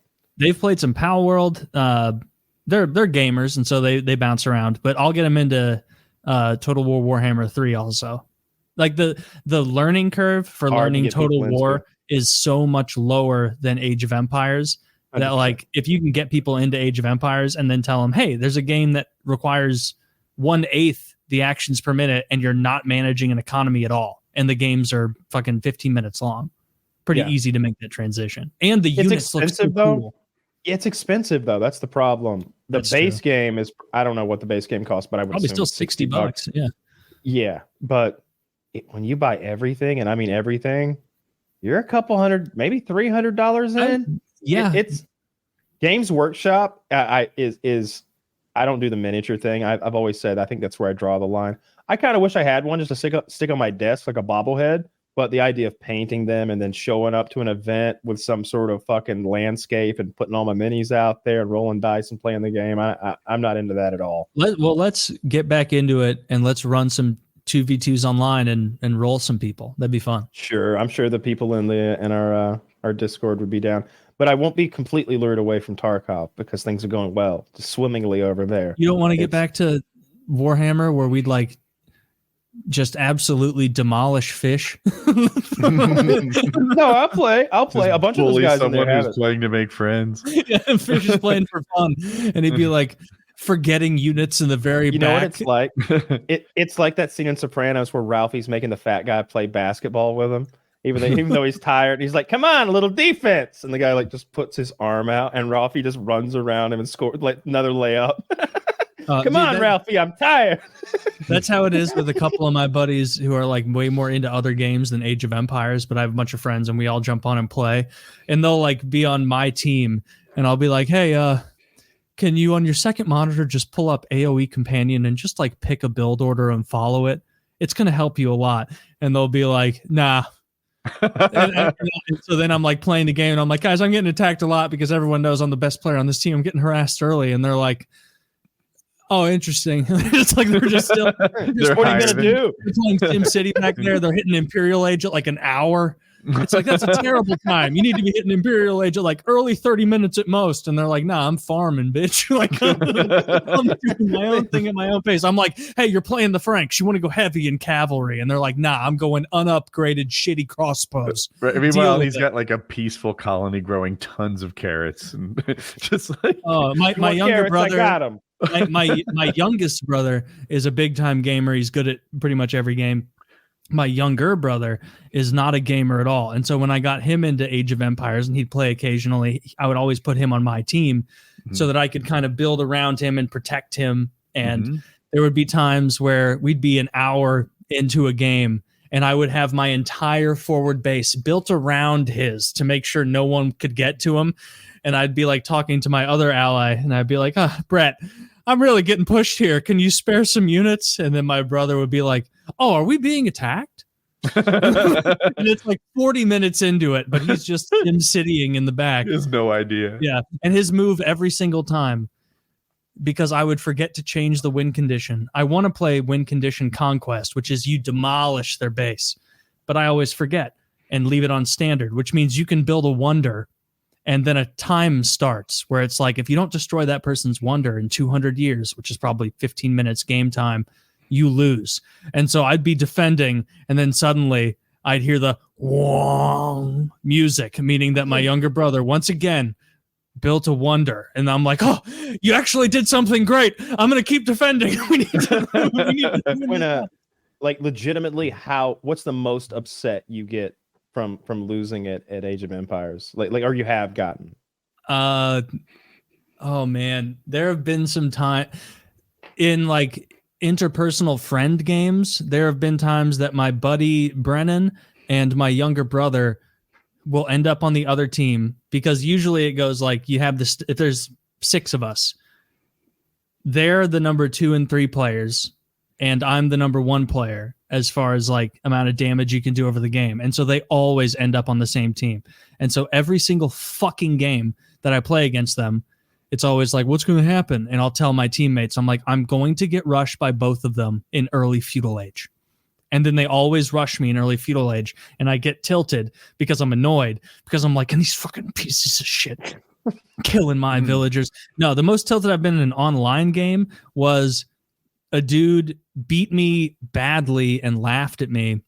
It may have even been in a 2v2. I don't remember if it was a team game or an individual one, but like, he was beating us badly and kept putting in like the ha ha ha ha ha, and then he put those taunts in, and I didn't like that. He called me King of the Losers, because there's a taunt that says, all hail King of the Losers, and then he kept playing that over and over. And it's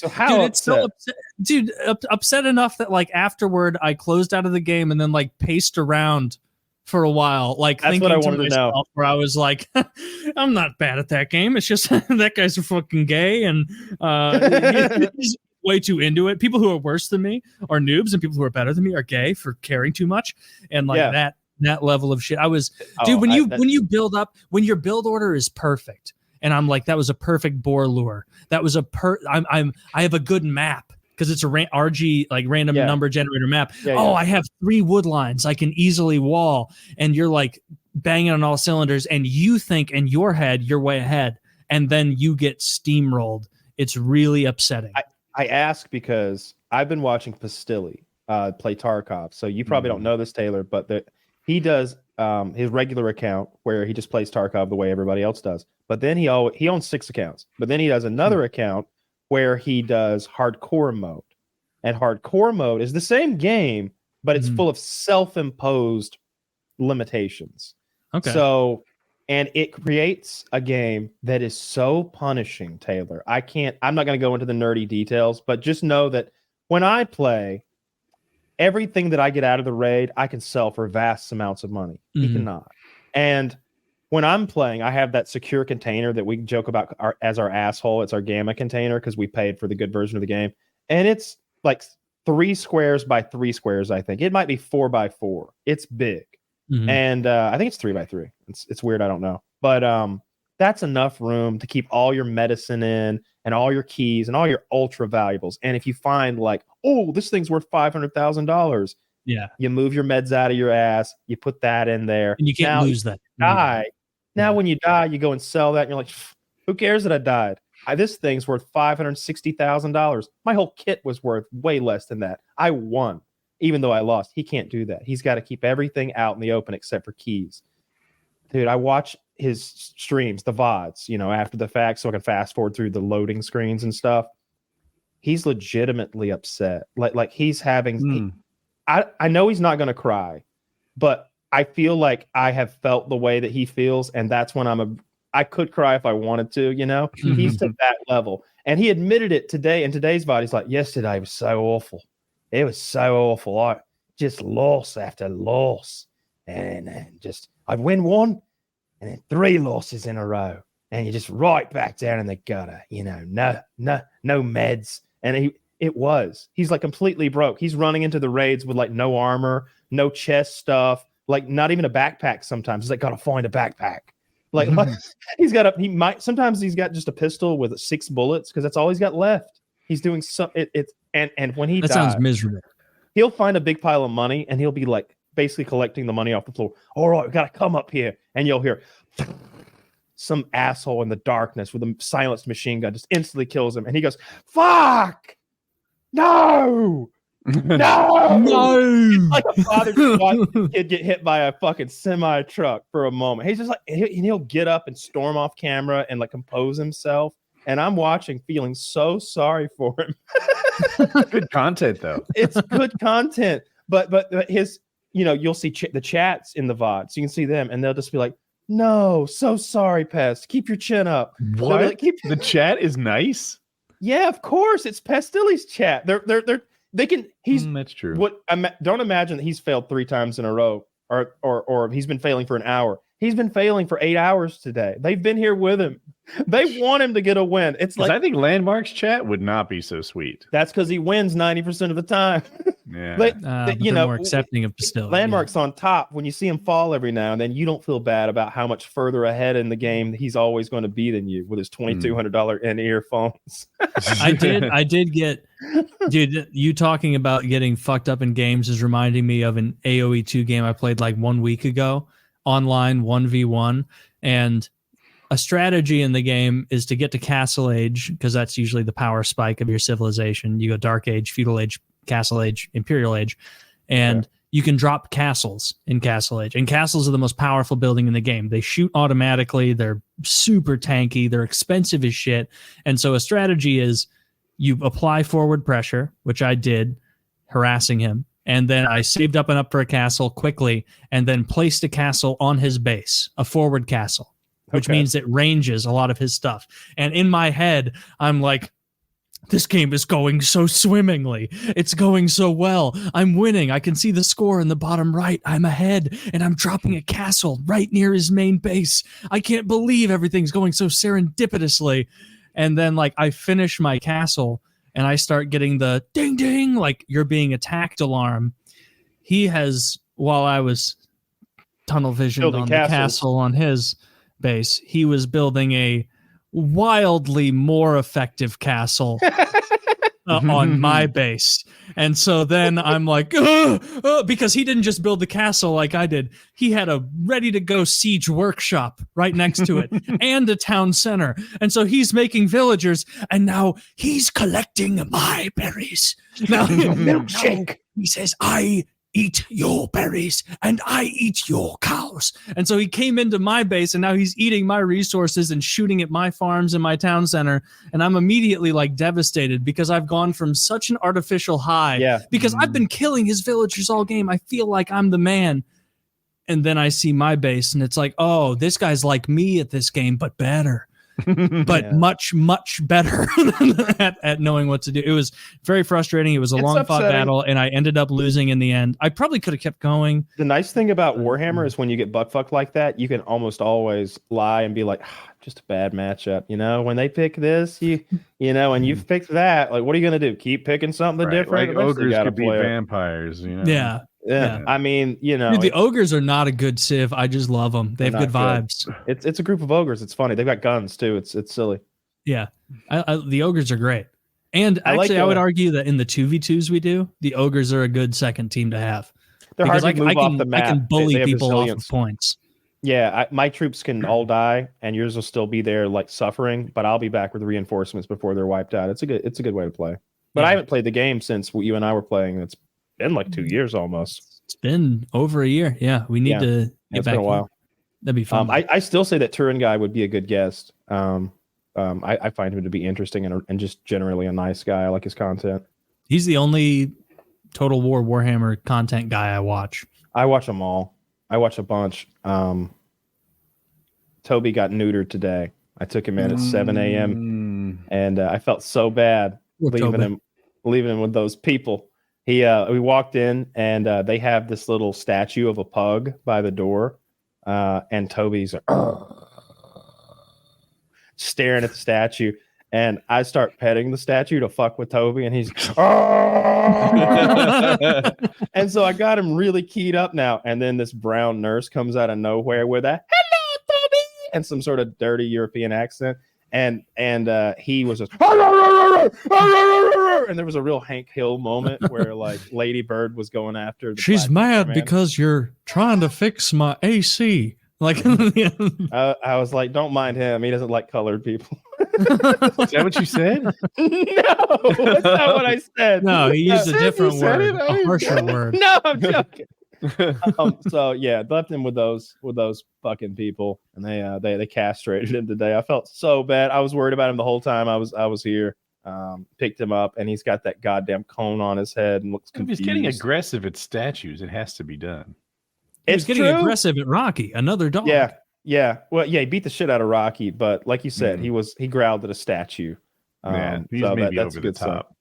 Yeah, yeah. I mean, he doesn't see a lot of other strange dogs, though. That's part of it. He lives with like 5 dogs. Yeah, but not he strange attacked dogs. one of them. Well, that's to a be fair, 20% attack rate. Rocky was trying to take that styrofoam plate with pizza grease on it, so Kobe couldn't have that. He had to fight Rocky to the death. And then did he end up with the pizza grease plate? No one ended up with it. I threw it. I made a point of showing it to them all and then throwing it away and then like, no, you made a point.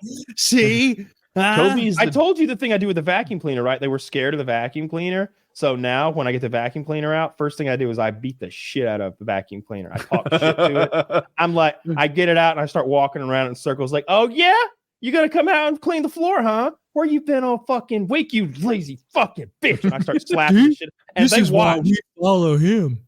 They watch me beat the shit out of it. So now when I turn it on, they think it's the beta bitch of hilarious. The pack. Now they're not scared of the Ed at all. I'm gonna retell the story to my wife. I'm saying. They look at the vacuum cleaner like, yeah, you punk. You're lucky number bitch. One already straightened you out, or I'd give you a piece of my tail too. They think he's the underling now. They're not scared of him. That's a terrific. good move. Oh, yeah. I totally. You reset the hierarchy in their minds. Yeah, absolutely. Because they think it's a monster, and you got to let them know that it's your bitch. It's not. It's a mechanical fucking servant. Here I am beating my dogs directly when I could be doing it by proxy. Yeah, MMA math. And here I am sneaking into Woody's house, beating his dogs. Make sure that Jackie overhears, but pretend like you don't know she's there and be like, last time my dinner's fucking late, and just start beating the shit out of the microwave. Just start slapping it around, and she'll kind of have like a Pavlovian reaction. She'll be very afraid of having dinner late. This is why I get all my relationship advice from Kyle. Don't you know I can fucking Amazon a new you in a heartbeat, you piece of shit? Why does Hitachi even make microwaves? Yeah. Fucking import, you dirty fucking substandard hardware piece of shit. Get myself. They even improved on microwave technology since 1955. Dirty cunt. They haven't. Huh? I don't think microwave technology is. I don't think microwaves came from 55, but anyway. I think so. I think it's earlier than that, even because it's probably. I know Google, when did microwaves go mainstream? Well, hang on. Let me tell you how and when. So there was a radar technician whose chocolate bar melted in his pocket while he was operating the machinery there. And from that forward, it was science and capitalism. If there is a thing that we're all doing right now that's causing cancer we don't know about, like, what if it was microwaving our food? What if that's the thing? What if it's having a cell phone? having a cell phone, microwaving our food, stuff we don't think about at all. Wi-Fi, the same way that we think like, There's no can you believe that the Romans were so retarded that they had lead pipes for their water? What idiots! Like there is stuff we're doing now that we don't know. And on a related note, I bet there's stuff doing that some people know and they're just okay with it because of money. Like I've got Monsanto in my head using Roundup on the crops. I get it. There's apparently some evidence that says it's okay, but it just seems like if it kills bugs, it's not. Yeah, but they're like they're really not. The issue is real farmers. The issue with all right, so Monsanto's a whole fucking pickle, but Roundup in particular causes cancer when you're exposed to it. Like I was my entire childhood. We sprayed it everywhere. I was bathed in vast fogs of it, and we didn't know it caused fucking cancer. It's scary now to think. Who would have guessed poison was bad? But it kills everything, as you know. Like Roundup is like the grass killer down to, and they develop those seeds for various crops that are immune to it. So then you can just bathe everything in poison, and your corn keeps growing. And then, but Monsanto has like I don't know if copyright is the right word, but patented their fucking seeds. But the problem is your farm will germinate the farm across the road. It's literally pollen coming out of your corn stalks, fucking their corn stalks over there. And now they have your corn, your trademarked corn.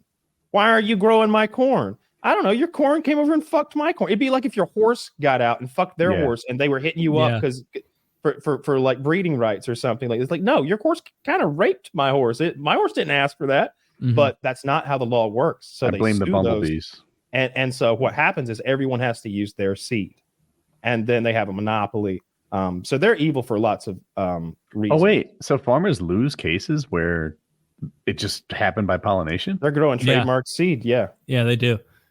It's like shucks. Yeah, it's like Monsanto has a stranglehold on a lot of farming, and a lot of farmers are not happy about it. I just didn't expect. Like I've had some business law courses, right? Here's a unrelated thing, semi-related. Let's say you're at a strip club and a stripper comes over and starts rubbing on you.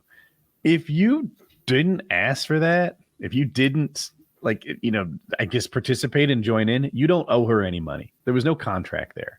If somebody comes to my house and mows my yard, they can't put their palm out and say, pay me. It's like, no. You can't just show up, perform a service and expect cash. It seems like this corn thing is that times 10. Like if I didn't ask for this, if we don't have any contract with Monsanto, why do I owe Monsanto money? Because Monsanto is a multi-billion-dollar corporation and you are a generational farm owner, which means you are always just this close to losing the whole thing. He's like, oh, the crop didn't come in. Oh my God, hope it does next year. That's it. We're losing daddy's farm. So taking Monsanto on in trademark court or whatever like court they go to, I believe that they've all seen the writing on the wall that Monsanto will spend whatever amount of money it is necessary to break them. And so it's best just to say, we're sorry, we'll buy seed from you next year. Yeah. They're boys. Very powerful. Yeah. Yeah. The court system being so expensive, you can weaponize it. They went back on Johnson & Johnson. Like, I think they ended up winning back the whole cancer from the baby powder thing. Oh yeah, did they win? Johnson won in the end. You think? I think they won in the end. I thought I read that recently that there was an appeal or something. It wouldn't be surprising. J&J is incredibly powerful. Women were spraying that shit on their pussies for years, giving themselves cancer. But I think they manufactured baby powder with dangerous agents in it for. I think that talcum is just the dangerous agent. 60,000 or 60 years. Like I think talcum, hundreds of thousands of units. I think the active ingredient is the problem. It'd be like saying you've been making brake shoes with asbestos in them. What are you thinking? Like they knew. Like talcum's the problem. I think it causes cancer. I think you might be right. Cancer. I wonder how it happened. I made this assumption, which seems to be wrong, that people were breathing in this really fine dust. Because as you know, you breathe in any fine dust, it's bad for you. But it seems like it was something different than that. Yeah, ovarian cancer. Yeah, they put it on their sweaty, stinky pussies, and they get it that way. That I believe I've so it is written. So it is. It's definitely the science. I refuse to believe anything otherwise. That's got to be what it is. Because I just imagine like those ladies in the 60s with their multiple undergarments and stuff, like multiple layers on a hot summer day, you know, and like there definitely wasn't the need for feminine hygiene that we see today. I think a lot of people were hairier back then, and I bet they'd really dose that beaver with a good cloud of talcum to start the day. Yeah. I bet it would get like, I'm imagining it making this weird like white muddy sections at the creases of their like it like cakes up. Cakes up. What does he call a non-Newtonian fluid when you take like that's what pussy juice is. Yeah. Well, when you mix enough baby powder with it, it becomes a non-Newtonian fluid. You can jump on it as long as I don't remember seeing. I don't know. I use baby powder on my babies, so I have like a little bit of experience with this, and I don't ever recall seeing white mud. I don't know where it goes. I think it's made not to do that. I think it's maybe I've used it gingerly. It should be, sparingly. Its job is to like keep everything dry. And not chafe, I guess. So it makes sense. It would absorb moisture. I always thought of it as baby powder anymore. I have never used baby powder. I always thought of it as old man ball powder. But baby powder. Sure, but I never knew any babies. Yeah, I have no experience with baby powder outside of when I was. Baby. I don't remember the last time I saw a baby. You don't remember the last time you saw a bit like out at the store? Like, I mean, I'm sure I've seen one in like a crowd, but like up close and personal, I don't think I've ever held one. You've never held? Yeah, I've held babies. Fuck, scary. What if you drop that bitch? Well, I'm not retarded, so like somebody wants you to drive. You want to drive my Lamborghini? What if I gave you a 20-pound? What if I gave you like a 9-pound dumbbell, and I was like, "Don't drop this." You'd be like, What do you think? I'm retarded? Of course I'm not going to. No, I would say, what happens if I do? And you would say, well, you probably go to prison for the rest of your life. Yeah. But you'd kill yourself long before that from the guilt of dropping it. I'd be like, what the fuck? Keep your dumbbell, asshole. Keep your magic, life-crushing, eternity-ruining, universe-spoiling dumbbell to yourself, you devious monster. No, I don't want to hold it. It's a trick, isn't it? It's greased up or something. Holding a baby is not stressful. If you're not dumb. Yeah. I mean, you know, you do worry about it though. Like if you're not an experienced baby holder. So babies are pretty easy to hold. They don't do much. Support the neck. However, if I gave Taylor a pug and that pug freaked the fuck out, or better yet, a cat, you would struggle to hold it, right? Yeah. So if you're not an experienced baby person, you might think it could have a cat-like reaction to not liking you. But babies don't do that. No, it's just going to lump in your hand. And you just hold it's like lump. A sack of flour. Yeah. Would you drop a sack of flour? Oh, like not likely. Are you so dumb that like you'd see a baby's head like hanging back and you'd be like, this is the correct way to hold it. And of course like, no, you support the baby's head. You'd be good. Well, actually, I think, I mean, if you've never held a baby, it helps to have like a 15-second lesson. Like, I mean, I'm sure I'm able. I just don't want to because they're like filthy little. I don't know. I don't think much of people these days. Like babies, you know, I've been watching too much TV. Babies never spontaneously freak out like cats or pugs, but they do spontaneously leak. That is a real threat that's likely to happen. And maybe Kyle just doesn't want to fuck with that. I just don't. I wouldn't care if it could talk. I don't want to touch that dirty little monkey thing. Well, they're usually not dirty. They're peckable. Oh, they look dirty. Yeah, that's bad parents if the baby. If they're not, they're just babies. Just take breaks from being dirty. Like they're filthy little creatures. My babies spent most of their time spotlessly clean, and they smelled good. I'm sure you had uniquely clean and wonderful smelling children. That's just what attentive parents have. Woody is a competent parent who cares for his children. Allegedly.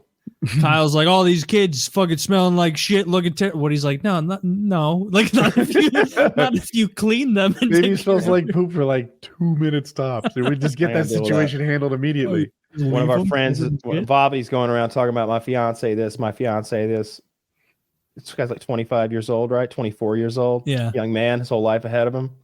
Every time he brings it up, I don't even like soften the blow. I'm not, don't fucking do it.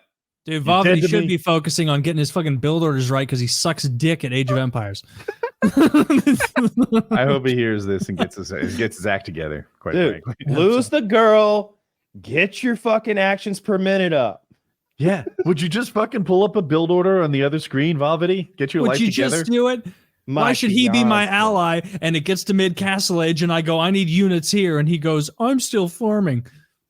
No, I hate to hear a young man say that word. My fiance. What are you thinking? What are you thinking? Oh, my fiance. What was that? Seinfeld. Say. Yeah, that's not going to Elaine's go all anywhere pissed good. about I it. promise you. I promise you. Just back off, Bobby. You don't. I'm looking. I see right now you're playing Tarkov. Do that. Don't deal with her. All right, that's probably a wrap, huh? I enjoyed our guest tonight. Gavin was fun. That was very intriguing. I liked his takes on things. I'm glad we were able to acquire him. Mm-hmm. And y'all have anything you wanted to say about our wonderful sponsors? Perhaps our click on the Merrick link. It'll make me look good. I'd appreciate. Check out. Do all those good things. PKA 686.